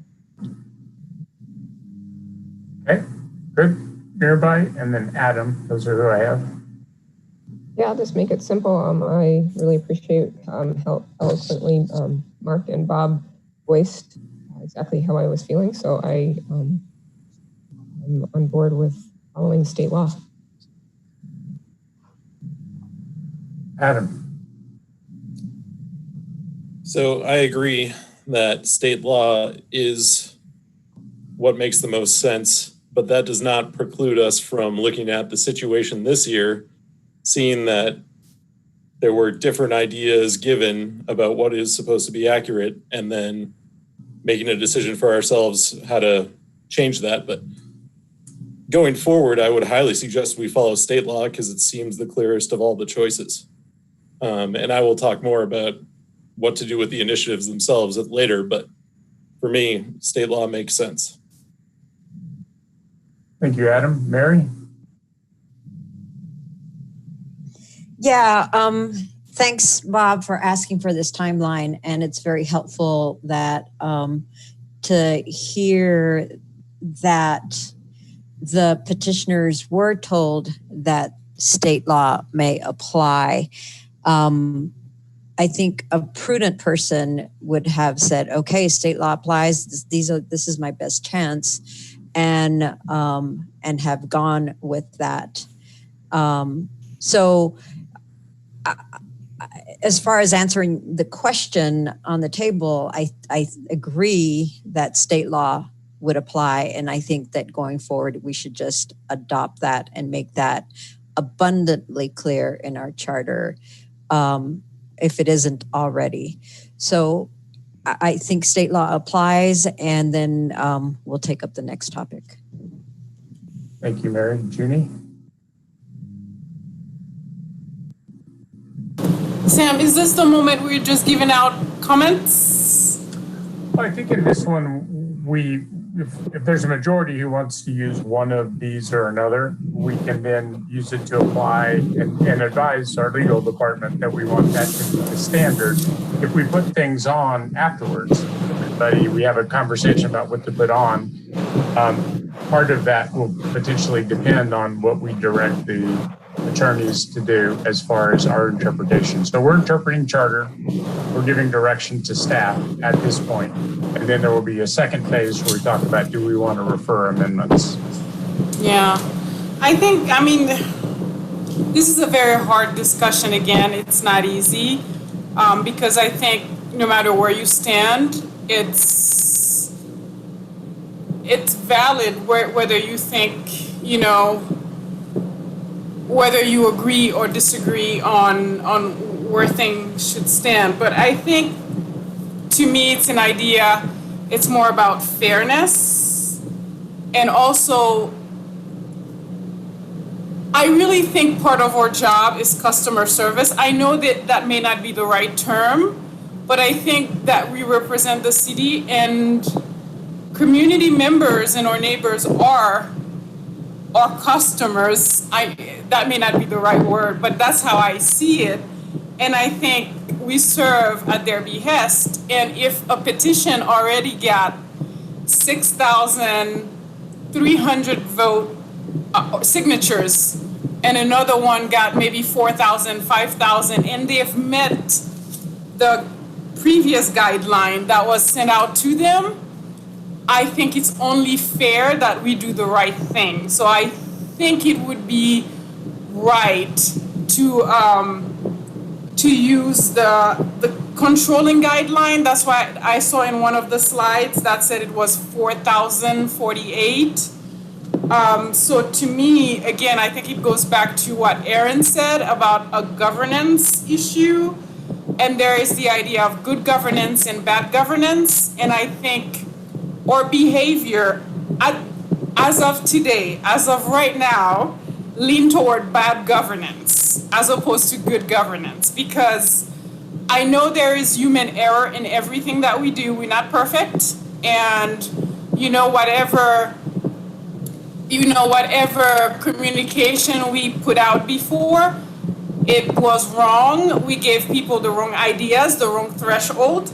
So we were wrong, but we can make it right. And I think maybe tonight would be the opportunity to walk across to where we can make it right by doing the right thing, which is putting these petitions on the ballot. Because at the end of the day, from my understanding, is not that they would, it's not an endorsement of yes or no, and it's not that they will be voted on by the community. And I think for some of us who are fearful that these petitions might get on, is that we don't know that for sure.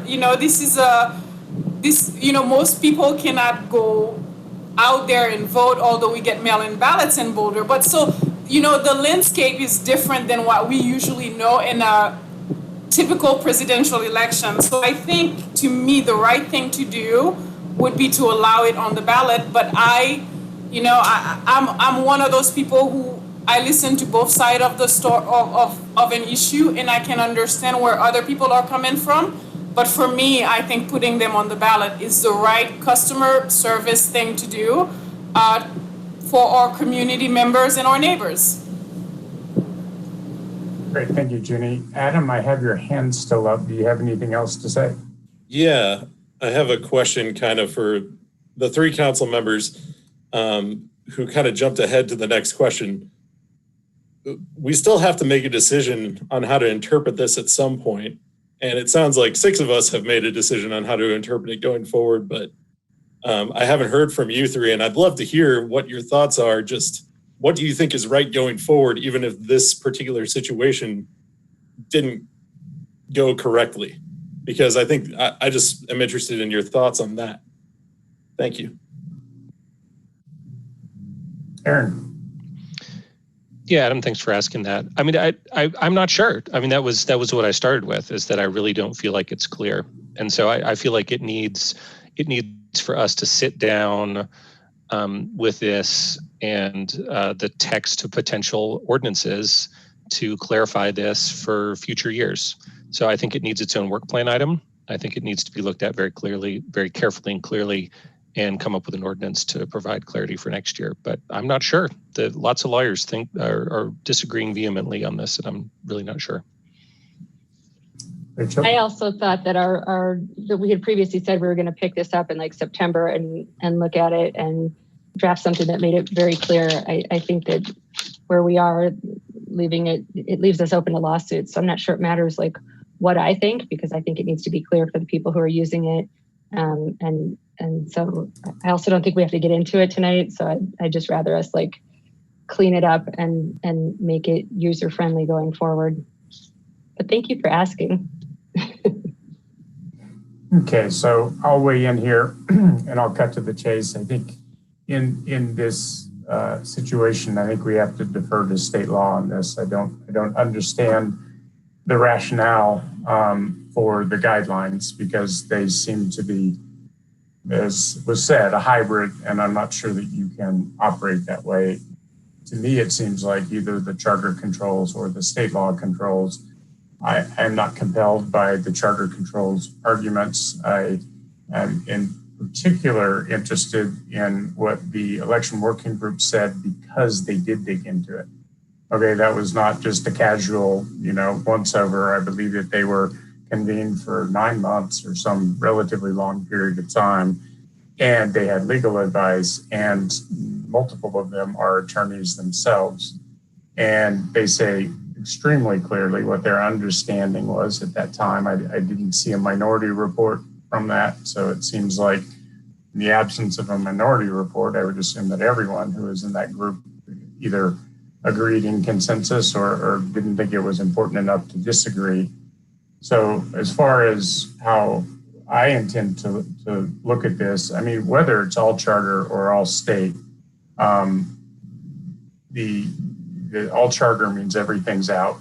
at least by virtue of what the signature levels and dates are. If it's all state and we have 3 different situations, and that's one reason I think we should look at this is because, it does set some different deadlines for each of the 3 proposed charter amendments. So without getting into referral questions, I think for me, interpreting the laws in front of us, I think that state law controls charter amendments. I could go on. I don't know that there's a reason to go any further than that because we have a consensus 6-3 that we would use state law. And what that would do is set, if we want to do that, it would set deadlines for 2 of the 3 that are still in the future. Our mayor choice would be due by the 30th. Citizens conditions would be due by the 5th, and bedrooms has missed its deadline. So under either strict interpretation, bedrooms has missed the deadline. There's a proposal by Aaron, which is a referral proposal. So I think we'll talk about that next. But so that's my position as one council member. I would offer that I'd love to hear from other people if you disagree with the chart that we have about what interpretation means what as far as the remaining the charter amendments that are in front of us. So is there any disagreement that if 6 of us support state, that what we see in front of us from the staff is the way we'd interpret that going forward? All right, I'm seeing no disagreement. So I think that's clear. It's clear that a majority of council supports the interpretation that the state law controls now, and that has the implications found on slide 18. If we're done with that, which it seems to me we are, and anyone can tell me if you don't agree, I think it's time to move on to, and I think if we agree that the state law controls, decisions tonight about referring charter amendments are no more than us saying what we think and how we might look at it going forward, because if state law controls, 2 of these still have deadlines in the future. So I don't know that it's worth talking about whether we would refer them because they may hit the ballot thresholds. Also of state law controls, I believe the signature level that has been put on slide 18 is the correct signature level, which is 8096. So there we have a summary. If people disagree with that summary, now would be a good time to speak up. Otherwise, I'd be happy to move on to the question of referring the charter amendments. Mark? Yeah, and it's just a question, and I guess it will depend on everybody's appetite for doing so. So as 2 of the 3 are still live, does it make sense for us to separate this conversation and deal with the equities of putting them on by council resolution all at once after we have the results? Or are we going to do that tonight? It's will of council. I had framed it up this way as a desire to signal to the community and the people involved with each of these initiatives how we would each look at the question of referral. I'm happy to defer that conversation till later. That is will of council. My only thought on it is that this is a complicated question. It's got a lot of elements to it, and it could be another 2 hours by itself. And it might be more productive to approach it when we know all of the facts for all of the resolutions or charter amendments, and when we're fresher. Okay. But again, that's everybody's, Aaron and Rachel. Aaron? Yeah, well, I mean, Sam, I think you stated clearly a majority opinion, so I won't disagree that the majority agreed on that. But anyway, but I think it's from a practical perspective that if council says that the state law controls and that if you clear that threshold, then you've cleared that threshold and congratulations. It's not really realistic because Those days are, that's 2 weeks, I think, and 8,000 signatures. And the citizens' conditions hasn't gotten started yet. And our mayor, our choice, I think we're shooting for the 4,000. And I don't think the 8,000 is a feasible threshold. So I think it's a little disingenuous to say that it's an unsettled question just because the dates are a little bit in the future. Your argument, if I can state it back so I make sure I understood it, your position here is we can go ahead and have the conversation about referral, assuming that perhaps none of them will make the state threshold. Is that right? Yeah, I mean, I think so, because I think it's an extremely likely outcome. So, I mean, you could allow for the possibility that one of them makes it, but it does seem exceedingly unlikely from a practical perspective. Yes, I agree. Rachel? I was going to make pretty much the same point. I don't see anybody getting to 8,000 signatures, so why don't we have the discussion tonight? And the only benefit I could see to holding off the discussion for a very short, I don't know, our agendas are packed, so unlikely to squeeze in next week, say, but I think that there was a lot of interest in a public hearing or to have more voices heard on this. So that would be the only benefit I would see to delaying a week, is so that more people could be heard. Nonetheless, I still favor having conversation tonight because I don't think anybody's going to get to 8,000 signatures. Can I ask a quick clarifying question about that? Next week would be before either of the deadlines. If we follow state law, next week would be before either of the deadlines. So would it make more sense to do it after the deadlines have passed? In my opinion, no, because I think if we're not going to refer them, people probably want the option to stop gathering signatures in a pandemic. Like, if they're not going to get to 8,000, maybe they don't want to go gather. So I still think there's benefit to us giving direction. Okay, that's fair. So I've got two indicating they'd like to do this tonight, one saying later. Bob? Yeah, I'm actually going to agree with Aaron and Rachel. Mark, I appreciate your keeping your eye on the clock and the fact that it's 10:40. We still have another topic to tackle. But I was actually the person who asked that this be put on for tonight, and my hope was that we could provide guidance. I understand that now that we've selected state law, the question's a little bit hypothetical for two of the three. And we can condition, our expression to, and we're not going to vote tonight anyway, I don't think, on the assumption that they may not be certified, but maybe if they're certified, obviously that becomes moot. But I think out of fairness, we should indicate whether we're inclined to put these things on the ballot. If for no other reasons, we have to provide instruction to our staff to prepare a first reading and a second reading. And we're going to be into August pretty quick here. So I think if there is an appetite to put some or all of them on the ballot, then we should say that now, and our staff can prepare first reading for August 4th. If there's not an appetite, then we should just declare that now, and folks will do what they wish on that. So I'm actually in agreement that we should try to declare that now and see if there's a majority one way or the other on each of these three. Mark, I see your hand again. Just to say that I yield, although I would request at some point a 3-minute break, but I yield to the consensus. Okay.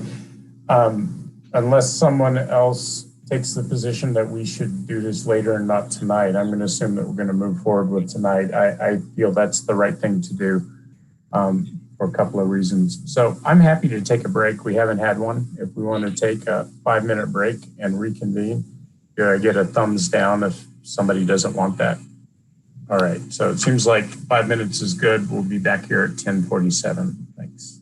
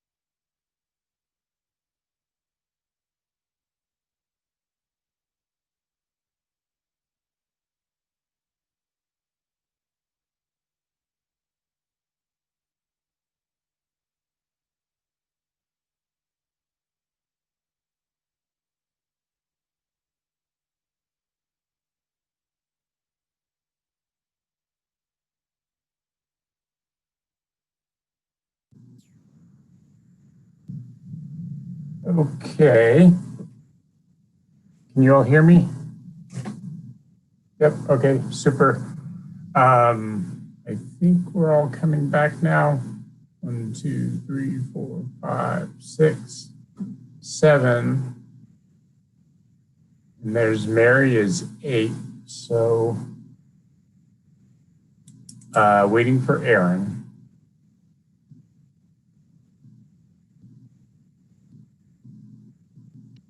I'm back.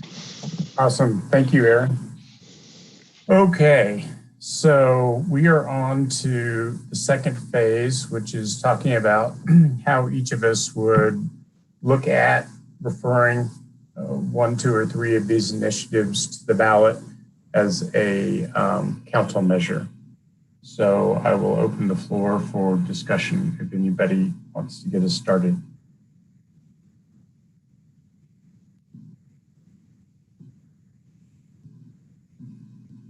Okay, Aaron? Well, I already made my case on this. So I just sort of want to restate what I said before, just copy and paste to get us started. Okay, so when you say copy and paste, let's make sure I can repeat it for everyone. If 1, 2, or 3 of these hits the signature threshold of the guidelines, which is 4048 valid signatures. So the numbers we've heard so far are probably raw signatures, but the number of valid signatures, and by August 5th, delivered by August 5th, then they would be on the ballot because council would take a measure to refer any of those that hit those qualifications to the ballot. And if they're short on the number of signatures from the guidelines, then we don't refer them. Is that correct, Aaron? That's correct. That I would say let's make good the guidelines with the guidance that was given in the guidelines. And if people meet those guidelines, then we put them on the ballot. And if they don't, then we don't. Very good. Okay, so that's Aaron's opinion. Anybody else want to go? So Rachel and then Bob. I'll go. I also laid out my case, I think, earlier. I will say something that's probably a little bit surprising, but I think that the CU South petition, if we're going to look at that one in the same vein, I think maybe because deadlines are sort of arbitrary if we're referring to the ballot, right? We don't have to stick to August 5th. So I might give them an extra 7 days or something to make up for us having said don't gather signatures. So I agree with Aaron. And if we're looking at the CU South petition, then I would build in a couple extra days to make that equitable for them. Also, I think that there's some concern that the mayor's initiative has some flaws in it that council maybe would like to remedy. So I think that was one we could look at, maybe making a few changes to and not putting it on as is. And then the bedrooms one, I would put on as is if they got the signatures by the date indicated. And also wanted to leave us a little bit of room to discuss the governor saying that we should suspend occupancy rules anyhow during COVID. So that was suggested at CAC that we would talk about that tonight as well. I think that demonstrates sort of the urgency of people needing bedrooms. And I don't think we should be getting into the content of the ballot initiatives tonight, but I still want us to at least touch on how if and how we would respond to Governor Polis's strong recommendation that cities suspend occupancy rules, which is the exact topic of one of our ballot measures. That's so Rachel, if you want to talk about that tonight, I would suggest now's the best time because I'm pretty sure we're not going to get to the third measure tonight given the time. So if you have something that needs said tonight, I think now would be a good time to do it. Well, I had just asked, like, what is the process if we did want to suspend occupancy limits, knowing that people are teetering on the edge of homelessness and wanting to help ensure that doesn't befall more people than necessary in our city right now. I understand that people are very concerned that we need to have guardrails in place if we change occupancy rules. But I just wondered when, I haven't been on council, so I don't know how often it is that the governor of our state says, hey, cities, please do that. So is this something we usually discuss, or I just wanted to raise it because we haven't talked about it yet. Would you like to raise it for another evening? Because if we want it to be tonight, I don't know how long the meeting will go. It's an honest question. So I had emailed CAC and asked for discussion, and at CAC it was stated that it would be tonight as part of this discussion. So it doesn't matter to me. This is just where it got lodged. So Tom, if you want to answer the question, I think we would pass an ordinance suspending or the occupancy limit is in Title IX. I think it's section 5.7.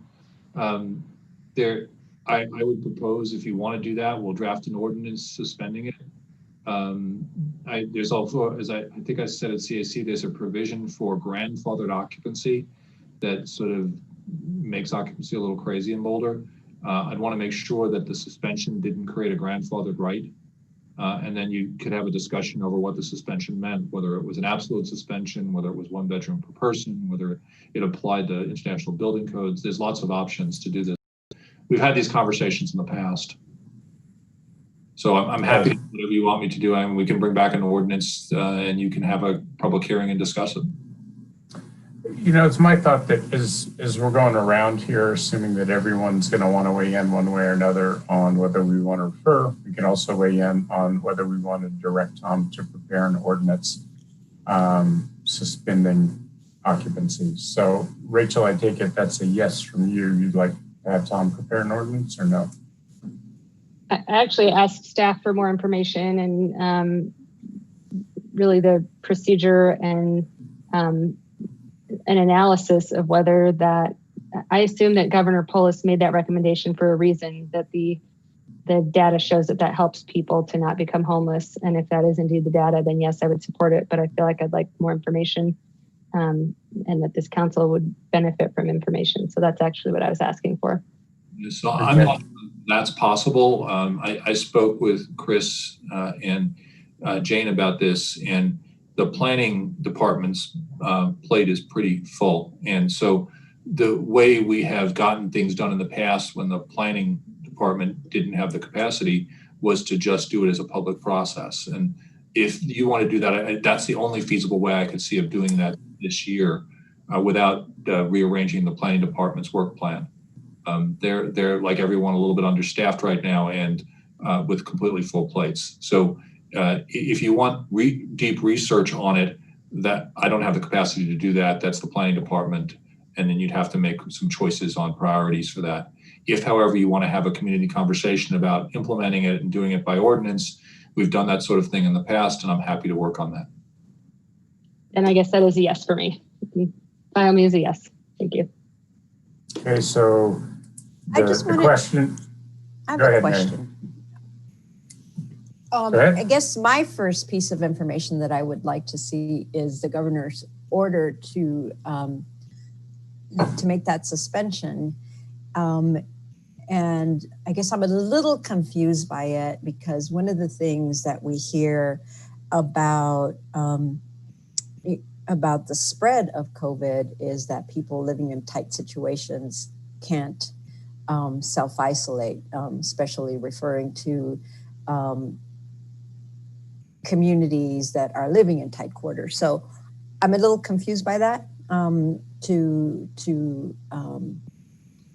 encourage people to live in tighter quarters when that seems to be one of the causes of the spread of the disease. So I'm confused by it. So I would like to understand it better. So if the governor's order could be sent out, I think that would be a great place to start for me. I did send it in my hotline post. I linked to what it wasn't an order. Yeah, it wasn't an executive order, but it was a recommendation. So it's in a hotline post I sent a week or two ago. And then in terms of, I think the COVID spread, my understanding is it's a question of like, is it more dangerous to be living on the streets? And also, it's unrelated people still, we all have families essentially, and I think it's just a different household makeup, and they're all following the same rules as the rest of us are in terms of social distancing and avoiding the virus. Well, so I guess I would just like the governor's order sent to us. Okay. I'll get it out right away. Great. So thank you. Bob, Mark, Mary, and Aaron. Bob? Well, I'll take that up first, and then I have a question for Aaron because I wanted to make sure I understood what Aaron said, and then I'm going to reserve the answer to the question you asked until a little bit later, Sam. I guess, like Mary, I'd like to understand a little bit more before we made a decision on passing ordinances around enforcement. It's also a little unclear to me, and perhaps staff, without doing too much work, can bottom this out, or somebody can reach out to the governor's office. It's a little unclear to me whether that was intended for families or for everybody. Because I think we all know that to the extent that there is over occupancy or violation of the occupancy rules, it tends to be students. And I don't know if the governor was saying, hey, let's have lots more students live in a house, or if he was signaling that because of COVID and loss of jobs and incomes that maybe families could double up.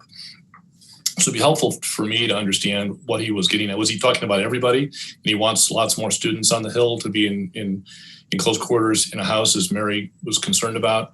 Or was he talking about families doubling up? Because I think that's a very different proposition. It would be helpful for me to understand what he was getting at there before we kind of pass an ordinance suspending all enforcement.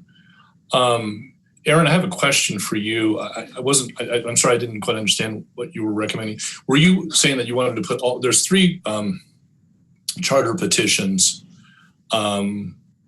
Bedrooms, Mayor, and CU South. Were you advocating for putting all 3 on? No, I was advocating for putting any measure on that met the criteria and the guidelines for dates and signatures.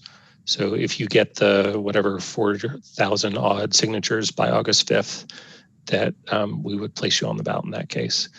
And recognizing that the one that pertains to CU South is very late right now, so it'd be, like I said before, incredibly hard for them to do that. But I'd be open to like what Rachel said about if they got a little extra time. But it'd be tough. It's a very short time frame. But anyway, fundamentally, if you meet the signature and date set in the guidelines, that we would put you on the ballot in that case. Thanks for that clarification. And just to be clear, when you, the 4,000, which was kind of a number that probably wasn't a real number, but apparently was given to some people, you mean 4,000 net of any signatures that are tossed out, is that right? Correct, yeah, validated signatures. Okay, great, thanks for that clarification. I'm gonna yield, Sam, on the question that's on the table. I'd like to hear what some of my colleagues say. Sure. Mark, Mary, and then back to Aaron. Mark? First, I would agree with Rachel that I'd like to get some more information. I'd like to get an understanding of what Boulder's potential eviction problem looks like, especially in light of the fact that we've got 1,400 affordable units at Boulder Housing Partners, and they are evicting no one.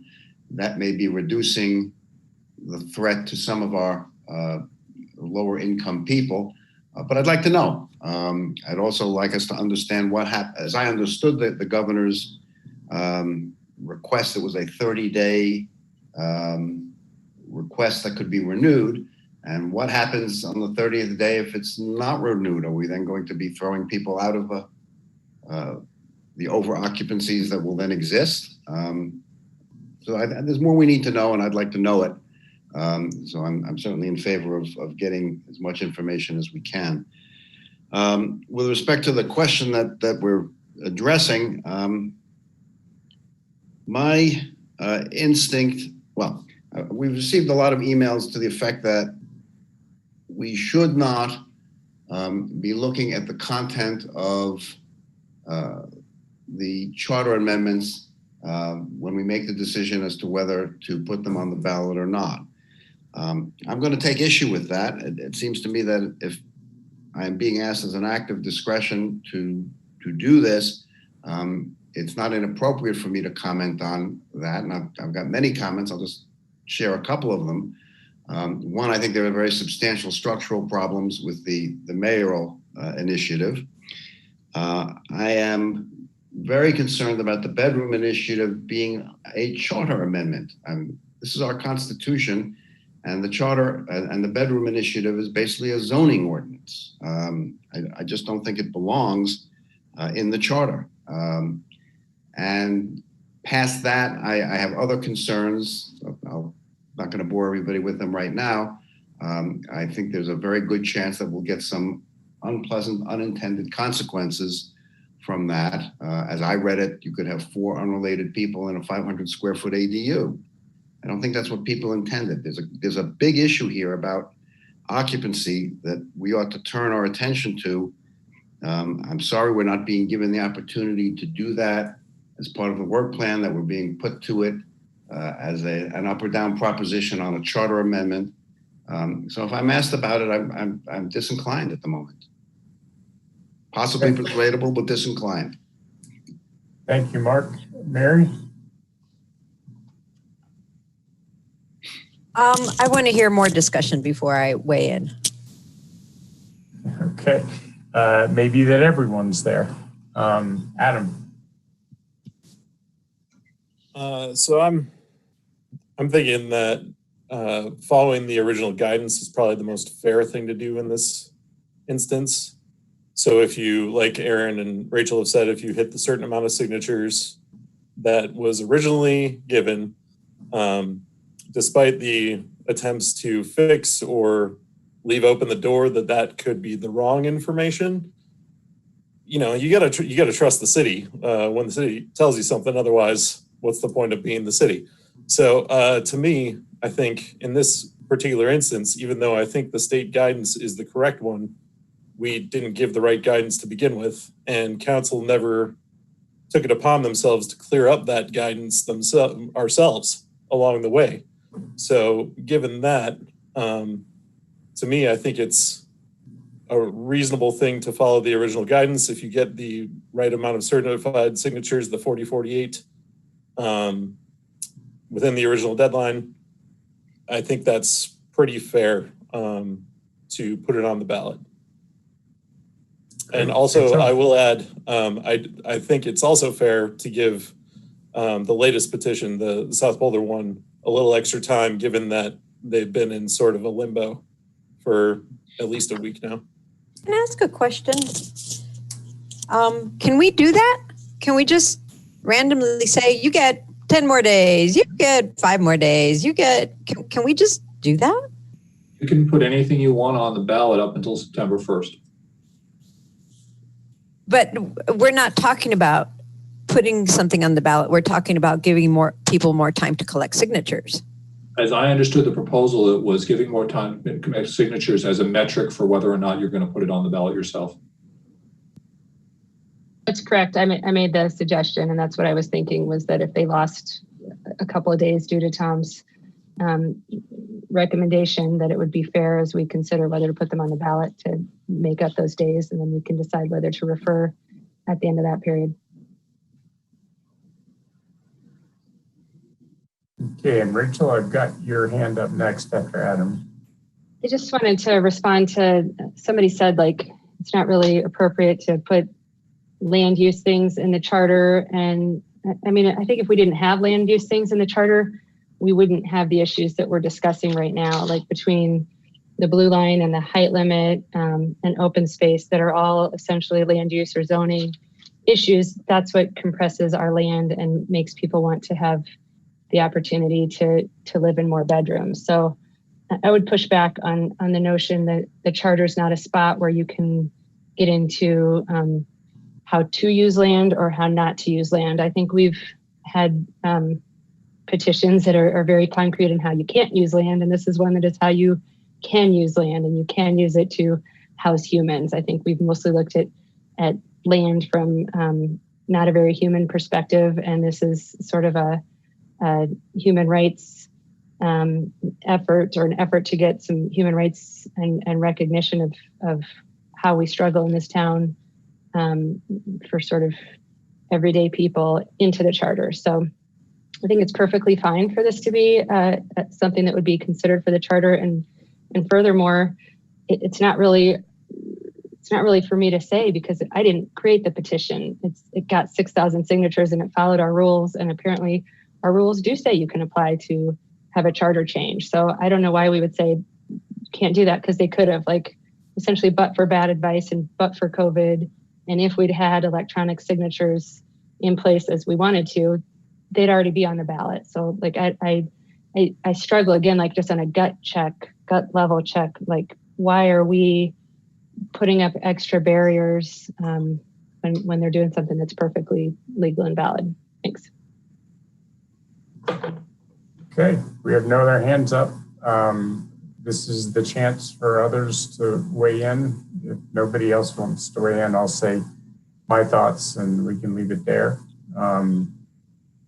Anybody else want to speak? Yeah, I just want to come back to the dates because that's kind of what's troubling me. You know, on April 20th, our city attorney's office told one of the charter folks what the alternative date was. And that was 3 months ago. And they made a decision to follow guidelines that had been given a few weeks earlier as opposed to the new information. And they've had 3 months to, well, they had, I guess, 2 months after that in which to meet the June 21st deadline. So I'm struggling a little bit with the prejudice that they suffered, especially since they were told relatively early. And similarly with the mayoral petition, they were told 17 days after they pulled their petition on May 1. And 17 days later, they were told what the date was. And that date still hasn't come yet, so they've got a lot of time. So I'm struggling with the prejudice or the bias or the negative impact, since they were put on notice pretty early in their respective processes. What I would suggest that we do is place both these things before us for further consideration. On the bedroom one, I think it's been said by a few people, I agree with them, that there is the potential for unintended consequences that really haven't been considered. There is a question about whether something like this should go in the charter as opposed to be an ordinance. And I'd like to see a discussion by council and the community over the next few months. I'd be in favor of having a working group appointed of diverse people who can consider the pros and cons of increasing occupancy. There may be parts of town that it's really going to be great for, and other parts of town that there may be some impacts. I'm thinking particularly around the Hill. And so I think that this is worthy of a more lengthy discussion. I think it is not only our prerogative, but our obligation to look at the substance of these things when we're being asked to exercise our discretion. If these measures have been put on pursuant to applicable law with the right number of signatures by the right date, then we wouldn't be having this discussion. But that seems to not have happened with respect to at least one of them, and it may not happen with respect to the other two. But that doesn't mean they're not worthy of further consideration and discussion, especially when seemingly, we haven't confirmed the numbers yet, but seemingly thousands of people have expressed an interest in this topic. So I think we should take these topics up. So I'll break them down. With respect to the bedroom one, if there's not a majority on council to refer this to the ballot, I think at a minimum we should right away, not waiting until next year necessarily, form a working group and ask Jane if she can staff this up and have a discussion in the community about whether we should change occupancy, and if so, how and where and why. The mayor one I think is flawed. It's an interesting proposition, and it does have to be a charter amendment. That unlike the bedroom one, which doesn't have to be a charter amendment. The mayor one, if we were to take up ranked choice voting and direct elected mayor, would have to be a charter provision. There's no way around that, because the method for selecting the mayor and for voting is in the charter, so we'd have to amend that. Unfortunately, I think there are a number of internal conflicts in the charter amendment that's before us, and I think some of it just, quite frankly, doesn't work. So I think that one needs to be worked over. I've actually started talking with them, and I'm working with them to see if there's some fixes. I think other council members have expressed an interest in joining in that process.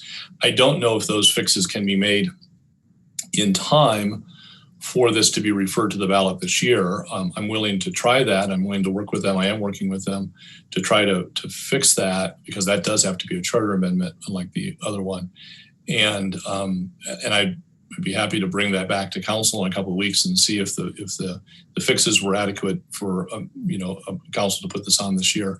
And if there's not a majority in council that wants to put it on this year, that work won't be wasted, because that proposition could presumably be brought back next year, perhaps even as a council referral. Perhaps we could take that to the charter committee next year and ask the charter committee and council if they would put it on the ballot themselves. And if not, then the petitioners can petition using electronic petitioning. So that's, I think, how I would address that one. And I do agree that it's unfortunate that the third charter amendment, the one related to this CU, was given different advice from the first two. And I think we should be consistent here. So I think I heard a majority of us say that state law should apply. So I think state law should apply for them as well, which I believe means that they have until August 5th. They have to get 8,000 signatures. I would not be opposed to the proposition that was raised that they be given extra days. Obviously, we can't change the charter. I don't know what that means as far as threshold. And I do have the same concern on that one as I do on the bedroom one. I'm not sure, regardless of how we might feel about occupancy or on CU South annexation provisions, I don't think that either one of those things belong in the charter. They're both worthy of discussion. They may ultimately result in an ordinance or other decisions by council, but I don't think either one of those goes in the charter. So even if they were given a few extra days and they got a few thousand signatures, if they fell short of 8,000 signatures, I'm not sure I'd be keen about putting on a charter amendment for that, but I am keen about continuing the discussion. In fact, we will have a continued discussion about CU South annexation. That's on our work plan, and we will have that discussion. So I think there will be plenty of opportunities for community engagement around that topic. So I guess that's kind of where I'm at. I'm not inclined to refer the bedroom measure for the reasons I've stated, not inclined to refer the CU South one for the reasons I stated, and I'm willing to try to improve the mayoral one and bring back to council and see if there's a council appetite referred this year, or if there's a preference to do that next year. Thank you, Bob. I've got Aaron and Judy. Aaron?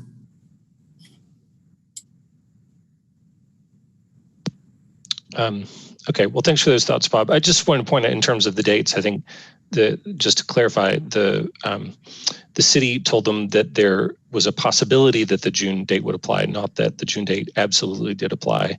And they also said that they were going to continue to recommend or accept the signatures through August 5th. So, and like they, I think, gave to us in our own presentation. So it's not like that the city changed the guidance, it's that they made an announcement that there was some chance that June 5th might end up being relevant. Just wanted to clarify that. Great, thank you. Jenny? Me, Sam? Yes, Jenny. Sorry. Thank you. I just have a question, and I think it's about the proposition that, if we...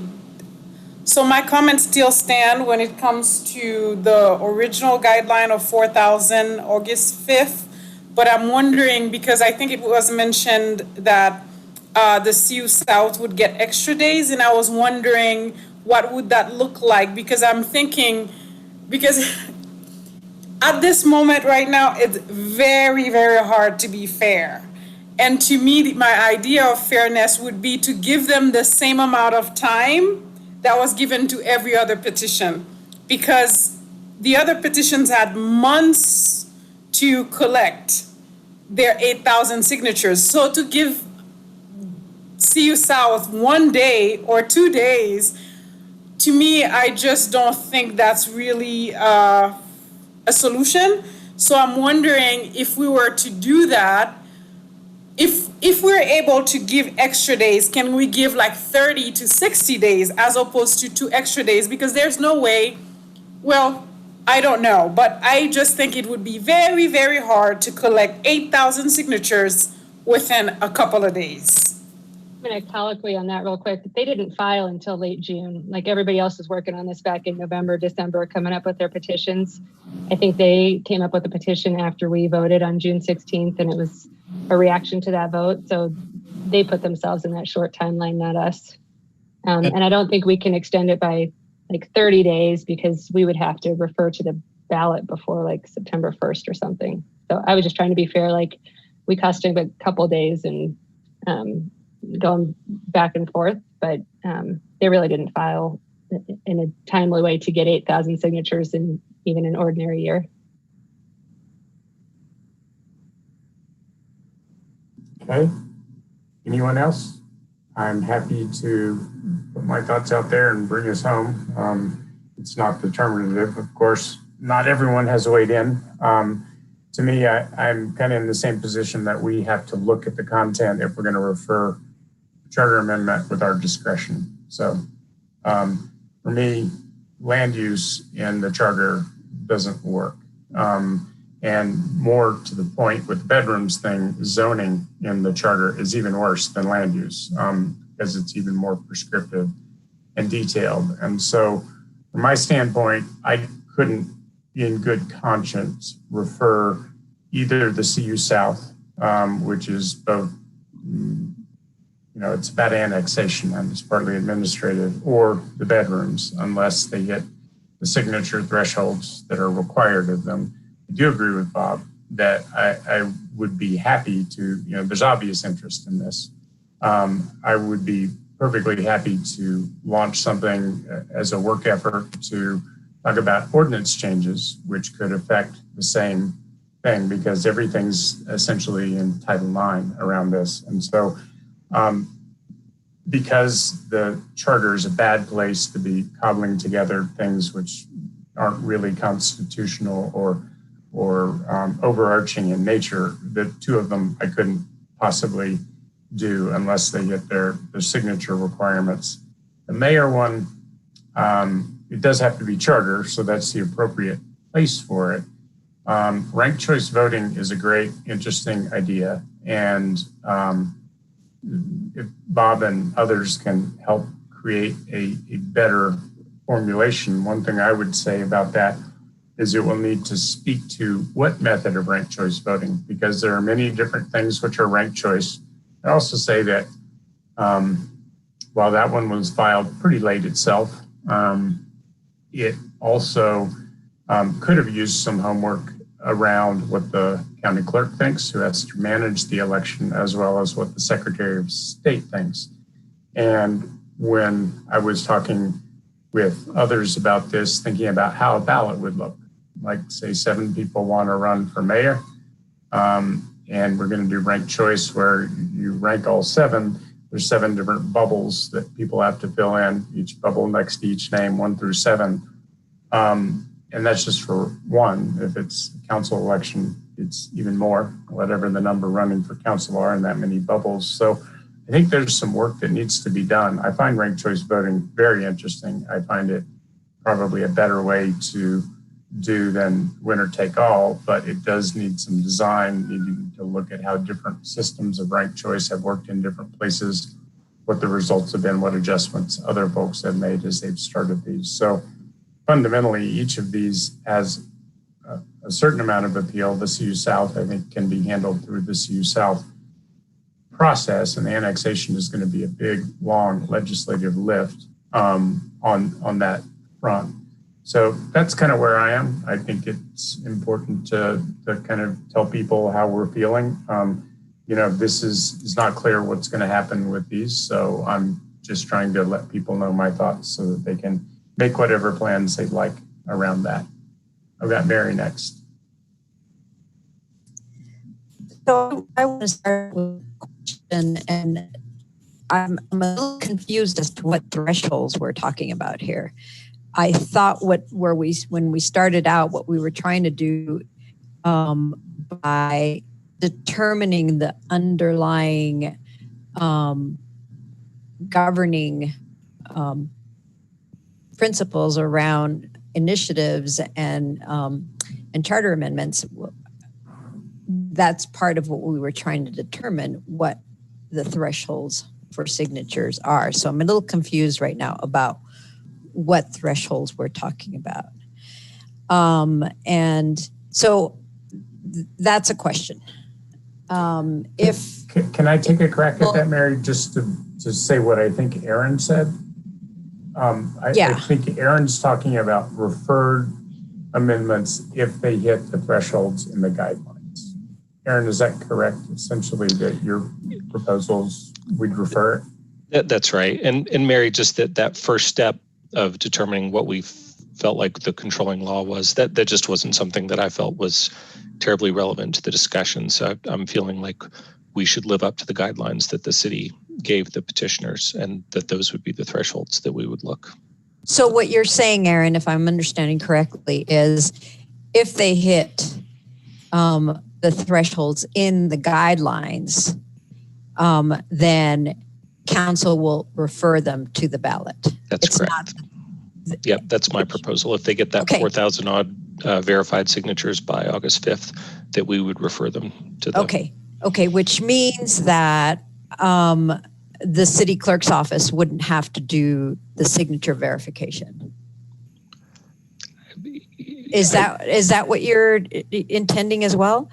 I mean, I am thinking about validating the signatures. I mean, I'm open to discussion on that, but the original guidelines were 4,000 odd validated signatures, not gross signatures. So I would be thinking about following that process still. In which case, based on your proposal, because we would still be referring them to the ballot, the validated the threshold of validated signatures doesn't really have to follow any clear law. It just needs to follow what we determine is the threshold for us to put it on the ballot. Is that's right? Saying? Yeah, that essentially I'm proposing that we as a council set as criteria for us putting it on the ballot that they met the original guidelines. Okay, cool. Thank you for that clarity. Sure. I'm really wanting clarity tonight. So I agree with pretty much what Bob and Sam have said about the measures regarding the CU South. It does seem like an administrative issue that really doesn't belong in an initiative. And so that's, I agree with Bob and Sam there. On the mayor one, I do think that it's trying to accomplish too many things and that the homework wasn't done.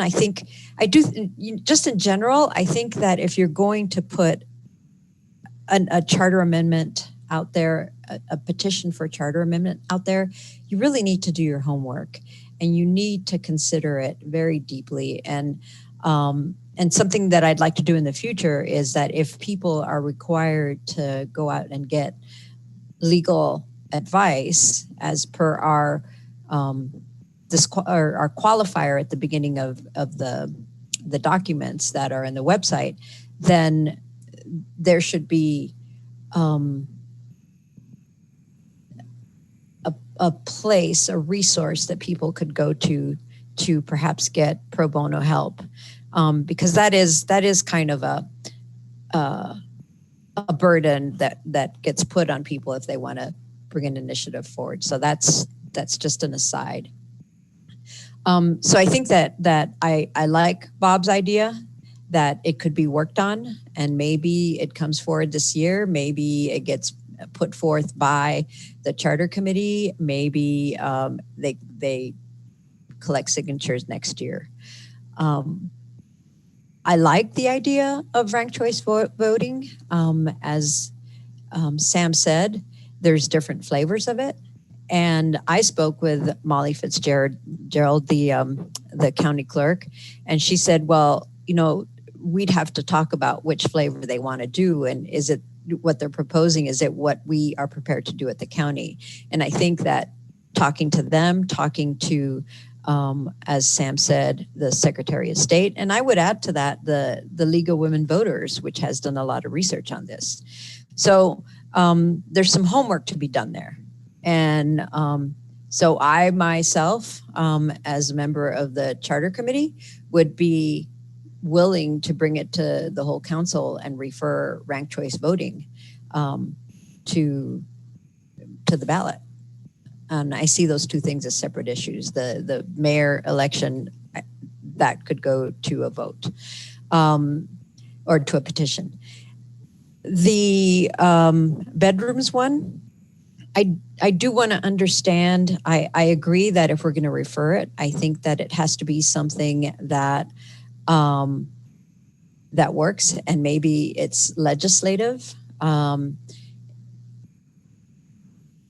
I want to understand the unintended consequences, because I do think that without putting some sort of an affordability cap on it, or an affordability restriction on it, somehow similar to how the ADUs were done, I think you would just have escalating room costs.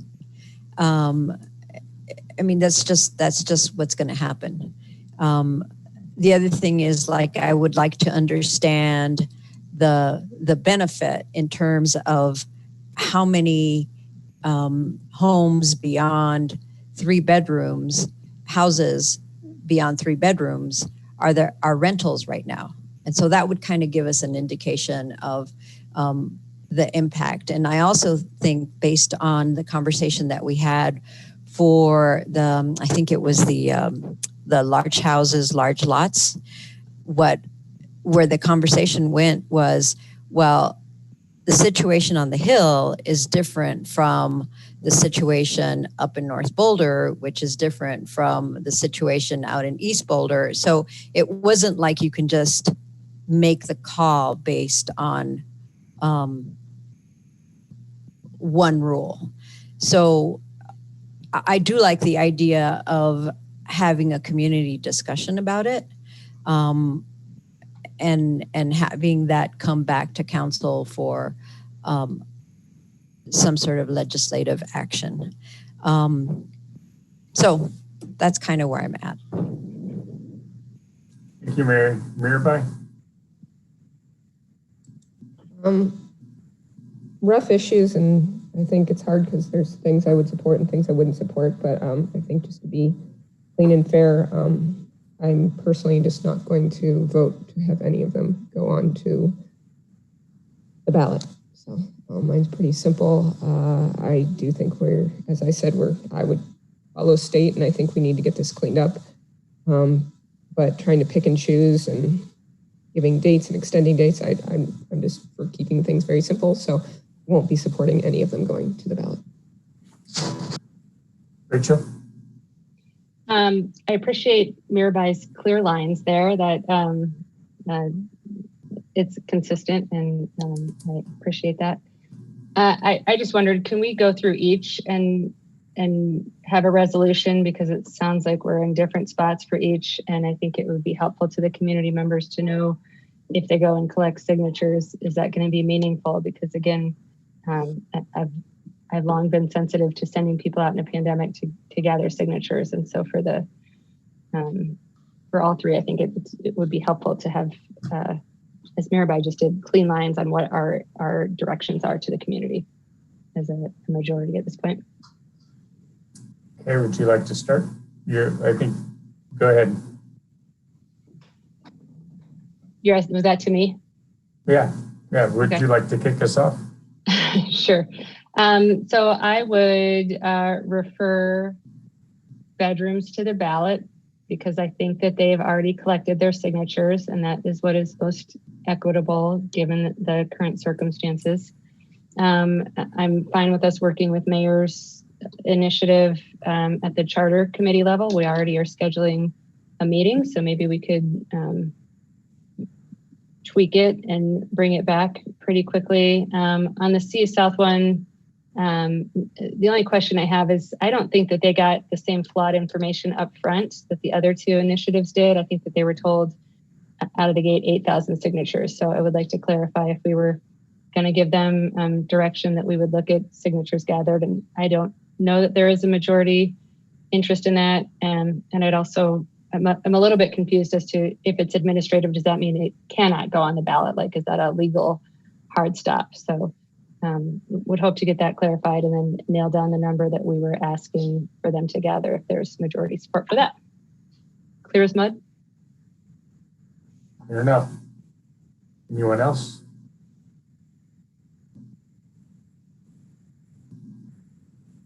Aaron.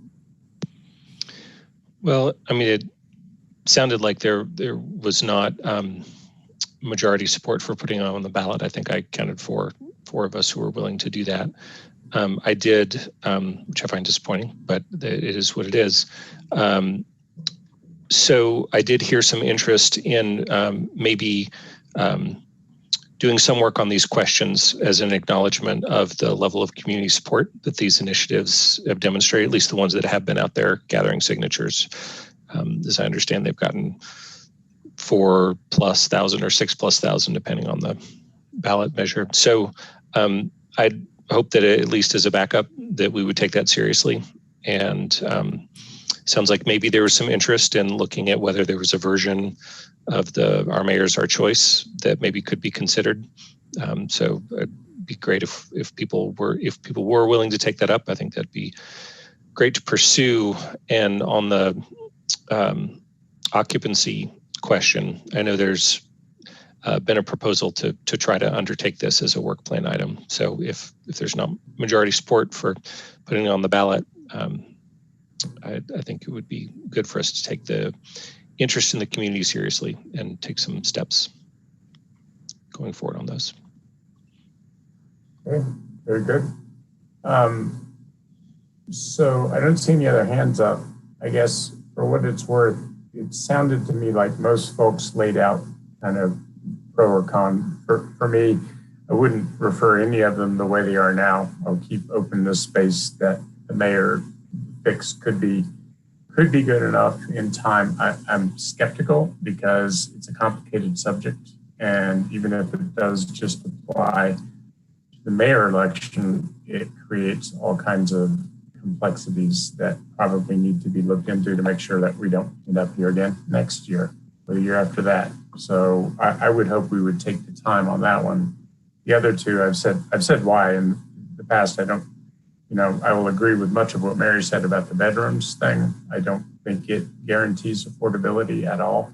If you're in a situation where the demand curve is inflexible because you've got a ton of demand for the good, in this case, places to live, it's going to cost as much because landlords are going to say, I charge by the room. I have another room. I'm going to charge more. Everybody's now going to be on the lease. So I think there's a reason to work it over in a process to make sure that both it's affordable and that, it's going to have different impacts in different parts of the city and that we consider that and we consider how that works.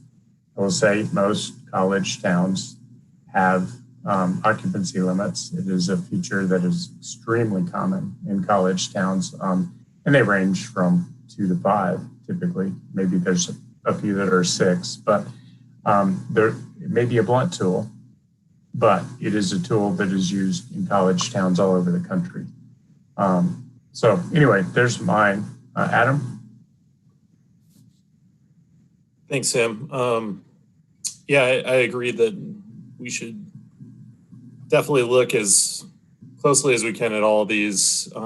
Maybe the Save South Boulder, since that's already on the work plan, that doesn't apply. But I just want to sort of vent a little bit about my disappointment in having punted the occupancy thing to this point when we've been asking, or at least Housing Advisory Board asked several years ago to try to get this out there in the open and legislate it.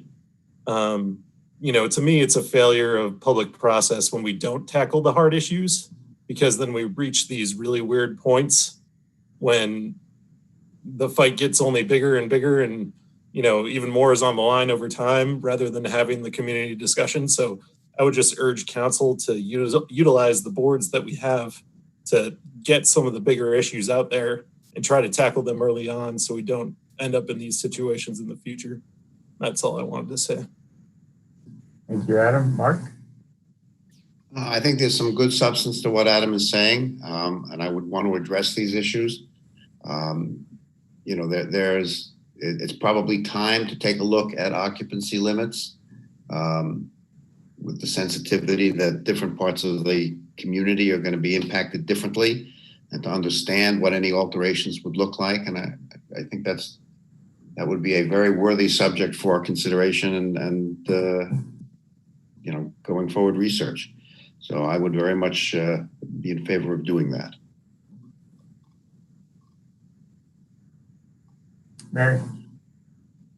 Yeah, thanks, Adam. And I think that the working group approach could be very helpful because it could establish goals. Like one of the goals that has been articulated by the bedrooms folks is that they want affordable places to live. I think that their measure would not accomplish that for the reasons that I've already stated. Landlords will want to make more money and they will just raise the rent. They'll be able to make more money. So it won't necessarily provide that affordability, but if we had the community discussion and that was part of the goal, then I'm pretty certain that we could come up with something that we could all agree on. And maybe it wouldn't be the same on the Hill as it would be in North Boulder, as it would be downtown, but I think that would be part of the conversation. And the goals would be really, really important to establish up front. So that's just all I had to say. I am seeing no more hands. We have touched on each of the three buckets. So if it's okay, I want to ask Tom a question or two. Tom, if you're still around, one of the questions I want to ask just for formality is we had 6 council members who were more inclined to use the state rules, and we had 3 that were inclined to use the signatures gathered as a guideline to have council refer things to the ballot. Is there enough clarity in that to govern how each of the measures are treated by the city going forward? Yes, I think so. Yeah. What I take that is we will communicate to the to the CU South folks tomorrow that they can begin. Well, I'll ask the clerk to certify that to begin collecting signatures with a notation that we still think it's administrative, legislative, and probably shouldn't be on the ballot. We will ask the clerk to count the signatures if they submit them, and we'll report to council how many signatures we get. Okay, very good. And I guess the only question I have for you about counting is, it seems like there might be an impetus for one of these, which might hit the 1 sig threshold for the guidelines. Are you going to have the clerk certify signatures for all 3 petitions? That would be my recommendation. I'm not sure the clerk has the capacity, but we'll try. Okay. That's the reason I ask. If we're going to end up in a place where referral is the way that something gets to the ballot of these 3, it would seem like if the number turned in was below the threshold, that counting would be an exercise in futility, because if the raw number is below, then the certified number is going to be below that. So I guess all I'm trying to ask, and maybe staff can come back to us with this before they start counting, is which ones do we want to certify? Because that is a laborious process, and if it's worthwhile. So I just put that out there. I don't think we have to resolve it tonight, but do we want these certified? Maybe we do in the case of a lawsuit. Maybe there's a value to it. That's why I was asking the question. Yeah. Well, so Sam, for the June 5th deadline, we decided to count all the signatures, even if they didn't have enough to meet the total, because we had that 10-day period where they could submit additional signatures. For the August 5th deadline, there is no additional period. That's the deadline. State law says 90 days before. So if you take that, so if they don't submit by the deadline, August 5th, then they don't submit enough signatures. I don't see a reason to count them. But if they submit more than 4,048 signatures, then I would recommend that we count them and see if they're there. Okay, good enough. And so we will be treating these with deadlines that are per the state law deadlines as far as what you tell to the petitioners, correct? I thought we were going to use the guidelines deadline, the August 5th deadline. That's what Aaron suggested for the matter of whether to refer something. Yes. As far as what gets on by qualification of enough valid signatures, I thought the state law controlling means that we were after AD 96 for, not for referral, but just for being on the ballot. That's correct. I'm sorry, I misunderstood your question, Sam. Council's direction applies state law, and state law is 8096 and 90 days to gather signatures. Great. Okay, so I think all the action remains around the potential for referral. That's my summary. We've got various opinions about referring and not referring. There's also some conversation around taking up these matters because of the obvious public interest that could result in potential charter amendment proposals if the mayor / ranked choice voting doesn't get on. It may still. And then if the bedrooms petition doesn't get on for the election, there seemed to be a pretty healthy appetite for doing something in the work plan on that one. And what I think I heard was most people saying that if the CU South doesn't hit the signature amounts, then there is a ongoing process around the annexation. So we've gotten through all that we set out to do with this conversation. Rachel did have one other point I want to flag, which is a conversation about the governor's executive order. So I believe that a first step is to get a copy of that to everyone. Rachel has sent it out on hotline, but Mary requested that we all get a copy. So if we could get a copy of that order, that would be helpful. Rachel, was there anything else on that? I mean, I think council will take it up later, but is there anything else you want to put out there about that? No, I think I said it all earlier.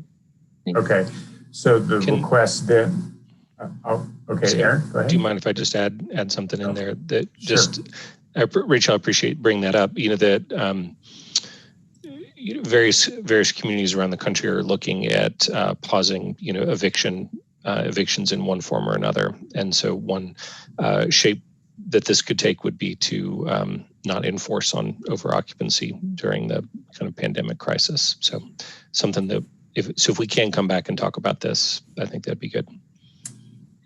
Okay. Mary and Aaron, was that your comment? Your hand's up. Do you want to come back? That was it. Yeah. Okay, great. Mary?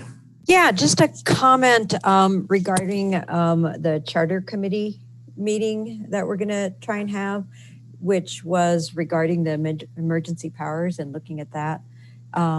When I said that I would be happy to have the charter committee take a look at our mayor, our choice, I was intending it to be next year when we start to look at ballot measures for next year, because I do think it's a complex proposal that both of them actually, ranked choice voting and our mayor, our choice, and I think they need to be separated. they're complex enough that I don't think we could knock it off in a 1-hour meeting next week. But certainly look at it next year as we start to look at ballot measures. Very good. I think that's everyone. No, yep, that's everyone. So, Tom, I'll turn to staff. Tanya, are there other questions you have for us? Not for me. Thank you. Okay. Sir, For me. Aaron?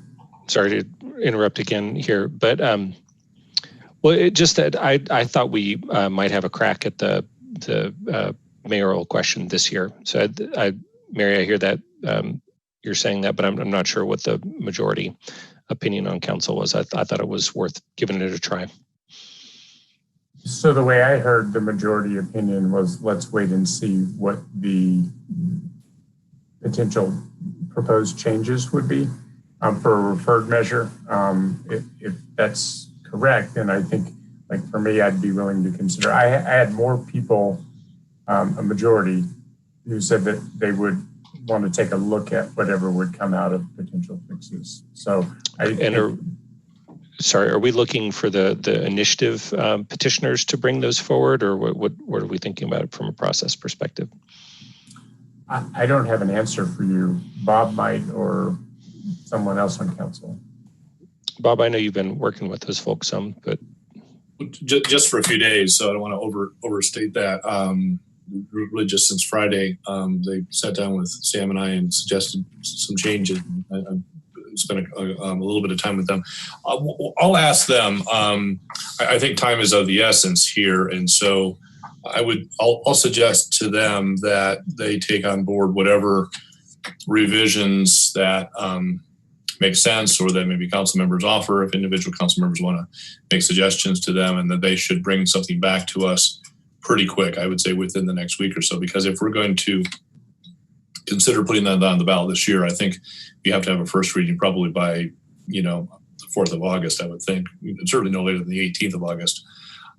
So I'll leave the timing to them, but I think if they're going to make some revisions, they should give it their best shot sometime in the next week or so, and then send that to council, and perhaps CAC can, if they do that, CAC can schedule it for a brief discussion, and council members can then decide whether they think the revisions were sufficient to put it on, or whether, as Mary suggested, it should be deferred to next year and to the charter committee.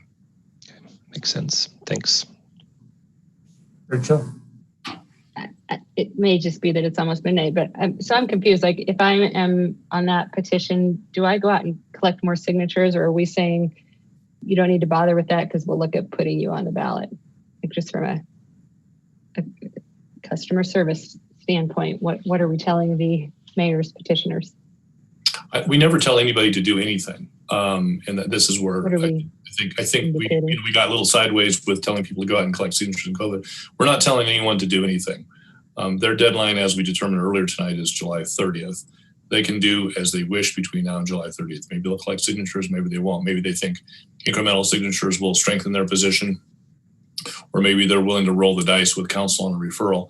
That's their decision. I don't think we are telling them to do anything or not do anything, other than I think there seemed to be some council members who signaled a willingness to look at the revised petition if they brought it forward pretty quickly. I guess maybe stated differently, do we care how many signatures they have when we're looking at that referral? Like, are we saying we like enough of that we're going to look at referring?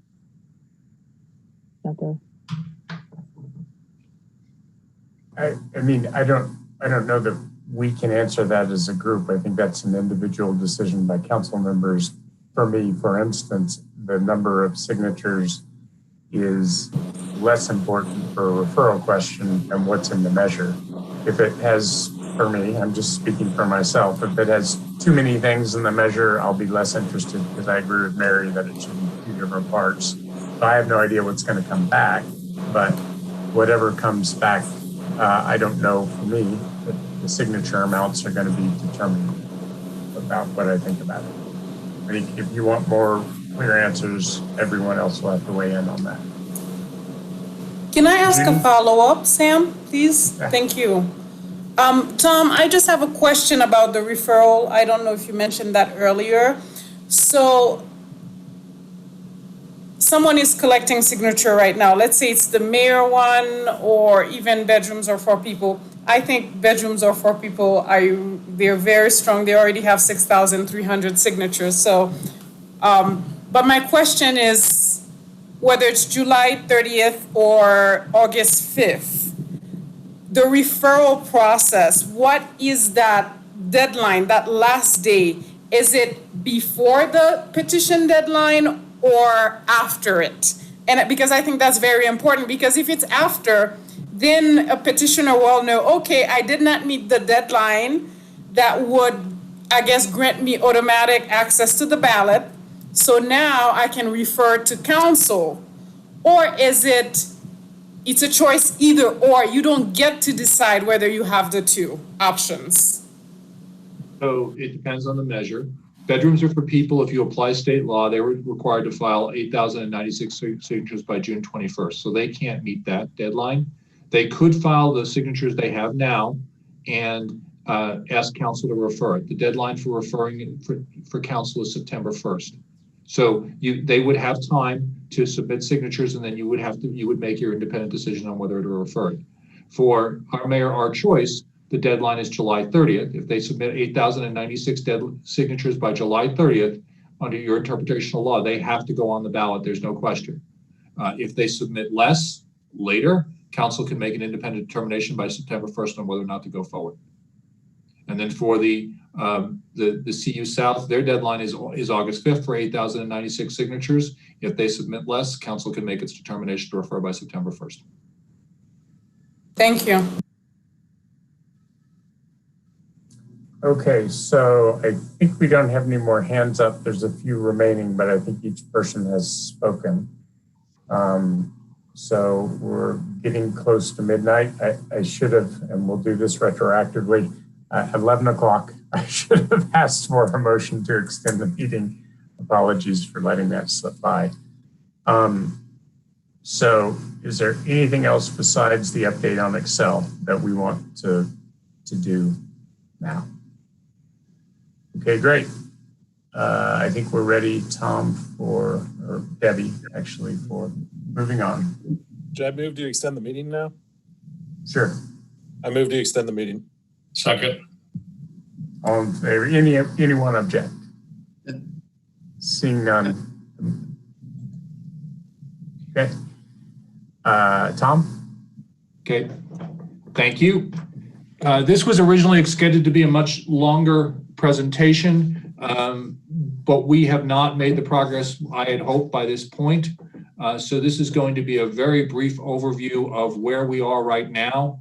I'm hoping, I intend for the next presentation to take an hour and describe where we actually are in the negotiations. So at my last presentation was June 16th. Between April 20th and June 19th, there were 15 meetings. Since then, we have 10 more scheduled through Friday, which a total of 25 meetings. Bob, Sam, and Alice have been at 7 of those 25 meetings. There have also been 1 to 3 meetings a week internally. And then we started 2 meetings a week on May 25th. We've scheduled 3 meetings. So there's 3 meetings scheduled this week. We got the community input. What we're trying to do is to take the community input and translate that into positions that we can work out with Excel. These were some of the main topics we got from the community. And we are still focusing on the key goals, the key elements, the carbon goals, distribution system planning to help implement those goals, undergrounding, information sharing, the right to terminate the franchise after 5 years, and preservation of legal engineering status to the extent possible so that if we do terminate, we can still proceed with condemnation. And that is my report. Thank you. Any questions from council? Great. Seeing none, is there anything else we should touch on before we adjourn the meeting? Okay. Seeing none, this meeting is adjourned. Thank you all very much.